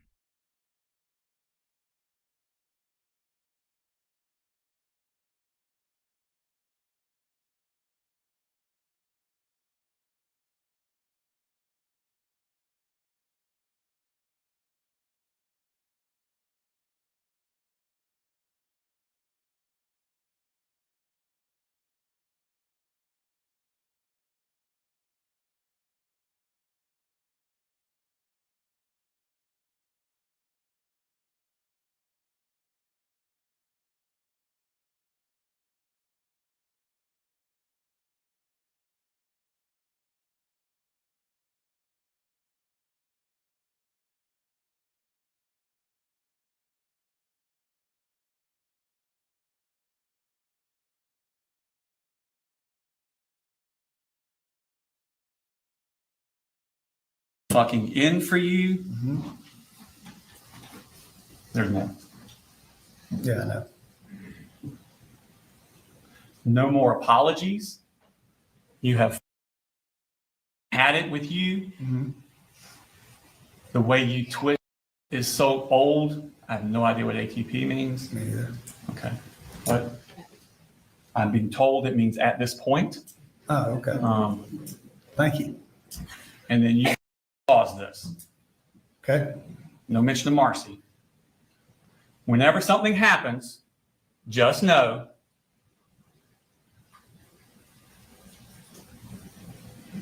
the blood is on your hands. Correct. And this is at 6:49 through 6:51 a.m. before Colt goes to school. Yeah. And that's his first day of attending school since May 21st, 2023, Yep. when Jackson County came to your door about threats to shoot up a school. Yes, sir. Did those texts alarm you? They did, but I kind of knew what they were about. I think you testified about, you kind of knew what they were about? Yeah. You're just guessing?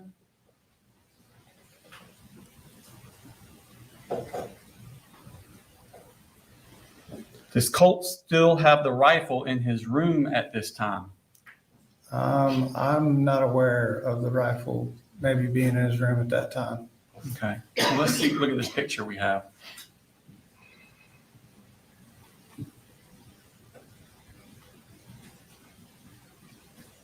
That was modified on August 3rd. That's Colt's room, isn't it? That is his room. Okay. And that's the tactical vest you ordered for him? Correct. Now, you took Colt to school that morning, didn't you? I believe I did on his first day. I can't really remember. But you did not go inside to tell anyone about those texts? I did not. And I wasn't aware of that picture either. I understand. But the rifle is in his room, isn't it? In that picture, it is. I don't know when it was taken. I don't know where I was. Well, sometime after he dyed his hair. Yep. And before August 3rd. In that time frame, I don't know where I was, what time it was. I had no idea that picture existed till I saw it the other day sitting in his courtroom. And now at this time, you and Marcy had been talking about Colt needing serious psychological help, weren't you? Marcy was bringing that up. Yes, sir. Okay. And she was telling you, y'all discussed inpatient treatment for him. She did. She did, not you. Yes, I didn't believe he needed inpatient treatment at that point. All right. And you actually talked to Investigator Smith, and he says, have you been in communication with Marcy about any kind of stuff for him, any kind of like mental health? And you said, yeah, her and I talked about that. And she was like, he needs help at another level. And Smith asked, what does she mean by that? And you say she means like checked into a place. Mm-hmm. And he says, when does she make that comment? And you say recently, while this has been going on. So she's telling you Colt needs to be checked into a place. She is. Okay.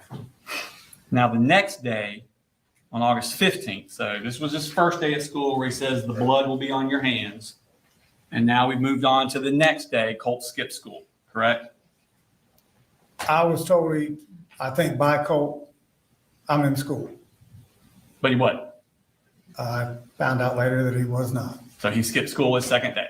Yep. Okay. I received a text, I believe, from him, said he was at school. I texted him and asked, did you go to school? He said, yes. And I think I said, have a good day. I'm proud of you. Okay. And him and Marcy have a physical confrontation. And what was that date? August 15th. Yeah, that's the Thursday. day. That's the day they had the issue. Okay. And the issue was about the gun in his room. No, originally I thought the issue was about,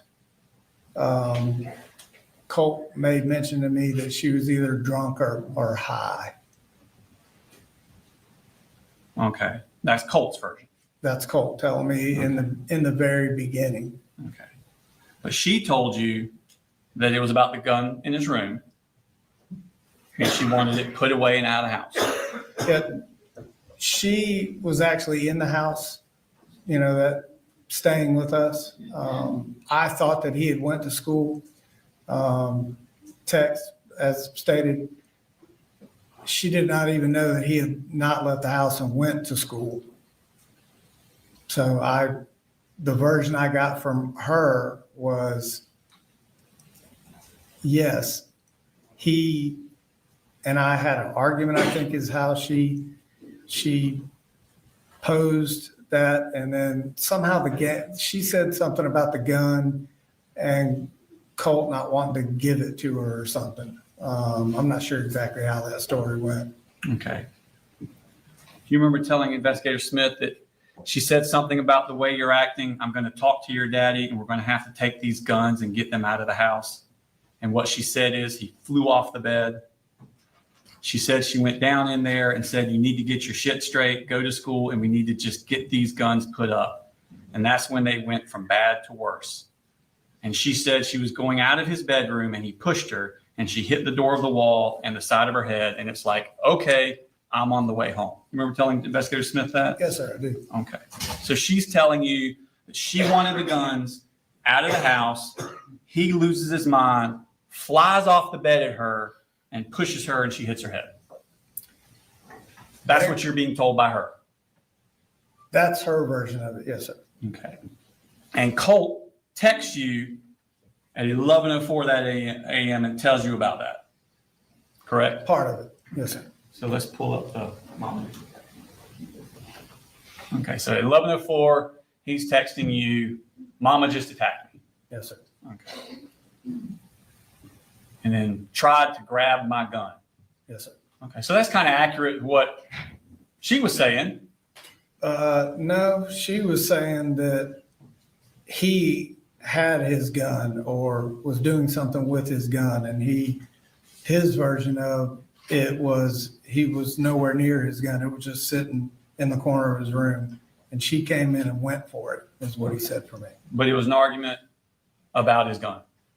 I think it was an argument about school, his attitude, not wanting to go, just a kind of a rift that they had always had, to be honest with you. Okay. But this is an argument involving the gun. Yeah, this is the first time, to my knowledge, that we had ever had any issue with a gun being in our house. Nobody ever went for a gun, used it aggressively, or even in our arguments Colt and I had, the gun was never, ever touched, made reference to. The first time the gun ever was involved was when Marcy went for it, according to Colt. So never, never, never, ever, ever, never until this day. As far as in an aggressive or negative manner. Okay. And this is the day after he made that text about the blood being on your hands. Right. And I think I stated, I took that blood on your hands as he thought that his mama may go through with the threat to kill him. Okay. That's how I read that text. That's how I took it. You took it that he's scared of his mother killing him. Whatever they were arguing about, I don't think he ever got over that statement that she made. That's not in any of his texts to you. No, it's not. And you just thought that. That's just how I perceive that. Okay. So you're going through this month thinking in your head, Colt's terrified of his mother killing him. Not terrified. I just think that he had that thought in the back of his head. Okay. And this is the woman you went and picked up and brought back to your house to live with Colt. This is the woman I went and picked up after we went several family visits, Colt and I, to rehab to see that she was doing better, had earned her chip. And I was told that she was to a point where she could be released and that she had permission and her parents were on board. So I went and got her. Well, what about Colt? Colt was on board. He went down there for family days with me. I thought you just said that you were worried that Colt was afraid she'd kill him. In that argument. So you have a child that's afraid of their parent killing them and you're going to bring her into your house? Not afraid of killing him. I'm just saying he always had that, we both had that thought, Okay. Well, let's see the text that he sent. This is at 1:52. Do this, Chief.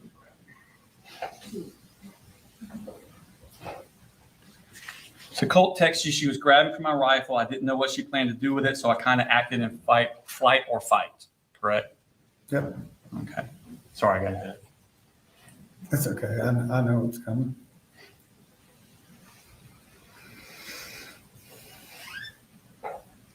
And then you say, it's all good. Why was the gun involved? Yes, sir. I mean, that kind of disturbs you that there's a gun involved in this, doesn't it? Yeah, that's the first time that a gun was, involved in any kind of argument or altercation. Okay. And then he writes, I don't know. She backed me into my room and started talking about, oh, you're going to get your gun, even though I wasn't. And then she grabbed it. Yes, sir. So the gun is in his room. It was on that day. Okay. And it was after that day,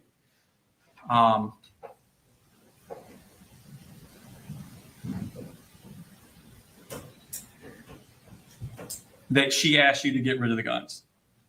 She asked me to put the guns up. And you agreed that you would do that? Yep, put them up where they normally are up, and there's not been an issue. And you didn't do any of that? I did. I put them all back up in my closet, In your closet? in that top shelf Okay. where they've sat.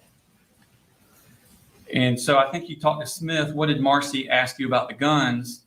What did she say to you about the guns? And you said, she just said after the confrontation she had with Colt, she was like, you just need to put them up or get rid of them. And I said, okay. And he says, did you put them up or get rid of them? And you said, they're up. And I didn't. My thought was, I'm going to have a conversation with Colt about this. So putting them up for you is in an unlocked closet. Yes, sir. On a shelf. Yes, sir. And you're not home during the day. Not home during the day. Colt is. He was. And you didn't do anything else to make the guns more secure from Colt? No, sir. To that point, I didn't. There was no perceived threat from Colt. Okay. In fact, later the same day at 3:48, Colt texts you, asks you to buy the Apalachee bore sight with the red laser bore sight and 3 sets of batteries from Amazon. He says, could you please buy this? Correct. That was in reference to us going the following weekend to the range. Okay. And you ordered it for him the very next morning?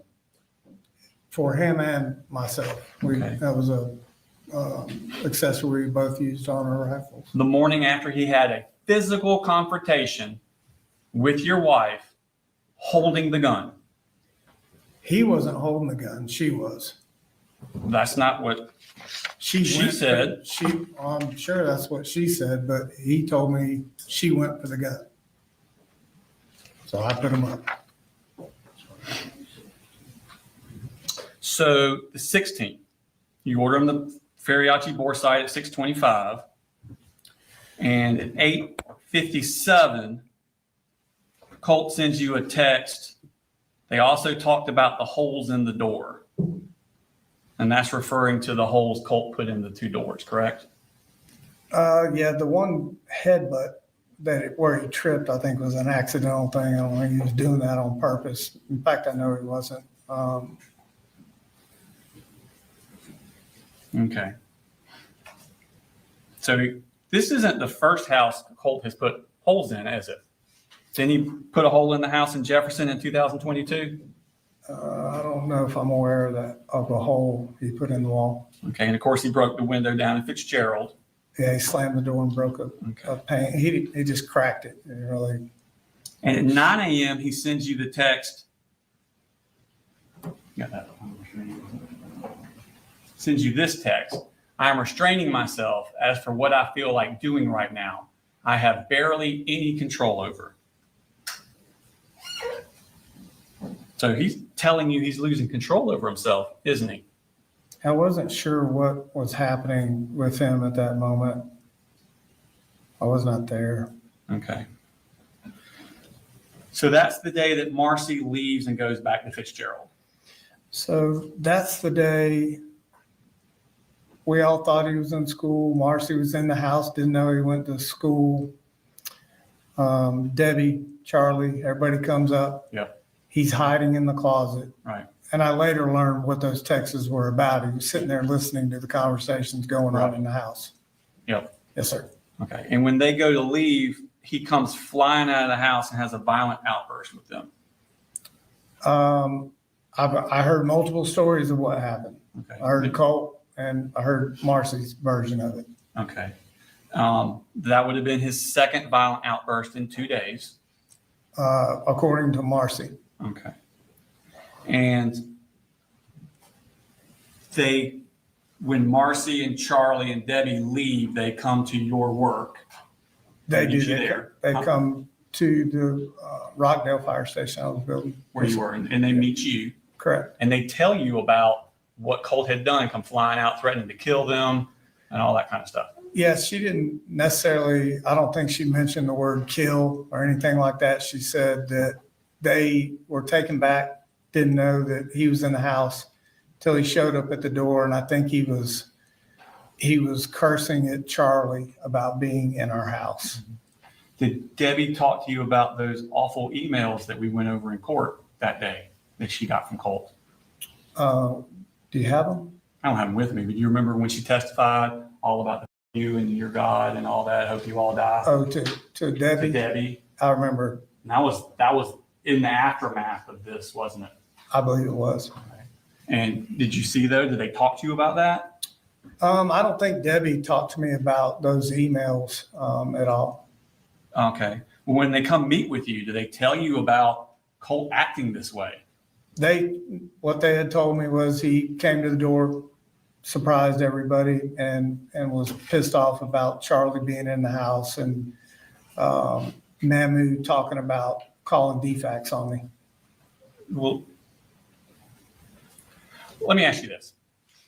What they described to you of how Colt was acting, did it disturb you? I wasn't surprised he was mad. I wasn't surprised at that. I was actually mad that what was happening inside of the house. I was also upset that he had lied about going to school again. So there were multiple things I was upset about, actually. But what he was telling me was going on, being said in the house, I was upset. Yes, sir. Okay. Well, let's talk about specifically your thoughts about Colt. Okay. As they're talking to you at this fire station that you're working at, does it worry you, what they're describing, does it worry you about Colt, about how he is in his emotional state? It didn't worry me to the point because I knew he was pissed about Charlie, because Charlie had threatened and had called the police on him prior down in Fitzgerald. They did not like each other and had multiple run-ins. Okay. So your testimony today is that you were not worried about Colt being like a troubled teen or upset or anything like that. Well, I was concerned about him being upset for sure. I was concerned about him not being in school again. So yeah, to say I was not concerned, no, I was concerned. Okay. But you were worried about Colt's emotional state at this point, based on what they told you. I was worried about him being upset again after I've worked really hard to kind of keep things calm, and upset about him not being in school. Okay. And they gave you the Zoloft for Colt to keep giving him the Zoloft, didn't they? Yes, she gave me a Ziploc bag of broken up little pills. I wasn't sure what they were at the time. Okay. So I want to pull up a text that Debbie sent to Colt. I think it's already in evidence at 10:21 a.m.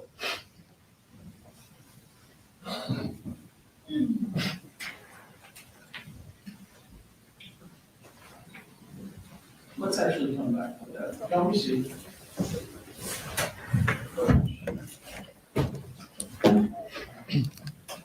So, Mr. Gray, we were just talking about August 16th, and this is when Debbie's parents come, Marcy's parents, Debbie and Charlie, come get her. According to them, Colt has a outburst where he threatens to kill everyone. At the house, they drive to your work, give you the Zoloft. They tell you their version of events, correct? I don't know about the threat to kill everybody in the house. That's not what I was told, but the rest of this is accurate. Okay. And I'm not showing this so much to go to the contents. It's more the timing. Okay. So this is sent at 10:21, because remember it says UTC +0, we're UTC -4. Okay. So it's actually 10:21, not 2:21. So this is still mid-morning. Okay. And she's saying we gave your medicine to your dad. So this would have been after you've had that encounter with Debbie and Marcy and Charlie, correct? Assuming that's correct. If they came to my work, that was after everything happened at the house. Okay. And they've given you their version of events of what happened at the house. Well, Marcy gave me hers. Okay. So that's the only one you talked to was Marcy? Right. Okay. So that's at 10:21. 10 minutes later, you start doing some searches at 10:31 a.m.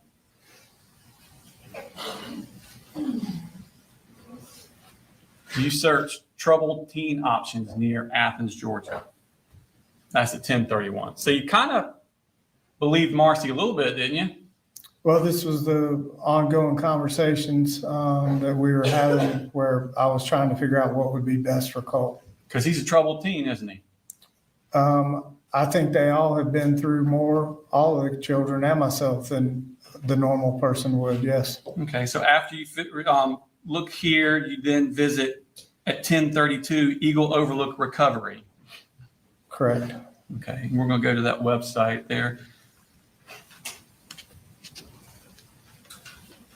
And that's a treatment center for teens in Georgia. Correct. Okay, and then you go to Wolf Creek Academy. Mhm. And that is here. Right. Now, that's a boarding school. Right. Okay. Now, at 11:46, so that would have been around 10:30 or whatever. At 11:46, so about an hour later, in the midst of your searching for psychiatric options, Colt texts you again. Hey, if we could get 150 rounds, that's fine. But could we get at least 50?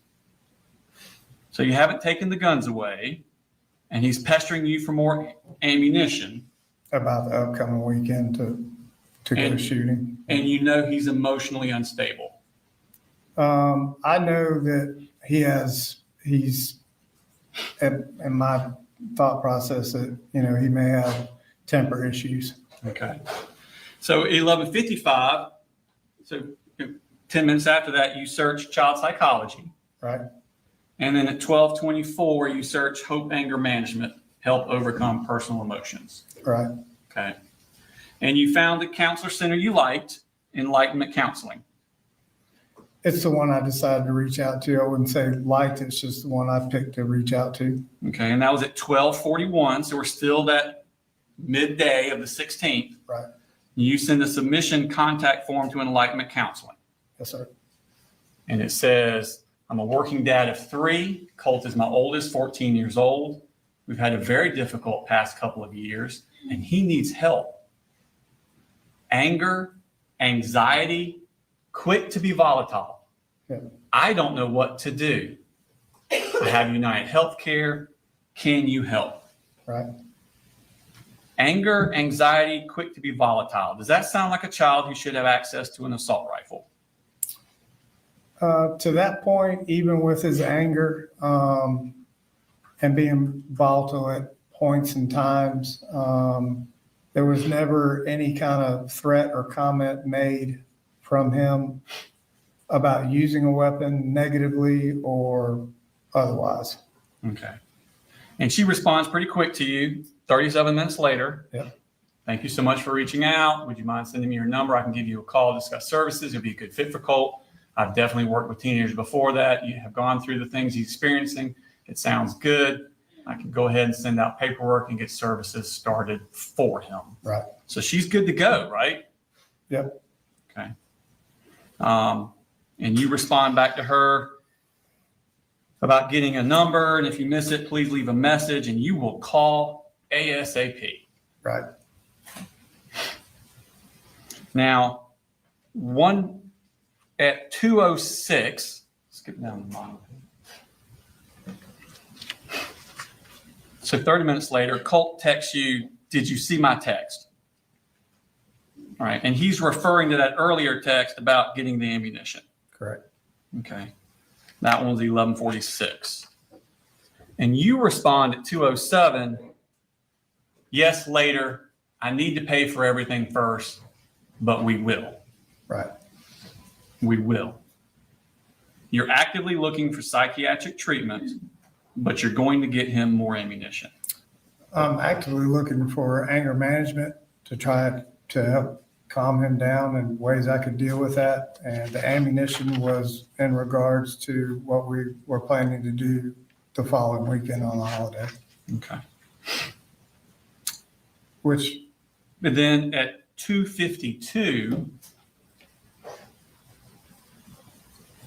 you look for gun safes online. That's right. So this is all in that same time period. Yeah.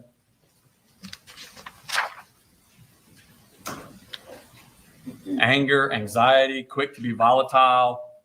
Now we're looking at gun safes. Yeah, we're looking at gun safes because the first time that the gun had ever come into play in any kind of issue that I've ever had at my house was when Marcy was there and she went for the gun. So up until that point, there was never a threat, never any kind of thought process of him doing anything with a gun. Are you saying that you looked at this because you were afraid of Marcy with the gun? No, I was just looking at options to put my guns up, maybe in a better manner than in my closet. Right, because Marcy's already left and gone home to Fitzgerald. Correct. Okay, so this is gun safes because you know things have changed and you need to do something to lock those guns up better than you are. This was a search, again, that, I started looking around because I knew Marcy would be back at some point, and there'd never been an issue with a gun in my house, however it was stored. So I started looking around at what we could do. And are you trying to insinuate that you're doing this because you're afraid of Marcy with the gun? Judge, that's RDA. I'm asking him a question. Totally good.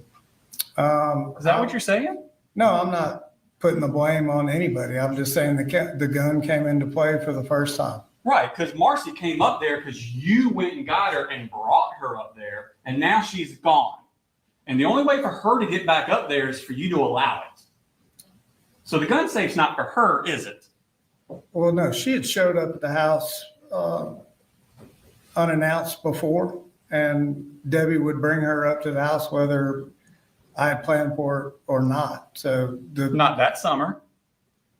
I'm just talking over the past. Over the past 17 years you were married to her? Like, what are we talking about here? I don't know. I can't give you exact dates. Not that summer. That summer, you picked her up from the rehab, brought her to your house. Right. And she stayed there until her parents came and took her back. And you have authority of whether or not she comes back to your house. I went and picked her up under the understanding that she had crossed certain hurdles and horizons in rehab, and she was going to continue those efforts and wanted to be near her kids. And I was trying to, help her with that. And the gun safe was just something I thought after that episode, no matter whose fault, the gun came into play for the first time that, in an argument situation. So I started looking around for gun safes. Yeah. Because at that point, none of it had ever been locked up. They had never been locked up in a safe, and they had never come into play in any type of argument or heated situation. So let's show a clip of you had with Jason Smith on the 5th, where you were talking about the gun safe and stuff. It looks with what had happened, for me to tell you, it was an agreement by God. We've never had those weapons in our house. We had a long conversation with Colt about them, but they would have never been there. And it was just like a story of blood of life. These are historic games. Now we go the woods and we just get through all this. I was just sitting here thinking, me sitting here telling you I threw them up in my closet, and they were up and out of reach and out of sight. Like that, it just comes across in this camera film, I guess, like I should have done more, yeah. And I'm like, Do you feel like you should have done more? Well, as soon as I felt like something was different, like with him, that's immediate when I was like, I need to buy this gun case. And if he continues to kind of not be who he said he was Why going did to you buy the gun case? it sit in my heart and I couldn't afford it. Well, what was the catalyst for that? I remember you telling me about that. I was saying that I could just him going back to school. Was that after Marcy told you to put the guns up? No, this was after him and her had that big old thing. There was a red flag going on for you, like, hey, I need to lock these guns up. Well, there was okay, until we can get him some help and everybody calm, I just need to do the right thing and just get him put up or out of the house. Like either way, and that was known, that was coming. I had to pay $78 more for sweet pie. So it's still sitting around in my car for $134. And that was after the incident last week With Marcy. Yeah, him and his mom. So And she really, came up last week. yeah, Yeah, and really I was debating like this week, like, well, if he goes to school, then I may just come home and take everything up to Mike and just tell him to hold on to him for a while, just until I can make sure everybody's right. Yeah, why don't you do that last week? Okay. So Jason Smith asked you, do you feel like you should have done more? And you said, as soon as I felt something was different, like with him, that immediately when I was like, I need to buy this gun case. And if he continues to kind of not be who he said he was going to be, that was the catalyst for getting the gun safe. Him. Him being who he was supposed to be was more going to school, doing the things he said he was going to be. And the gun safe catalyst is the gun coming even into play or being a part of an argument between anybody in the house. And then Jason Smith asked you, so there was a red flag that went off. Hey, I need to lock these guns up. And you said, well, there was, like, yeah, until we can get him some help and everybody calm. I just need to do the right thing and just get them put up or out of the house. Yes, sir. Till you can get him some help. Yeah, we were in the process. You wanted to do the right thing. Yep, we were actually had counselors set at school, and we're in the process of doing the right thing. So you knew the right thing to do was to not let him have access to the guns.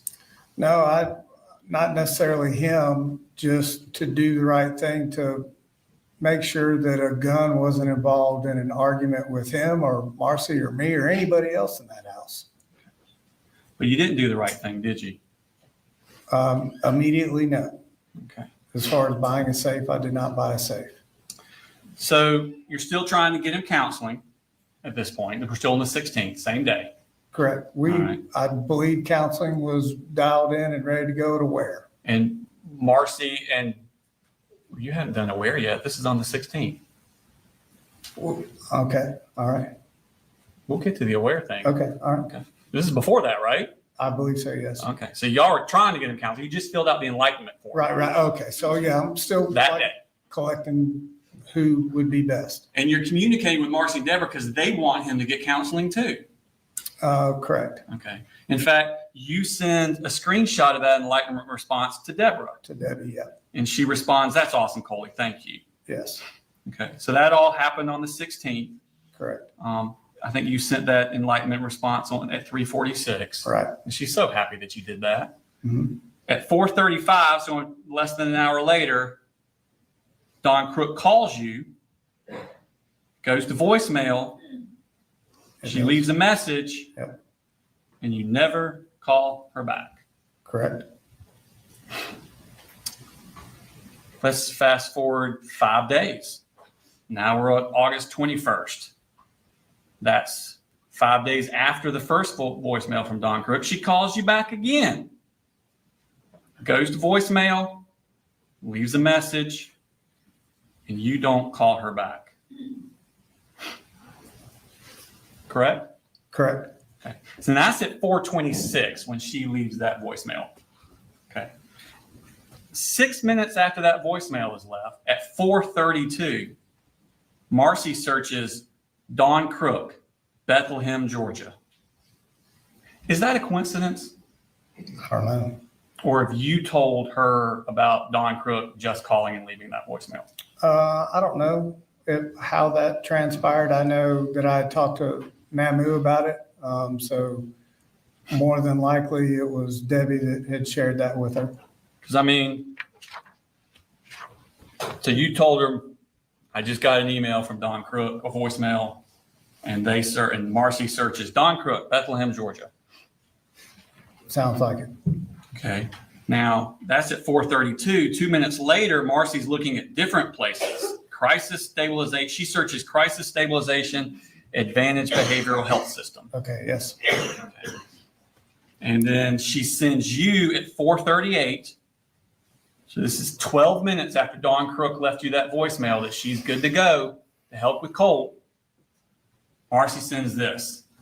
This is what Colt needs right now. They take our insurance and he will go there until he was stabilized and they figure out a treatment plan. She's talking about an inpatient here. right? Right. Okay. Dawn Crook isn't inpatient, is she? No. Okay. In fact, that's at 4:38. At 4:39, you go to their website, Advantage Crisis Stabilization.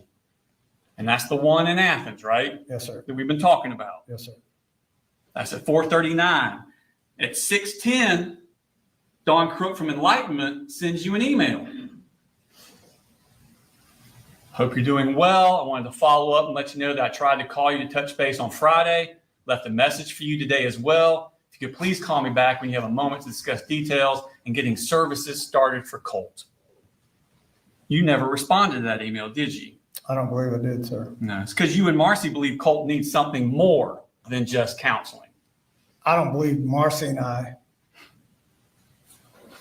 Why didn't you respond to her then? You set it up with her because Colt just needs counseling. That was your idea. Yeah, I reached out to her. Okay. Marcy says, no, I think he needs to go to this place where he can be held there until he's stabilized. And that's when you just ghost Dawn Crook. Well, that's when I, was trying to figure out what the best option was for him. I think I may have talked with Colt at some point about what his mom was researching and inpatient. I didn't. You didn't want to do inpatient, did you? No, I didn't. I wasn't sure what inpatient meant. That's why I think I did the search. But I thought that, it wasn't to the point that she was making it out to be. This was more, she wasn't in and day out with us. I thought this was more of an anger management issue. Right. The stuff Dawn Crook could handle. Right. And others that I'd looked at. I wasn't, at this point, I'm still I'm not exactly sure what I should be doing. So I'm trying to, Trying to get some guidance. No, I'm just trying to research what I can to understand. I know what Colt's going through day in and day out and what facilities offer and what aligned best with Colt. And I just didn't feel like inpatient was where it was at. Did it occur to you that maybe you could get more information if you called Dawn Crook back? She was just one of the people on the list. So, no, it was just a fluid situation. And you never contacted anyone else on the list? No, I just continued to research. Okay, that research thing again. All right. Now, you were worried about his violence. And you worried that he needed something more specialized, weren't you? Are you telling me or asking me? I'm asking you.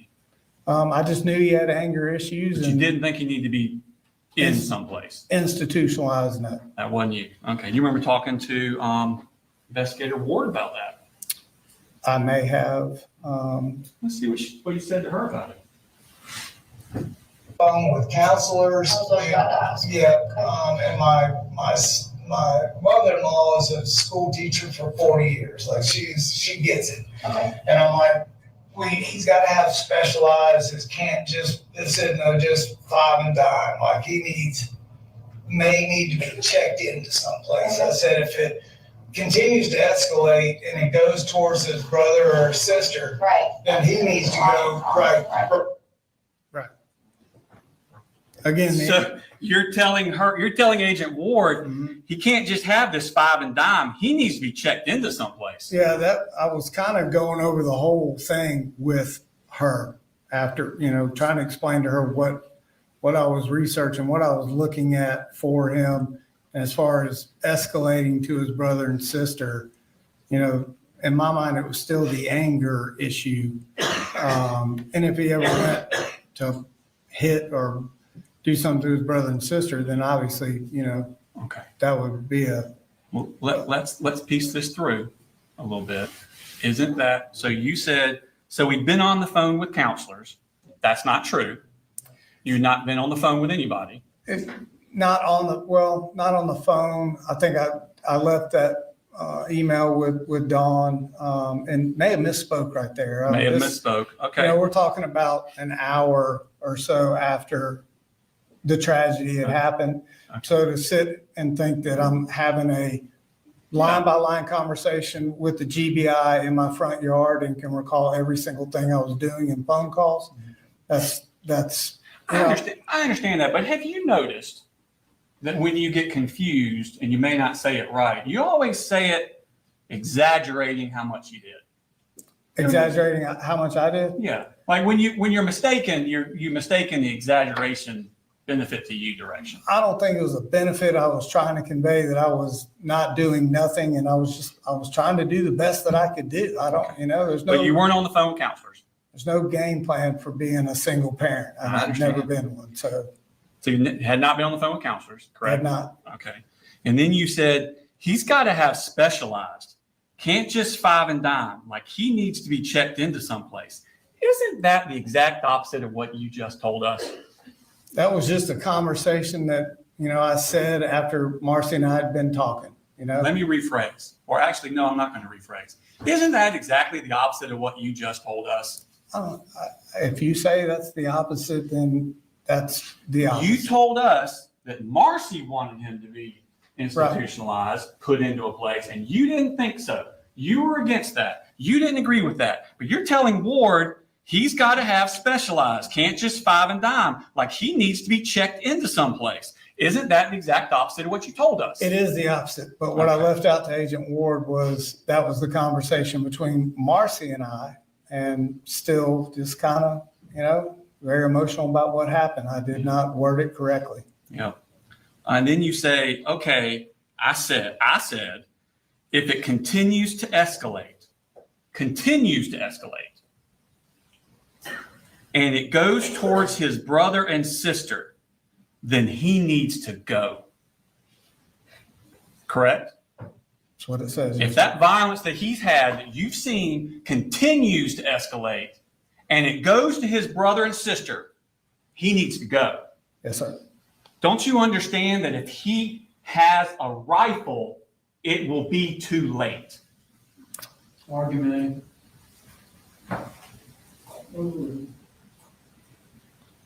Again, the rifle never came into play with anything that we were ever arguing or going through in that house.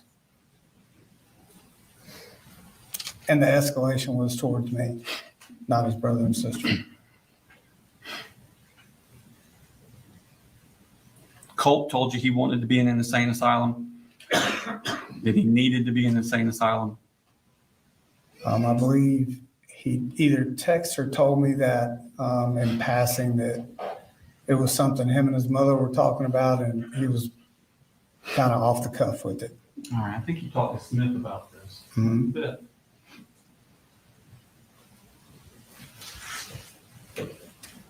Even though he was suffering from mania. No, this is what just came up and with his mom. This is a hot You. No, this just happened. Like this just happened. She was up here last week, whatever. Like here recently, last week. But Colt never told you suffer from mania. To me, never heard that. Why do you think Colt was telling me that he told you? I don't know why he would say that, but I'm going to tell you where I heard it. Marcy comes up, or she's going home, one or two, we start having a conversation about Colt. I'm like, when I got that kind of said to me, we were talking about counselors in school, and she's like, well, this is what he asked me. I'm like, okay, he said, she said, I was talking to him, he said, do you think I need to be, what is it? Do you think I need to be, or how do you get into an insane asylum? When did he say that? Here recently, to his mama. And she said that to me. And I'm like, what is that? So that's kind of like another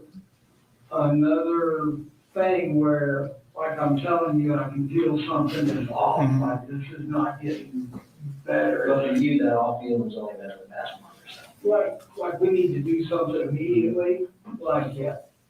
Right. So you felt like y'all needed to do something immediately. She's telling you feel something is off. Right. And y'all need to do something immediately. That's what you felt. Right. But you didn't do something immediately. I didn't do it immediately. Okay.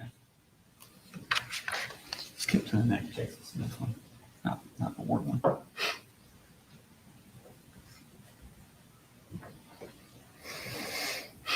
about what he told, Right. what was it?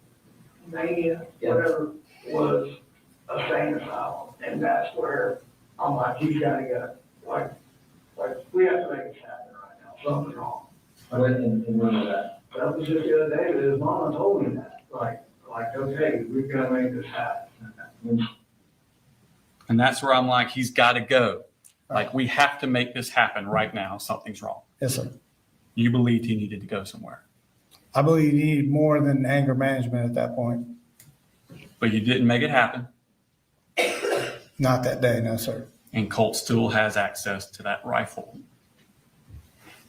He does. Okay. In fact, this photo was modified on August 21st, Yeah, never seen that photo.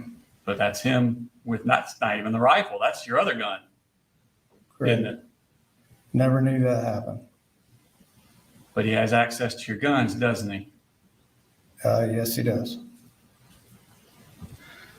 Next day, August 22nd, Thursday, Colt skipped school. Next day, August 23rd, it's Friday, Colt skipped school. The next day, August 25th, it's a Sunday, you search Advantage Crisis Stabilization, and then you searched again 5 minutes later, Advantage Crisis Stabilization. That's that place in Athens. Yes, sir. That's you searching for it. Right. Okay. Monday, Colt had skipped school that Wednesday, Thursday, Friday before. He goes to school on that Monday, and that's the day he has the anxiety attack at school. Correct? Correct. Okay. And he goes to see Lisa Butler in the counselor's office. Correct? Yes, sir. Okay. And at 10:42 a.m., you get an incoming call from Colt. I'm going to pull up your records. So if you look there, this is all your phone call logs for that morning. Okay. I think the first one starts at 7:30 in the morning. And then you come down at 10:42, and that's where you get one from Colt Gray. Okay. Yes. And that's when he's calling to tell you that's actually, he's with Lisa at that point, correct? Yes. Okay. So you kind of talk to Colt and you talk to Lisa in that phone call. Correct. Okay. And then at 10:58, so shortly after that, at 10:42, keep this up, I'm going to come back to it. 10:42, you get an email from Lisa Butler with the Project Aware form. Correct. Show us that.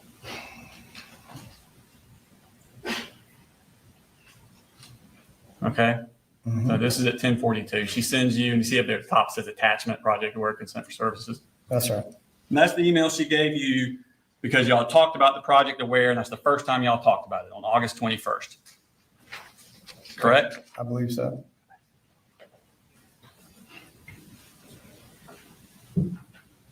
So going back to your phone calls that morning, you got two Colt Gray, from Colt Gray, from George Clackham. Let me leave it up. There it was. Uncalled. I'm just going from the top. From George Clackham, to Andrew Harrington. Who's Andrew Harrington? Somebody you work with? I think it was a subcontractor that worked Okay. for me. Okay, so that's work. Then you got a couple to My Pretty, and that's Marcy. Mhm. And then again, there you go, 10:42, Colt Gray. Okay, and then some more My Pretty, Colt Gray. So you did not call up to the school that day. The school calls you through Colt, correct? I don't think she had the right numbers that Okay. she was calling me from. So when Colt called, I answered. But you don't call up there. I didn't know to call. She didn't have the right number. I answered Colt's phone call. What I'm saying is you didn't call the school that day. I don't think I had a reason to call the school that day until Colt called me. So you became Project Aware. You became aware of Project Aware because Colt has an anxiety attack. Lisa Butler reaches out to you through Colt, sends you the form. Right. That's not what you told Jason Smith, is it? Again, there was a lot going on. Everything, I think I told Jason Smith the same thing. Everything that we talked about, timestamp, dates, it may not have been correct. It was, Yeah. I'd been up all night with Jenni and may have got orders wrong of what was going on. So Yeah. if you're about to show something that Now we're gonna play something. I said different than I Yeah, did. it's a little different. I could not convince him to go back to school after he came back that second time. And I don't know what to do at this point. So I called up there and said, I want him to see the in-house counselor. Can we do this and set it up? What's the counselor name? Lisa, I need to look at my phone. Lisa Hughes, I think. She sent me an email and said, hey, they made contact at the school, and she said, we would like to bring in a third party, be aware. Bring like a third-party therapist or psychologist or something? Yeah, the awareness is account. Okay. When were they gonna do that? This week, I had to fill out all the paperwork, which I did Thursday and Friday. So you had an appointment this week? Giving them all permission, like, bring everybody, bring a specialized person, like, And what were they specifically like treating him for? Like, they were gonna talk to him about coming to school, not worrying about what people are saying, don't be a loner, come on, get back in the swing, take it to the school. and try to find what people were saying, it was that the stuff about his mom got bad, was it, and the arrested and all that. And then he was more worried about everybody knowing that he, mom was a man dead, and that his biggest fear was failing and falling behind once he was in high school. So the appointment this week, I'm assuming goes for like either today or tomorrow? Yeah, so they needed me to give permission, I filled out all the paperwork online, and said, thank you so much for this. Okay. You just told him that you called up to the school because Colt needed counseling, and you talked to the counselor when you called up to school. Correct. What I should have told him was this was the time that Debbie and I were working together on this, formulating the plan in the evening on what to do. Debbie was actually the one going to the school and communicating. No, this is before Debbie. We'll get to that in a second. Was Debbie it? hadn't come up yet. Okay. So there was a lot of things moving at that point in time, but as far as me calling, I don't guess I did call the school. I was trying to communicate to Jason that I had some plan in place for Colt. Okay. So again, your confusion leads towards you looking more proactive than you actually are. You don't call up to the school and you tell them that the reason that you wanted to, the Project Aware came out, what they were going to talk about was making sure Colt came to school and he felt good at school. You don't mention anything to Jason Smith that what precipitated this was a panic attack at the school where he had to spend the entire day at the school nurse's office. I didn't tell him that. No. You didn't tell him that. And then you make the phrase, I filled out all the paperwork on Thursday and Friday. I think you've said that a couple of times where your attorneys have said that through court. You filled out all the paperwork, correct? Isn't it true that the form is one page? That's it? It's paperwork. That's what you consider all the paperwork. But you filled out Thursday and Friday is what you said. Colt's name. That's what I filled out. Correct. Okay. Now at 12:03, so that was in the morning, 10 something. At 12:03, you get an email from Karen Hope about offering Colt counseling through the school. Correct? Correct. Okay. Could you pull that up for me? Karen Hope. Glad to have you aboard. I'm Karen Hope. She gives her email and phone number. Did you ever call those or text any of the email? I did not reach out to her. No, never reached out to her. To her. So at 12:18, you get a text from Marcy that says, been texting with Colt. He seems okay, but they have him in a conference room until he feels stable. So, I mean, that's not a good text to get. Until he feels stable. Colt had a pretty rough day at school, didn't he? It sounds like he just had a kind of, like I had referred to, he doesn't like being put in the spotlight and, doesn't done like everybody looking at him. So I think he kind of had a panic attack about that. Yes. Yeah. So that night at 7:59, you order that unisex half mask. Yeah, I don't remember ordering that half mask for him. I've seen that picture. I don't remember doing that for him. Okay. But you don't just dispute your Amazon account records that we showed earlier. And my bank records, but bank that records. wasn't the first time where Colt had purchased something without me knowing. Don't you get an email from them when they tell you? Well, if Colt is, I'm not saying Colt did it. I'm just saying that I don't remember buying that for him. okay.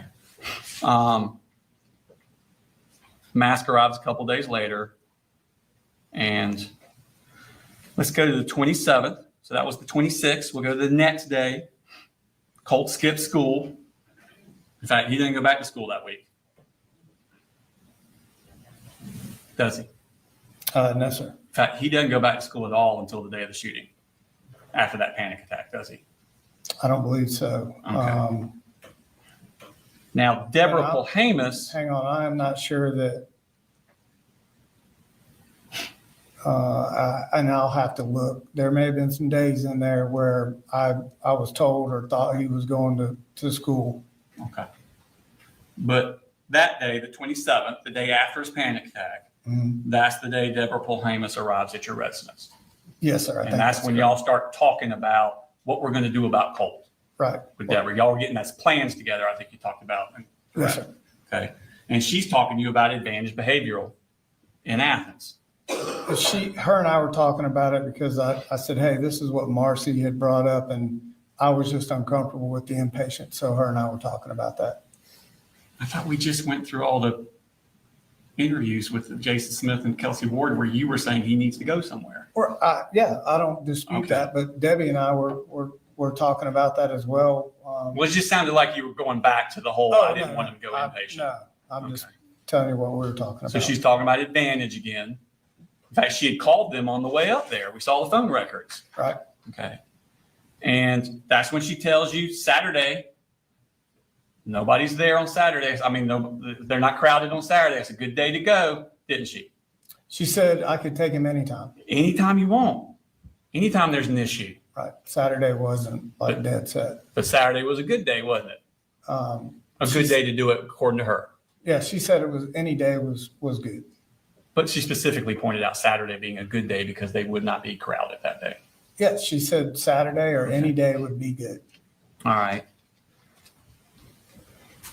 Now, going to that Wednesday at 7:44 a.m.,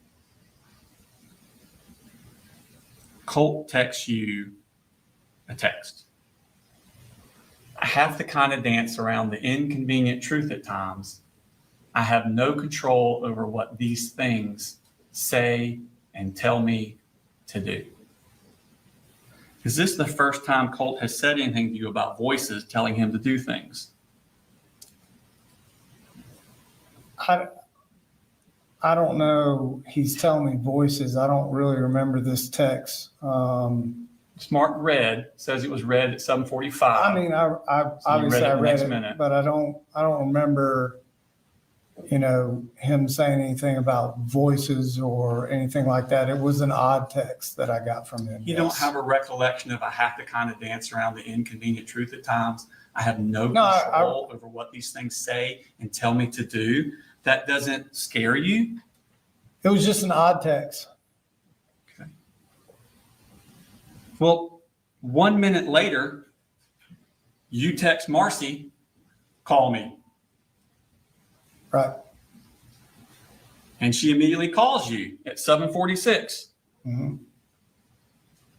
And you talk for 6 minutes and 42 seconds. Correct? Yep. And that was about that text you just got from Colt. It may have been. I'm not sure what we talked about. Okay. You two were communicating regularly about your concerns with Colt. We were communicating about everything all the time. So it's hard to say. And within 2 minutes of getting off the phone with Marcy, you receive an email from Jade Baker at 7:54 a.m. And it says, "You are so welcome, Mr. Gray," because you had sent one earlier saying thank you. "You're so welcome, Mr. Gray. I'm the clinician who will be working with Colt. I plan to begin working with him early next week. Please let me know if you have any questions or concerns. I'm looking forward to supporting Colt. Have a wonderful day." And she gives her cell phone number. Yep. You didn't respond with any questions or concerns, did you? Not in an email, no, sir. Getting a text from Colt that he hears voices 10 minutes earlier telling him things to do that doesn't rise to the level of a question or a concern? Not through an email. I just kind of felt like,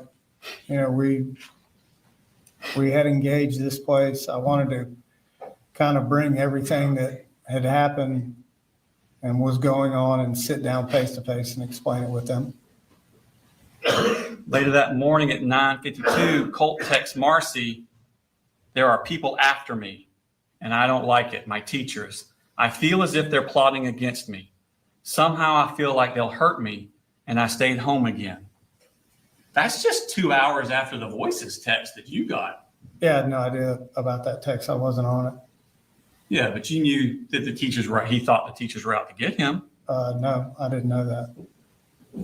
You don't remember Colt telling you that he feels like the math teacher was out to get him? I remember having a conversation and asking him about what he said to me.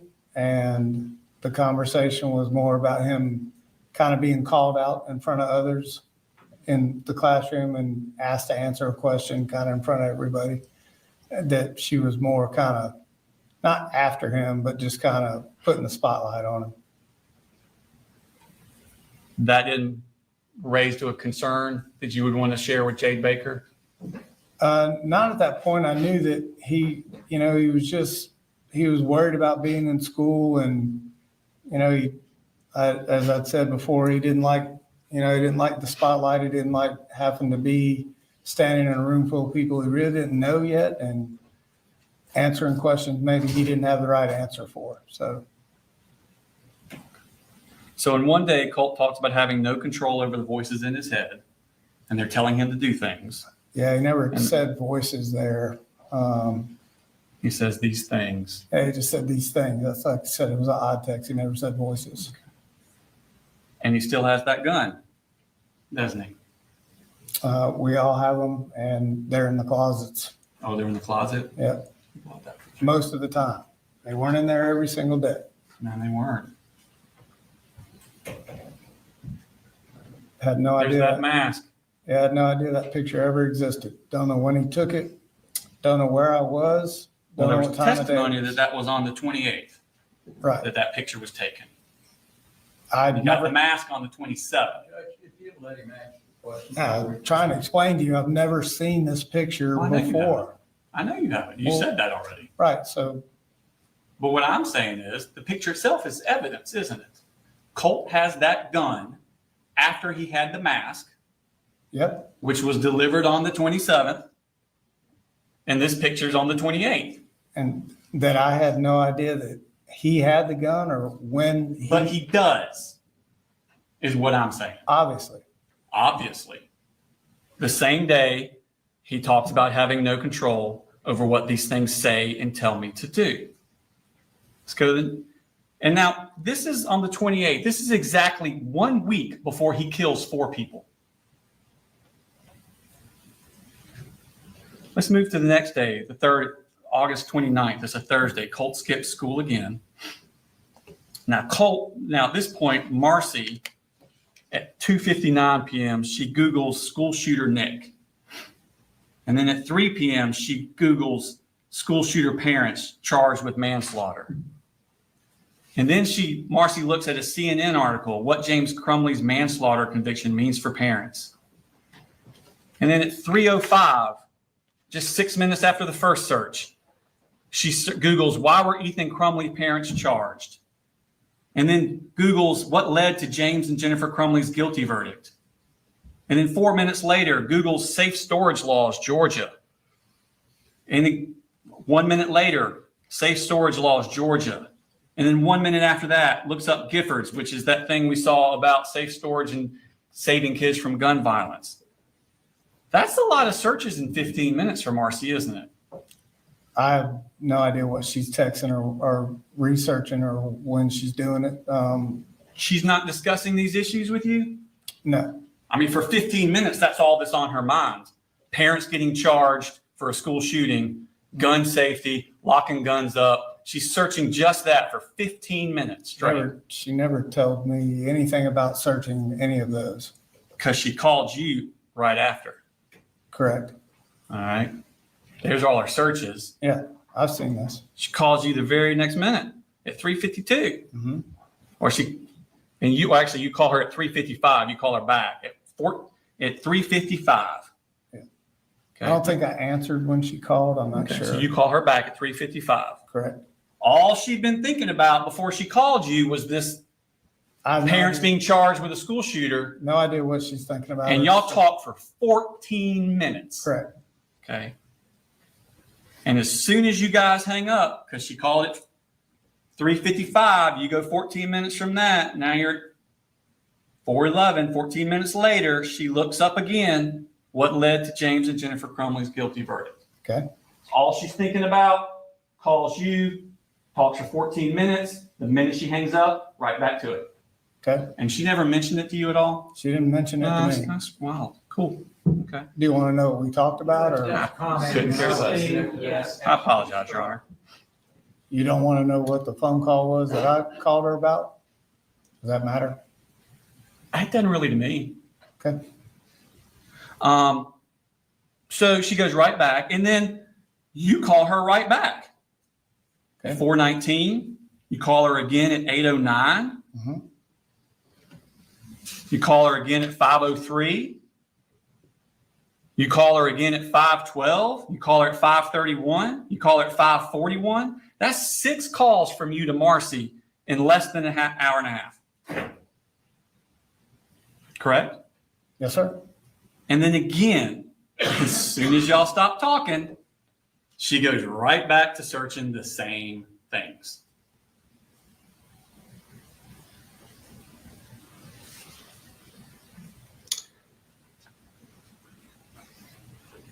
Let's go to the next day, August 30th. It's Friday. It's a holiday. Colt texts you that morning, you forgot to give me my Zoloft. Correct? Yes, sir. So you're giving him the Zoloft. I was not giving him the Zoloft. Well, Marcy left on the 16th, No, she did. and you had the Zoloft She gave me the Zoloft in a Ziploc bag. Yes, sir. on the 16th. I believe that's when it was. All right, so this is 2 weeks later. Right. Colt takes it every day, right? Not from me. He had been taking it prior with her, Every day. I guess. Okay. So 2 weeks after he hadn't been getting it is the first time he ever says, you forgot to give me my Zoloft. Correct. We had conversations about the way I received the Zoloft and what it looked like in the Ziploc bag. Up until that point, I was under the understanding that, she had talked to her doctor or what have you, and it was just in a Ziploc bag, and I didn't, I never really felt comfortable with the Zoloft with her and giving it to him. So I would forget to give him his Zoloft. I had actually put it up in a cabinet. And really, there was a stretch of time when he wasn't always acting out, and he wouldn't ask me for Zoloft, and I wouldn't give it to him. But you gave him Zoloft at some point. I don't think I ever gave him Zoloft, which ends up being some of the arguments that we had was him wanting it. And I just didn't feel comfortable knowing that she broke apart her pills into this smaller section of Zoloft. Mr. Gray, I don't want to cut you off, but I'm having a hard time following what you're saying. Sure. Let me ask you this question. Right. She leaves on the 16th, gives you the Zoloft. Yeah. On the August 17th, does Colt say, you forgot my Zoloft? When was that text? I'm asking about the 17th. Oh, I don't know. That was the 30th. Yeah, no, I don't think. So 9 was 17th. The 18th, 19th, Not that 20th, not that I can remember. 21st, 22nd, 20. Stop me when you remember one. 23rd. That I gave him Zoloft? 23rd. I was against the Zoloft. 24th. Not that I can 25th. recall, I don't think. 26th. 27th. 28th. 29th. So all of those days, you have not been giving Colt Zoloft. And he wants it, doesn't he?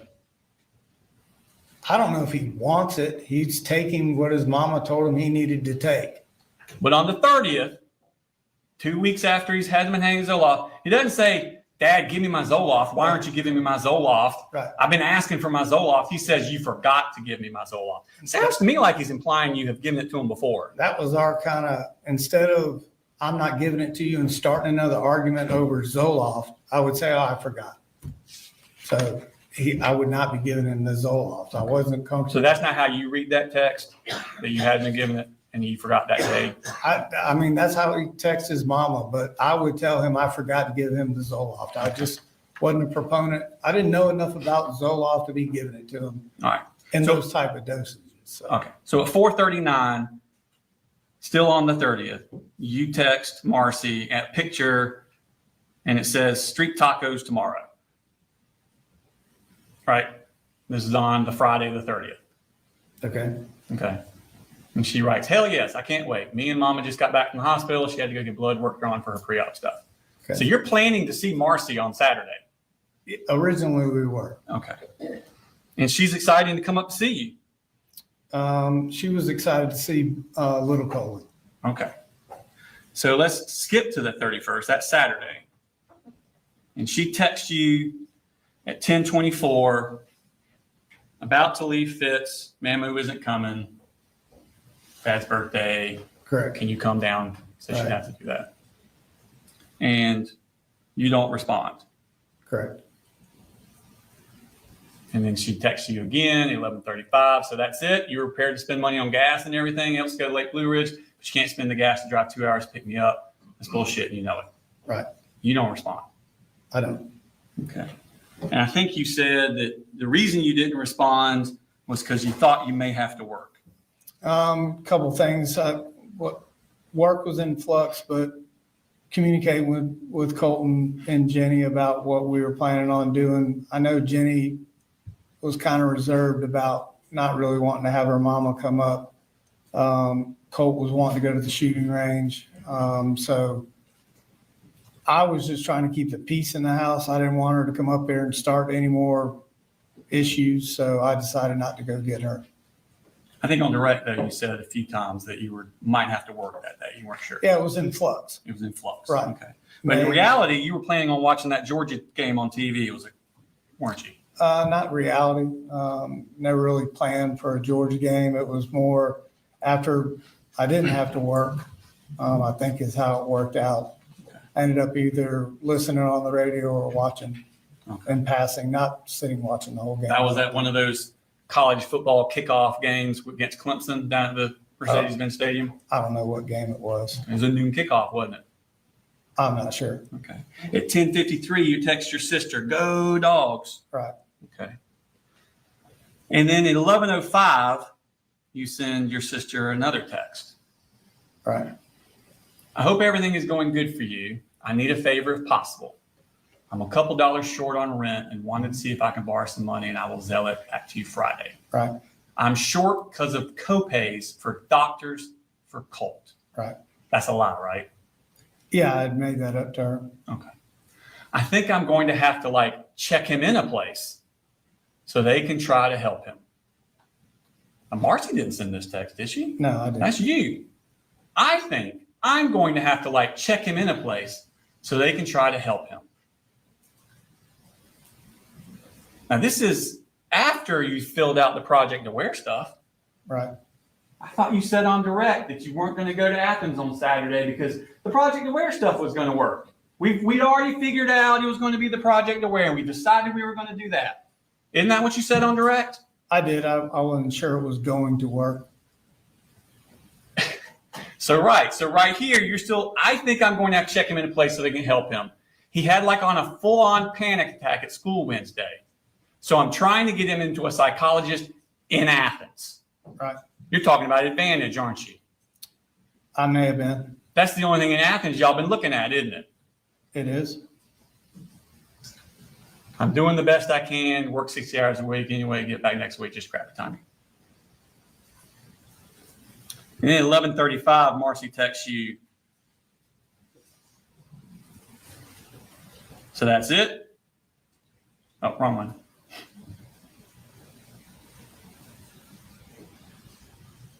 So that's it. You're prepared to spend money on gas and everything. That's bullshit and you know it. Mm-hmm. And again, you don't respond at all. You're still watching the game, at this time talking to your sister. I don't know what I was specifically doing, and I did send a text to my sister. You don't remember sending the text at 12:48. It's a dang defensive battle. Who would have thought this is going to be a low-scoring game? Like whoever has the ball last is going to win. Yeah, I listened to a lot of Georgia games on the radio, so I'm not sure about That's what you're doing on Saturday. Listening to the game. And not going to Athens. Correct. It would have been a good day. Not many people there in Athens. Correct.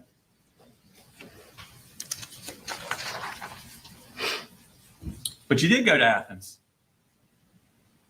didn't you? Yeah, I went to the Guitar Center with You went to Colt. the Guitar Center. Bought that Fender hat, the one that he used to conceal his rifle. Correct.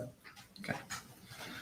So let's go on to the Sunday, September 1st, 1 o'clock. You get a text from Marcy. Why are you doing this? You never respond.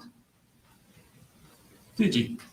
Nope. You two had been corresponding daily up until that Saturday. Why are you ghosting her all of a sudden? This was just a kind of the ongoing thing that Marcy did throughout the years. And, once I said I wasn't sure if work was in flux, it started an argument. I knew it was going to, and I was just trying to keep it from getting what it typically ended up being through the years. This is what Marcy does through the years? You're the one ghosting her. I'm ghosting her because of how she's done things through the years. Just trying to not let this turn into an episode. It wasn't an argument about the fact that you weren't coming to get her so y'all could go to Athens behavioral help. This was an argument about not coming down there to get her at all so she could see little Coley. Why didn't you? Why didn't I? Because work was in flux. It's a 9-hour ride. And my kids, older two kids, weren't really jazzed about her being there. So you just ignored the problem? I ignored her. Okay. Monday's a holiday, Labor Day, and then on Tuesday, Colt skipped school. Correct? I believe so. That brings us to the 4th. Jenni sends you a lot of text messages. Not going to go through all of them. I'm in lockdown. 3 people are dead at the high school. You ask, how do you know? How do you know? People are saying there was an email. Please, I'm scared. I can't call you. I'm in lockdown. Did you talk to Colt today? Are you coming to the school? You reply, yes. And at 11:15, I'm on the way. Have you heard from Colt? And then at 12:19, you text Jenni, have you talked to your brother? And she replies, no. But I think we were thinking the same thing, and I don't want to talk about it over text. And then you respond, yep, 10-4. You didn't ask for clarification on what she meant. Yep, 10-4. You knew at that time it was Colt who did this, and Jenni knew too. I didn't know that Colt had done this. It was obvious to everyone in that house, wasn't it? No, sir. And then you stopped at, well, first off, you tell your boss that you have to leave because Colt broke his arm? Correct. George is not my boss. And I told that because sometimes George can be scattered at best. So I told him that not really sure what to tell him was going on at the school, and to try to get his attention that this was something serious that I needed to go and do. So I told him that Colt had broke his arm. Yes, sir. Is that a normal thing for you to just lie? No, but I need to get his attention.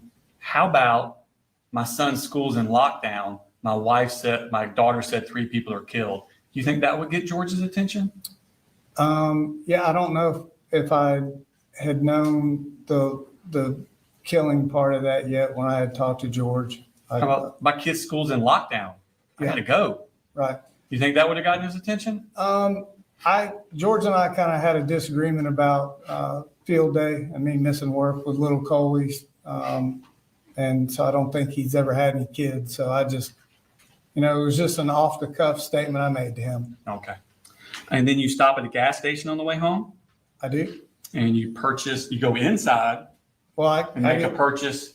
I get $20 worth of gas, go in, pay cash for the gas, and get a drink. Don't you have to, if you're paying cash, don't you have to go in first? So they'll turn the pump on? No, sometimes you do, but I didn't that day, no. Okay, so you paid cash for the gas. Right. And then you got a drink. Yep. Okay. And you paid debit card for the drink. Yeah, I think I had $5 left on my debit card. So I didn't have much money, but I just used my debit card for speed. I had $20 cash. So I got and that you did all $20 worth into your car. Correct. Okay, knowing that there's this horrible issue at the school probably involving your son. I didn't know it was involving my son. You've been getting all those texts all morning. From Jenni. Yeah, that there was a lockdown. What about the text from Colt? Y'all were freaking out about Colt. Remember those texts? Yes. You're freaking out. Calling Marcy. Calling the school. Jenni's school's in lockdown. Marcy called the school. But you didn't go to Jenni. You went straight home. Jenni, I think at some point told me that she was in lockdown and to come to the school, they weren't letting her out yet. So I went home. Okay. And you went straight to Colt's bedroom. No, I went to my bedroom first. That's right. You checked. You pulled the All the clothes off your guns to see if they were still there. Correct. Are you kind of frantic at this point? Originally I thought he'd skipped school because I heard the TV on, and then thought, okay, the gun's not in my room. So I went to his room and looked and didn't see the gun in there either. Okay. But you went to your room first. Correct. To your closet. Yes. That's where the gun's supposed to be. Up on that shelf. Yes, And you sir. pull your clothes off. Right. And there are your guns. Correct. Okay. This is the picture that Heather Lashley got of your closet when she went in after this. Right. Did you put the clothes back? Oh, no. Between the jeans and the blanket is really what covered them all. Just pulled it apart, set everything back. And you set it back?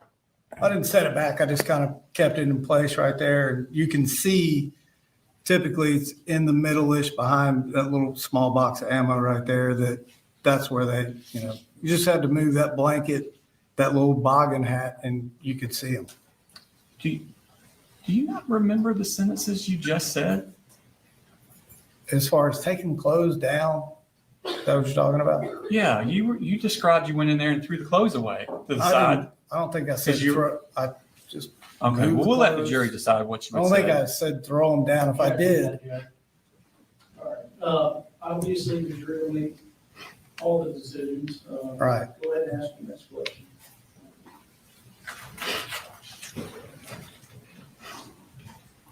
So you go to his bedroom, into his bedroom, yep. see if the gun's in there. Yep. Look through the door. Okay, and the gun wasn't there. It wasn't where it typically is if he has it in his room. No, sir. Okay. Now, Investigator Gilliland talked about she went out to the house and measured, right? And I think she said it was right around here. If that was the door, the wall would be about here. Does that sound about right? Roughly. It's not doing carpentry, but. No, I'm with you.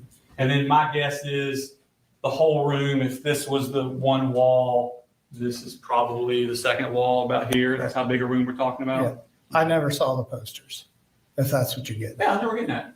Yeah, I never saw this. Well, I wanted to kind of get the jury a kind of idea how big this room we're talking about. It's not a very big room. Not You very. can basically see around the room So from the you, door. you come in, boom, corner. Is that there? That's the gun. You never saw. I never saw those posters. I sure didn't. So the wall they were on would have been about right here. I think she testified to. And then Heather Lashley put it here. Right. Where's the gun? You don't see that. No, I wasn't looking there. When I stuck my head in the door, I looked in this corner. That corner? Well, it's not over there because you just said this is kind of the wall. This is So you look in this corner, from the door. I looked down that wall into that corner about right here, and leave. No, it's further than that. and you never saw that. I never saw that. Never looked around his room. Just looked in that corner and walked out.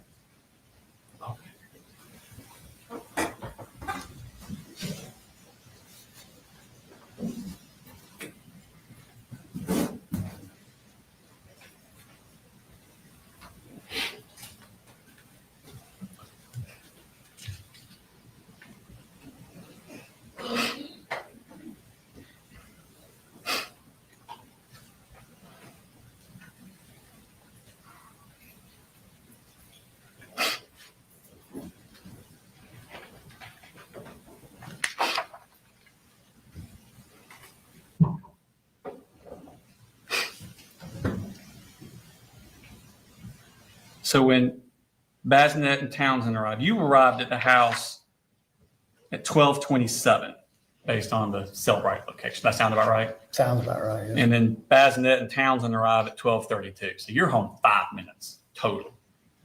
It was quick. Yeah. And they arrive, and that's when you give the whole, I knew it. Right. Okay.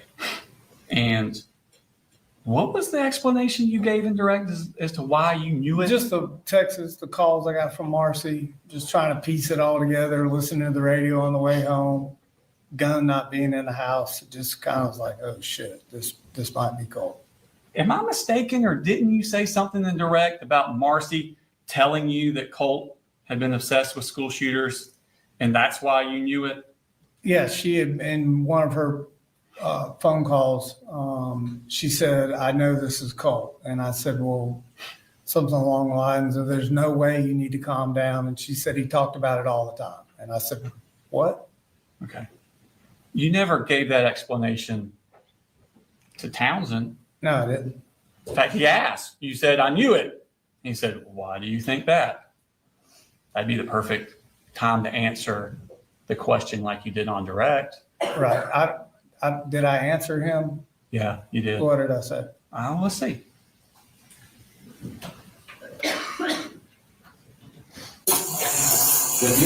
Just you? All right, come on here. So right now I'm at liberty to discuss what's going on. I'm only here to if we're not going to leave this moment. No, it's good. Anybody else in the house? No, sir. Any other animals? Nope. The only weapons are mine up in my top of my closet. What are they? A shotgun and an AR. Shotgun and an AR? Yeah. Okay. Nothing's loaded. Okay. We're gonna wait here till we get one more. Yeah. God. I knew it when my little girl just texted me. She's in middle school. She said, we're in lockdown. I'm like, God almighty, please tell me brother to do something. Well, why do you think that?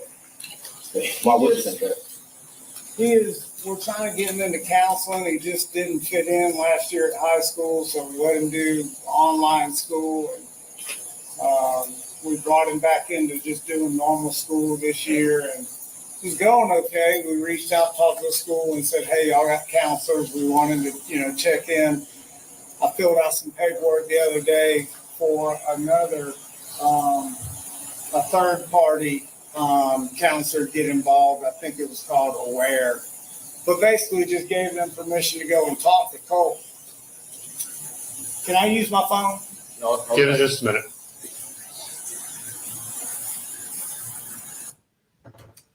This is 5 minutes.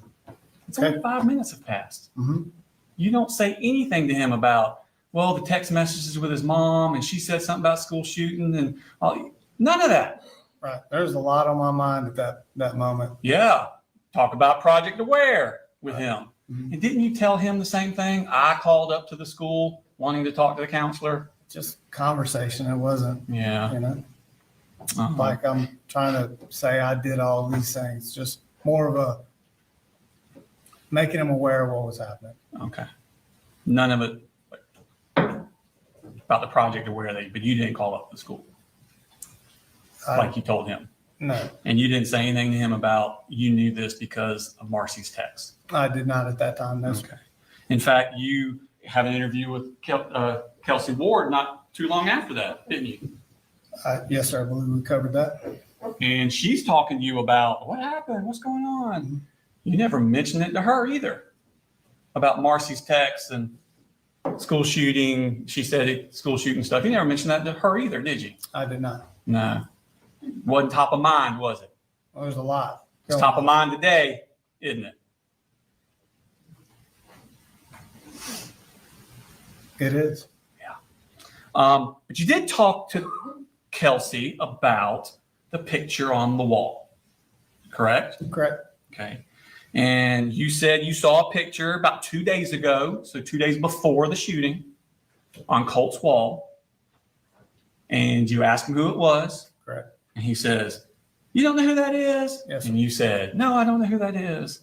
And then you say, and then he told me that's one of the guys that did the last school shooting.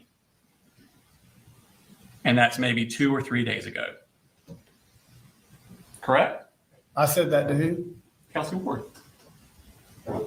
I think after I went back the second time and asked him who was in that picture, he said that was a person that did a school shooting, and I think I told him to take it down. Okay. So he did tell you 2 to 3 days before the shooting that on his wall was a picture of someone that had did the last school shooting. He did a school shooting, I think is what he said. Okay. On your son's wall. One picture, yes, sir. Less than 2 years, well, actually like 17 months after Jackson County had come to your house about Colt threatening to shoot up a school. He's putting a picture of a school shooter on his wall, isn't he? He did. And he told you that's who it was, didn't he? He did. And you didn't do anything to remove that gun, did you? The gun stayed where I thought it was located. And I want to get something straight, because Heather Lashley already talked about this. Colt's room. Here's the door. Nothing on this wall. Nothing on this wall except that little antler from the deer he shot, which is what, about this big? Give or take. That on that wall. Nothing, nothing, nothing. Correct? His bedroom was moved into the laundry room at that point. That was just where he was in the computer room. In this room, where the picture of the school shooter was his computer. where that shrine was his computer room. Nothing but the deer head. Right. That, nothing. Yes, sir. But that The only thing on his wall other than the deer head is that, not and his you bedroom. didn't see it. Judge, if you let him answer, I'm trying. touch him off. That was not his, huh? I said, go ahead and answer the question. That was not in it. That was not his bedroom at the time. Well, I don't care where he slept. That's his room. No, that's not his bedroom. That's his room. His computer room. His room. It was a gaming room, but all the kids were in there at some point in time. That's Colt's room. His bedroom was moved into the laundry room. I know that. We've established that. But that's Colt's room. Prior, yes. When we first moved in there, that was Colt's room. On that day, that's Colt's room. Okay, it's Colt's room. Thank you.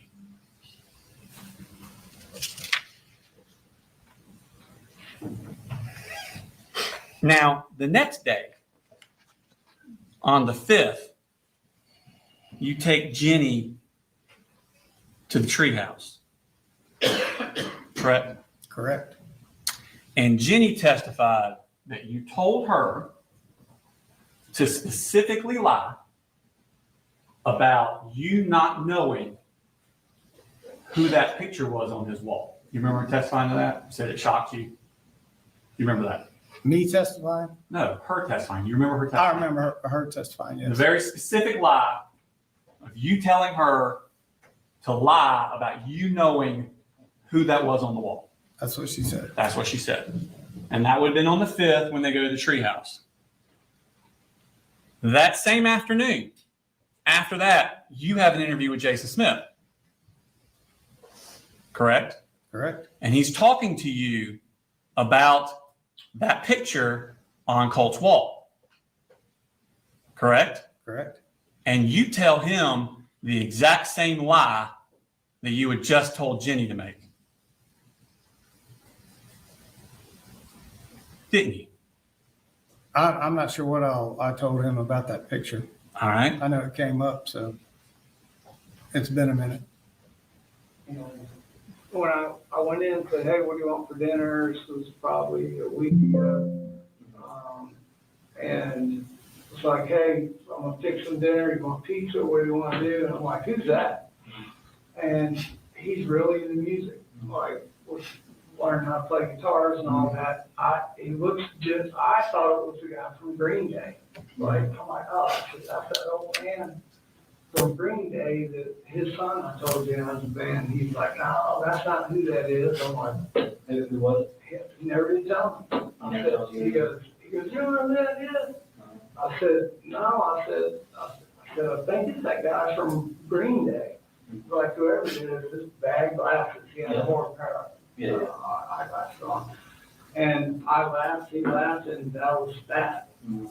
So. When last, it was just one picture of? Yeah, just one picture. How often do you go in his room? I go in there almost every day. You know, the door's open, he's on the computer, it's dark. Hell, there's no one place that I'm in because I'm trying to, do laundry, cook dinner, take out the trash, cut the grass. So you go in there every night, Sunday night, you go in there every morning, wake up, you go in there to, like me or my wife, sometimes we go, I'll go in there and, just sit down and hang out because my kids like to play games. Yeah, so he does that and I go in there and look. Just that one picture of glasses. Yeah, just that one right there by the computer. That was the only thing on his wall. That was the only thing. Yeah, and then. Can I show you a picture real quick? Yeah. This is the guy. Mm-hmm. None of that was up there. None of that was up there? That was. Just that one? Yeah.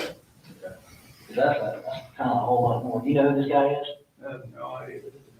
You have no idea who that is?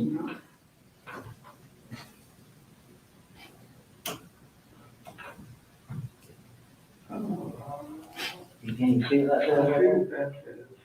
Yeah, that Deadly Toll 17. That's the guy that shot the baby bar. No, that's a school shooter. His name is Nicholas Cruz. That's the same guy. That's the same Yeah, guy. same guy. Okay. That's the only thing I can see. We got pictures for the social media down here. This is in his room? Yes, sir. I'm telling you right now, I never saw any of that. There was one picture, that one, right there. And you woke him up to go to school. Yeah, no, here's what I was gonna say. So when Jenni moved in, I said, hey, you're living with us. I'm gonna give you the master bedroom with private bath. Right. I'll sleep in the bunk bed with visitors. So I had Colt set up on a couch out in the living room. And then when I saved up enough, I bought a queen size mattress and just bed frame, no box frame, and set it up in a laundry room, it's kind of a big room, like I was gonna make it my bedroom. So the goal was like, Colt, your room is packed with all this stuff that you got going on, computers and, golf clubs, all this stuff. I said, you need to start getting better sleep, so I want you to make this your room back there. And sleep in the bed instead of the couch. When you did that transition? Probably a month yet. So he would be asleep in there. And literally there was no, like, if he's on his computer, like, I'm not going in there and chit chat with him. He'll go in there and lay down or come out on the couch, and that's usually where if we're talking about school or anything's going on, that's where he's at. Like, So he never told me who that was. He never did. He in class, I can't believe you don't know who that is. He never told me who that was. Yeah. Yeah. That's a lie. Well, I had forgotten to mention the second time I went back in there with him and asked him who that was, but the picture was taken down. Oh. So you forgot to say that you knew who that was. Yeah. Because he asked, so he never told you? And you said he never told me who it was. Never. He never did. Right. There's a lot of nevers. Now, we showed all those pictures where Colt had that up in his room many times throughout the summer. Oh, I saw some pictures of it. Yes, sir. Sometimes, first one in April, that was before he even dyed his hair. There was another one on August 13th. That's the night before his first day of school. Correct. And those pictures are different than what's on that poster board. Oh, no. Remember, she said that it flips because the selfie? No, I And mean, if you look, see the top of it is here, and if it flips, exactly the same. right. Isn't that cool? Yeah, but the upper parts. Well, it's because of the top. See, there's a gap between. Right. Yeah, okay.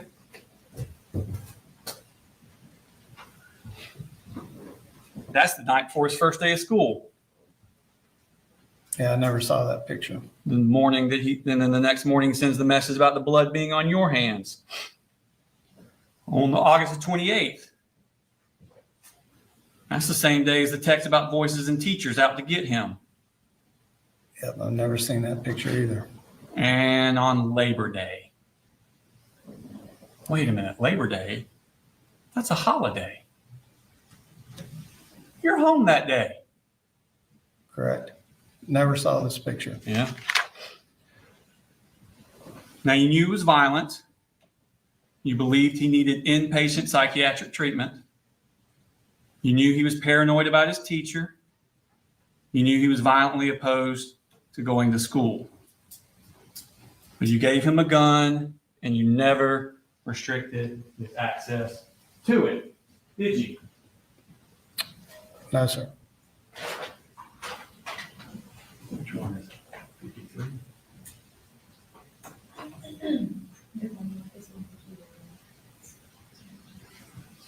So you marked exhibit 151.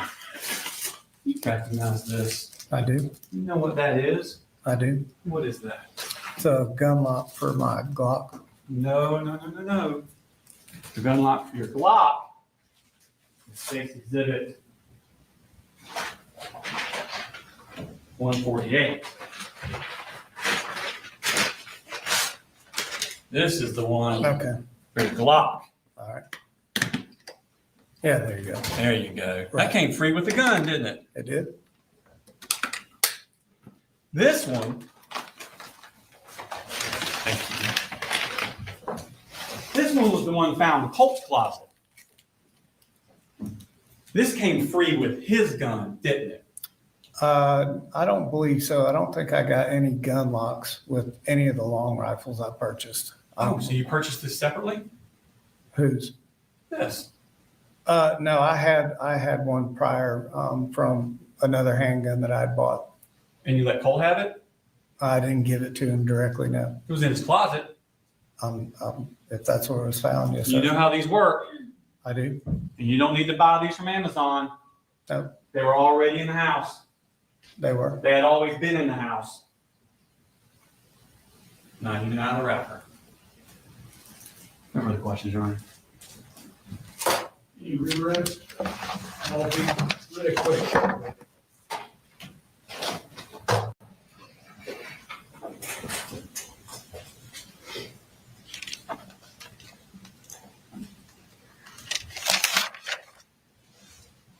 Just want to ask you a few questions to clear a few things up. Okay.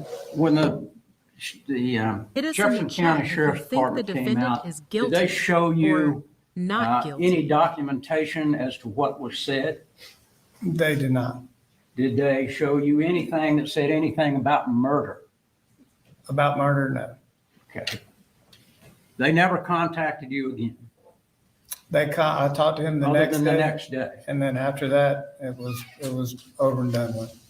So when the district attorney asked you about, talking about murder, they didn't tell you that anything on there about murder. It was about school shooting. You don't know whether it was somebody else doing the shooting, whether it was a past shooting or anything else. Leading witness. Did you know what it was about? Sustained.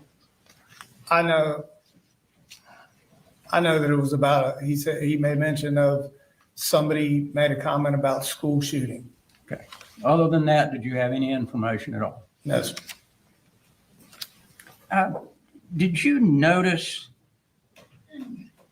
the trash can when you came back in that morning to the house after the shooting? No, sir, I didn't. Where do you normally keep that trash can? I keep the trash can up against the wall between the kitchen and the laundry room. Okay. Do you normally take that trash out pretty regularly? Yeah, I do. You didn't notice any boxes, empty boxes of shells in that trash can? In the garbage can? In the garbage can? No, sir.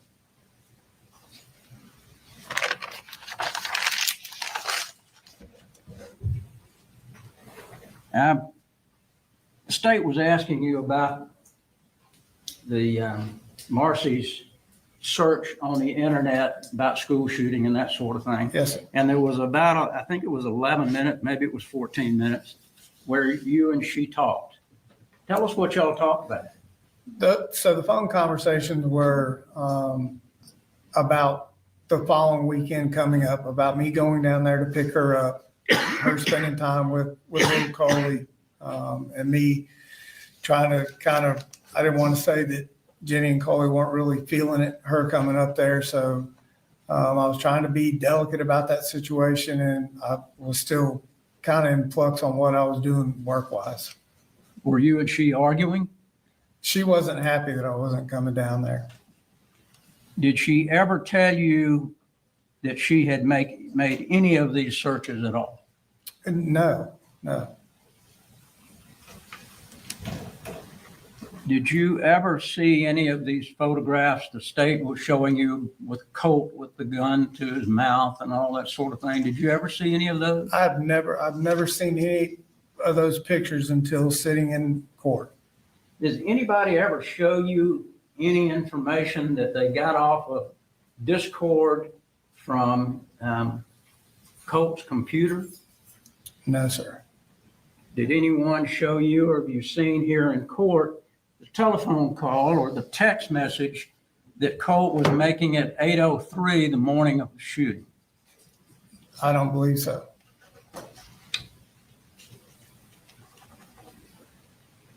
Now, I want to just ask one more question since the state brought this up about blood on the hands. Was this in reference to Marcy had been there Correct. and she had gotten into an altercation? In your object, it'll be. Had she gotten into an altercation? She had. And what did you believe this message to be?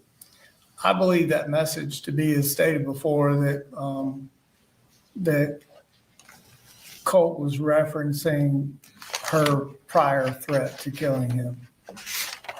And the blood on my hands would be if she had acted on that. Now, this rifle, was it an assault rifle, as the state said? The SIG, that's what the AR stands for, and AR-15. Okay. But was it a single shot or was it a machine gun? It was single shot, pull the trigger, bullet, shoot. Did your son give you any indication that you should not trust him and not follow the instructions that you had given him about the gun? No, that's the thing is leading up to the argument he had with his mother when the first time a gun was ever, she went for the gun is what he said. There'd never been any prior issues with him. It may have been in his room. It wasn't always in my closet, but there was never a threat or anything he did or said that was outside of the agreement that him and I had from the get-go.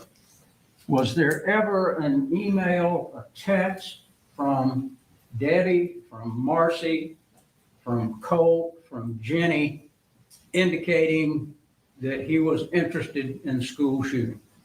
The first time I heard school shootings was that phone call from Marcy the day of.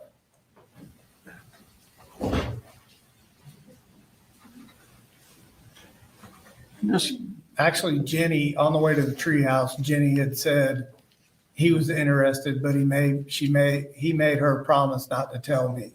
That's the second time I heard it. And you heard the state say that you had told Jenni to lie about these photographs. Is that right? Correct. But you had already told Kelsey Ward that you'd seen one, right? I'd seen one, yes, sir. Would have been any reason for you to tell her to lie about it then? No, I remember telling Jenni in that parking lot at the treehouse, I don't know what they're going to ask you, but just tell the truth. Tell them what you know. Bottom line, Colin, was there any reason for you to believe that your son was capable of doing what was done at the Apalachee High School? Not doing what he did at Apalachee High School.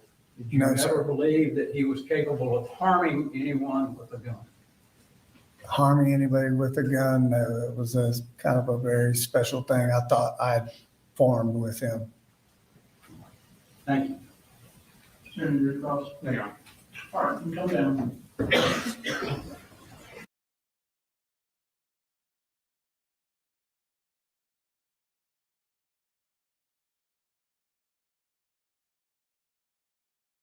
More exclusive true crime episodes and explosive live trial coverage. Subscribe to at Southern Sin and at Truth Talks. Join us every day at 9 a.m.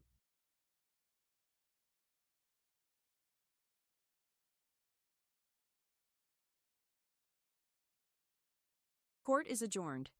Catch us again tomorrow morning for all the live trial action. Right here on at Southern Sin and at Truth Talks.